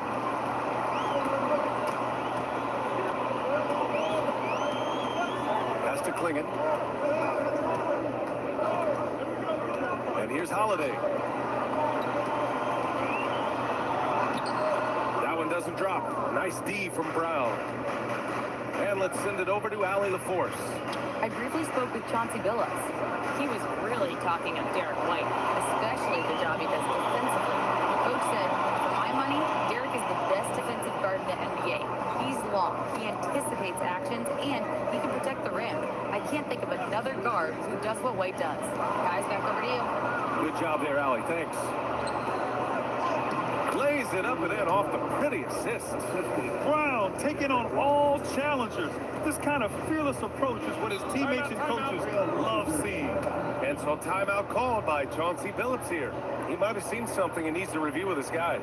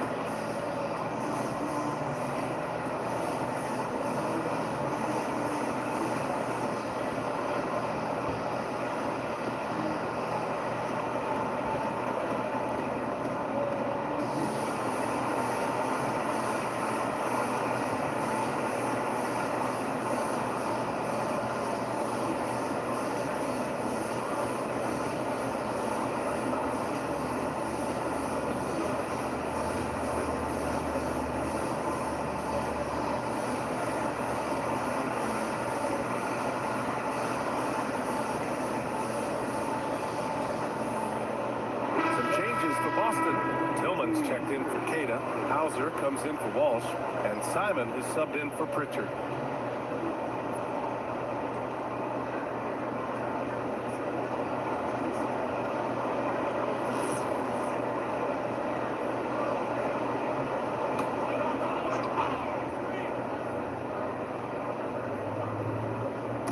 So it's Portland now.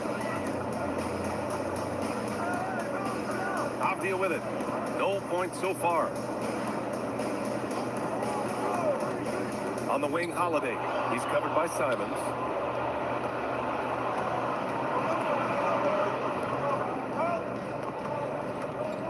Brown against Avdia. Brown passes to Tillman. And a great assist by Brown as that one goes in. And they may have talked about shot selection coming into this.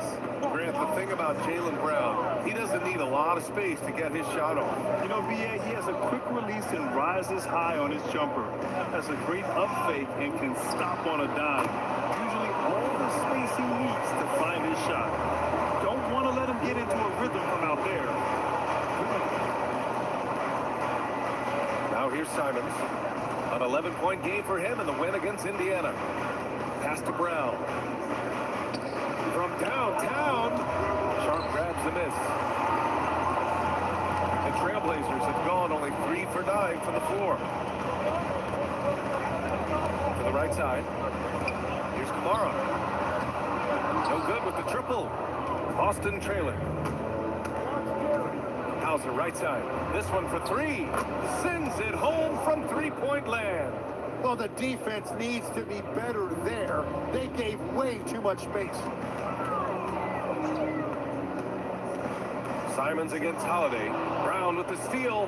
Now the Celtics on the move. Well, he is so dangerous in the open court because of that combination of speed and athletic ability. Pass to Sharp. Holiday against Simons. And the basket by Holiday.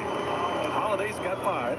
Well, the analytics would say take either that shot or something from downtown. Inside. Stolen. 32 seconds left in the first quarter of the game. Pass to Kamara. Portland moving it around. 6 on the shot clock. To the middle. Cuts off the pass. Here's Brown. Rebound by the Trailblazers. Lincoln's got 5 rebounds in the game.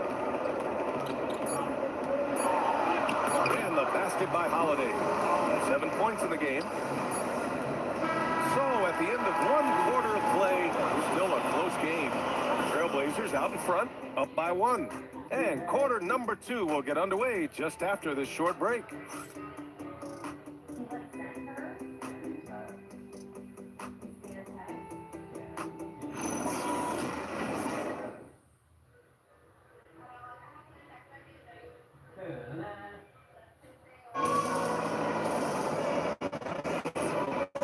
Welcome back, one and all, for more NBA Christmas Day action.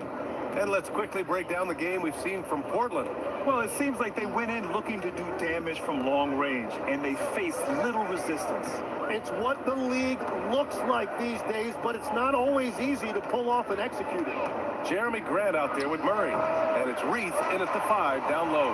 That's the group in the game for the Trailblazers. And Tim, the Blazers front office aggressively seeking wing depth. Yeah, and in Denny Advia and Tumani Kamara, they've got some ringers. They're still young and tremendously talented. They might be set at the forward spot for a decade. On the wing, Simons, giving them some nice offensive production with 13 points a game. And that one drops. And Simons showing you a lot of toughness right there. He got inside, did not shy away from the contact, and was able to get it done. Hauser outside. Boucher passes to Pritchard. Floats one up, and the layup is good. And the Celtics lead by 1. And a chance to catch up on some numbers here. The hustle stats for the Celtics. Yeah, they're just attacking on defense. Getting those hands out and knocking the ball free. I really like their energy defensively. And they've also done a really good job scoring off turnovers. Not just pressuring the ball, but cashing those in and scoring opportunities. A moment to hear from Allie LaForce. Thanks a lot. Every team in the league is looking for a long, athletic wing defender, and the Portland Trailblazers have been especially keen on stockpiling them. As they look to acquire their future franchise players, they want a ready-made roster full of versatile 3-and-D role players to surround them. Brian, back to you. A good strategy. Okay, Allie, good stuff. Here's Reith. Still no points. 4 on the clock. And it's Love missing. The Celtics have gone 2 of 4 here in the second quarter.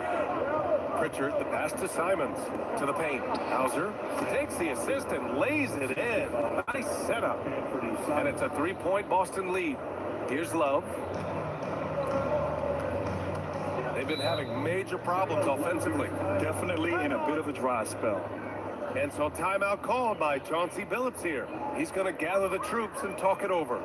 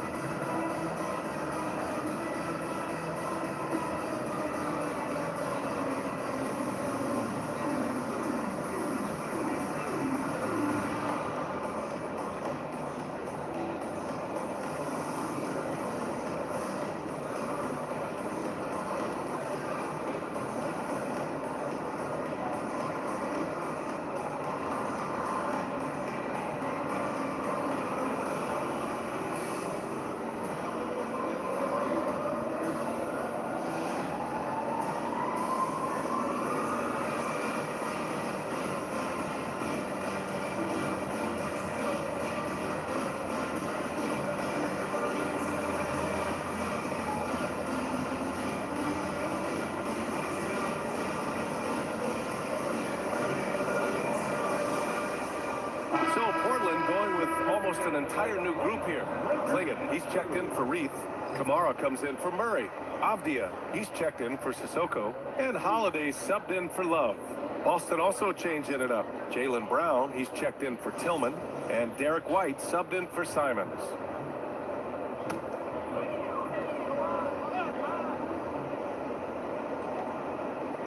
Here in quarter 2, we played a little over 2.5 minutes now. Grant outside. 11 feet out. And it's out of bounds. The Trailblazers able to retain possession here. And time for us to check in on the NBA assist leaders over the last 10 games.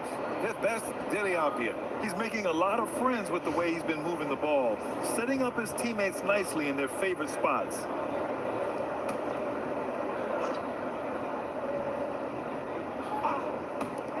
Here's Holiday. Well, few descriptions more glowing than saying a player is clutch. What, in your opinion, Grant, enables a player to be that way? You know, BA, it's about confidence and command. When you're able to process and execute under the pressure, both internal and external, that's when you have a chance to be clutch. Setting each other up beautifully, I love it. 8 of their last 10 points coming off assist. Grant with a screen on Pritchard to stop the run. Grant outside.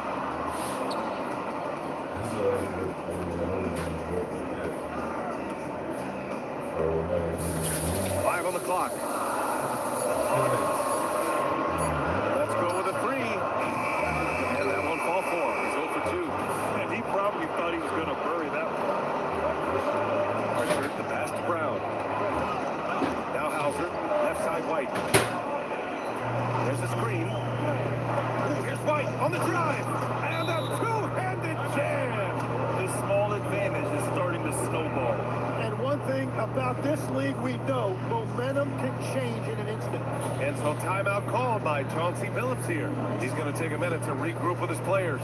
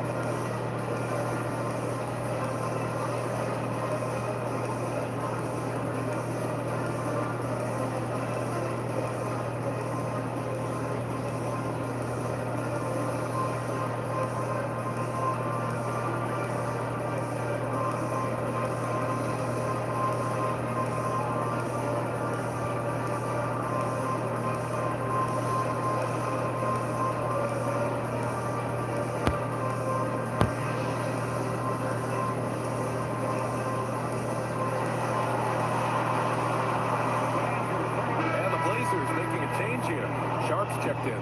The Celtics also with a sub. Kate is checked in.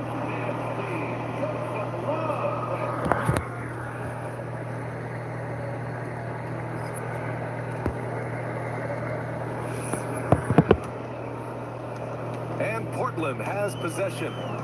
They trail by 7. Sharp against White. To the inside. Here's Kamara. And you can count it. He'll go to the line with a chance at a three-point play. Getting enough shots in close to play inside out.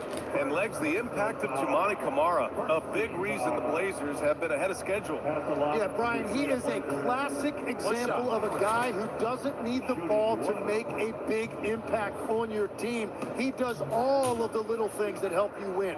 A coach's dream, making a name for himself now. Leaves a lot of skin on the floor. And Grant, the Achilles tear for Jason Tatum, derailing the Celtics' attempt to defend their 2024 title. Yeah, so hard to overcome losing your best player. Thankfully, this team has the depth to remain competitive in his absence. Now here's Brown. He had 31 in the win against Indiana. And we also need to mention his defense. He had a couple of big-time blocks. Here's Apia. Clinging with a screen. To the middle. Oh, got a piece of it. And Boston pushing it up now. Here's Brown. Down the court, it's Brown on the fly. That's been typical of their performance today. They're sharing the ball and creating good shots. White against Sharp.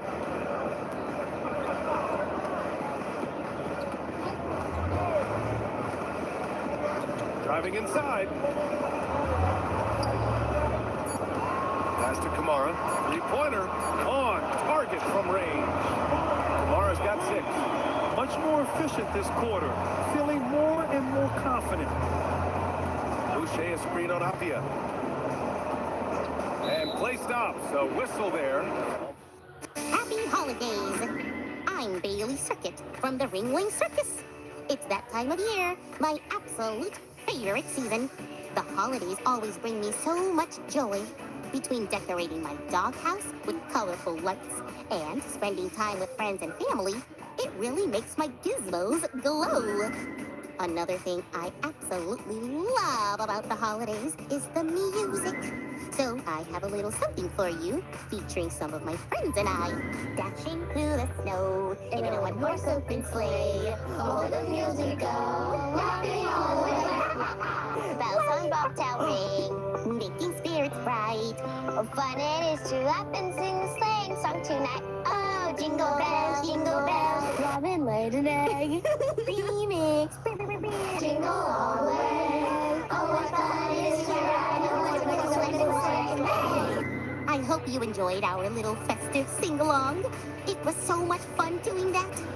Now, there was one more thing I had to share with you. What was it again? Oh, yes, the holiday greeting. From all of us at Bailey's Doghouse and Ringling, we wish you a very happy holiday season. May it be filled with joy, peace, and plenty of laughter. And maybe a sing-along too. Well, that's it for me. I'm off to get some milk and cookies for a special guest who might be dropping in soon. He'll probably want his hat back too. Bye for now. Looks like an illegal screen. He better be careful now. That's 2 on him, and the last thing you want to see is for him to pick up his 3rd before the half ends. Boss is checked in for Boucher. And here's Holiday. He has 7. Outside Sharp. Pass to Holiday. The 3 is up. The rebound, Celtics. Kidd has got 4 rebounds now. The battle of the boards has been something to watch. There's 53 seconds left in the second. Pass to Brown. Swinging with the block.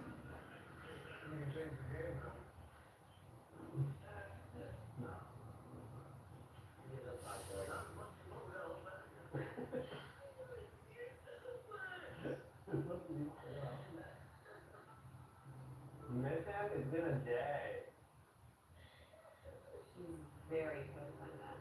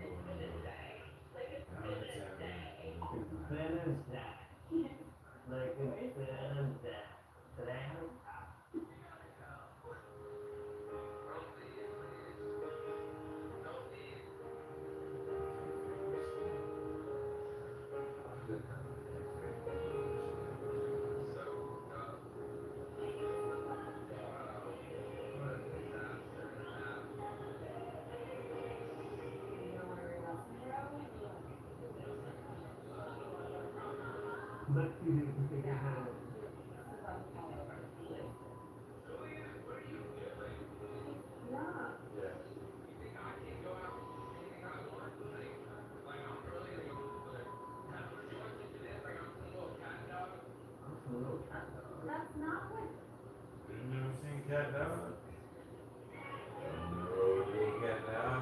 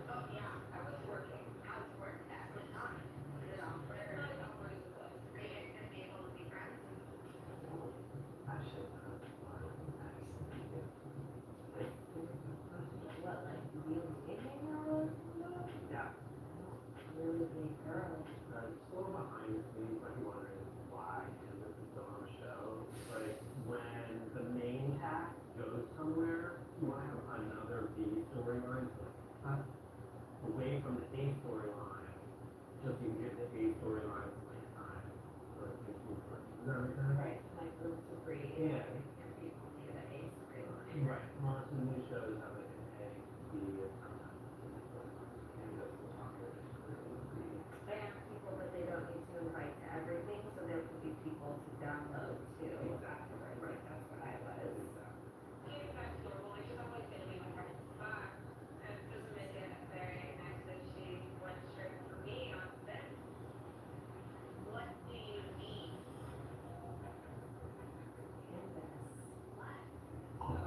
Humor, and they were like hardcore flirting and here's some text messages and I'm like, She's so yeah, I have the Snapchat up there. I'm in LA. That's when you send a sexy tap.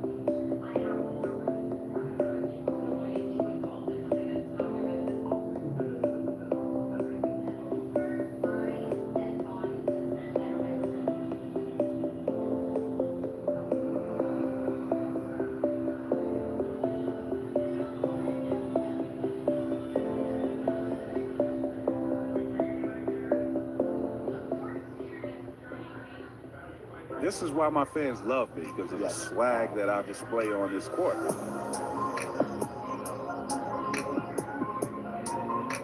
And then that moment right there happened. All-Star game. All-Star Come on. weekend. There was a dunk. I just remember, like, you go on Getty Images, there's a dunk of you in these, and it's just like the whole thing. So I'm in the locker room, and I have a pair of the red, and I have a pair of the blue jeans. So I'm trying to decide, maybe I wear the first pair, the blue pair in the first half, switch it up to the red in the second half.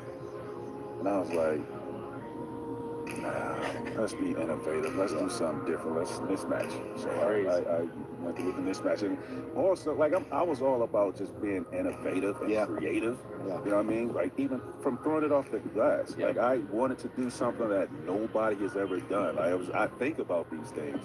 And that was one of them. Like, that was just an in-moment thought, like, nah, we're just going to mismatch. And it became a moment. Did you get any pushback from the brand or anything?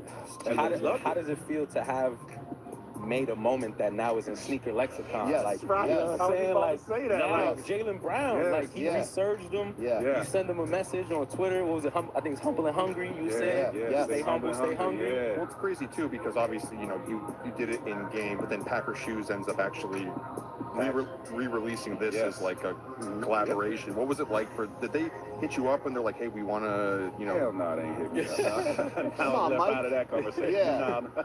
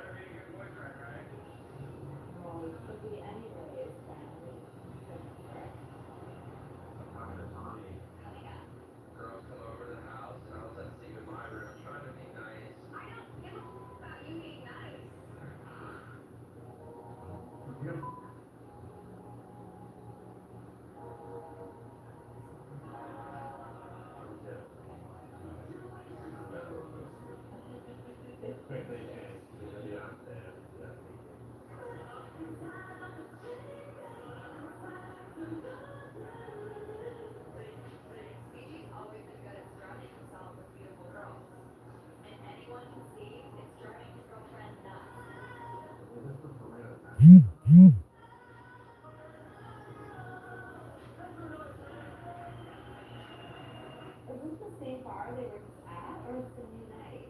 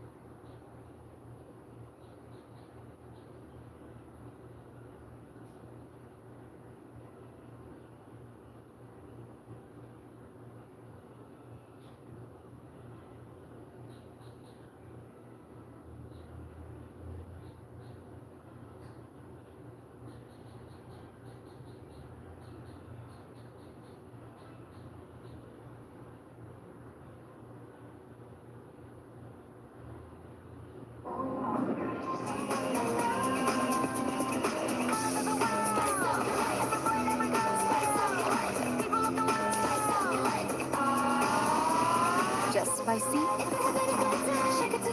It's happiness.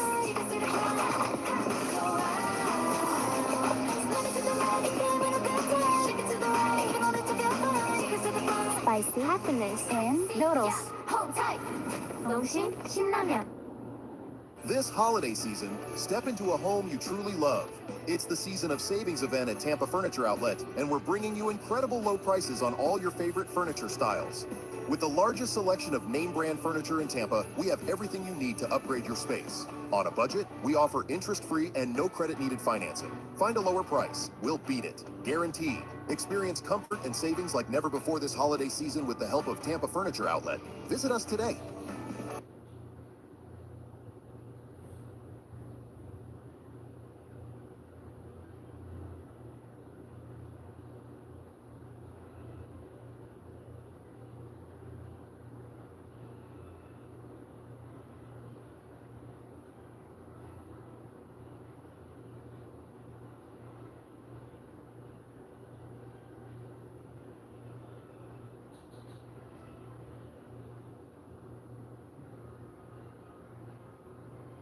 Okay, young fella. Look, I'll tell you this. Do not test Donovan Clingan. They just learned that the hard way. It's Sharp on the wing. Back to Kamara. And here's the fast break. Here's Walsh. Oh, now that's how you finish a break. Throw it down with force.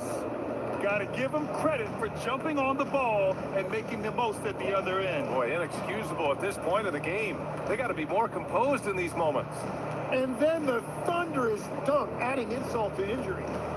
Now here's Sharp. His last outing, we saw him score 22. Portland needs to get off the shot here. Coaches love to see ball movement, especially when it gets you that kind of look. And the first half comes to an end. We've got a close game going here. Boston out in front, up by 3. And we'll see you back here after the break. Third quarter action in just a bit.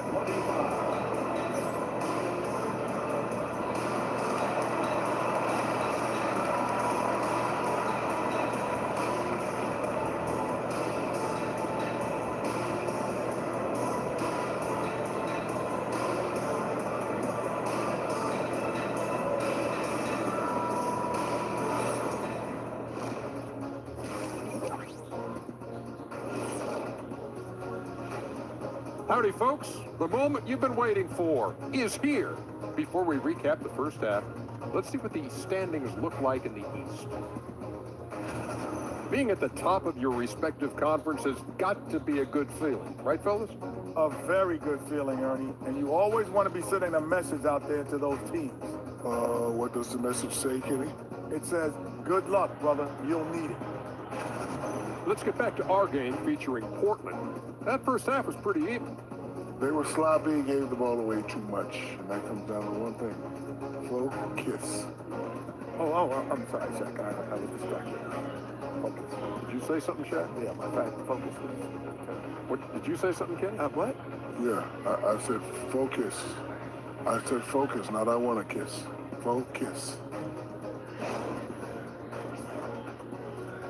That's it for us. Thanks for tuning in. Now let's send you over to Brian Anderson with the third period.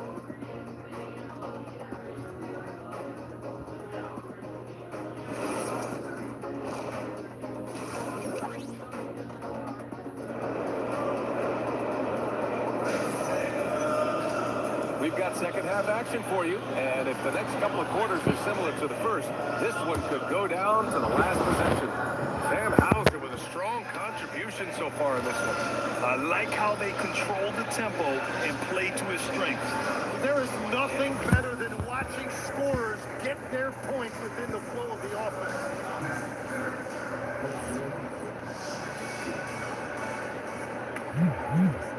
And the Celtics in possession here. 3-point lead. And after this game wraps up, they're off to Indiana, where they'll face the Pacers. That'll be the second stop of this 6-game trip. Kicking off the second half, here's Joe Mazzulla's 5. Their backcourt, Pritchard and White. Then it's Jaylen Brown.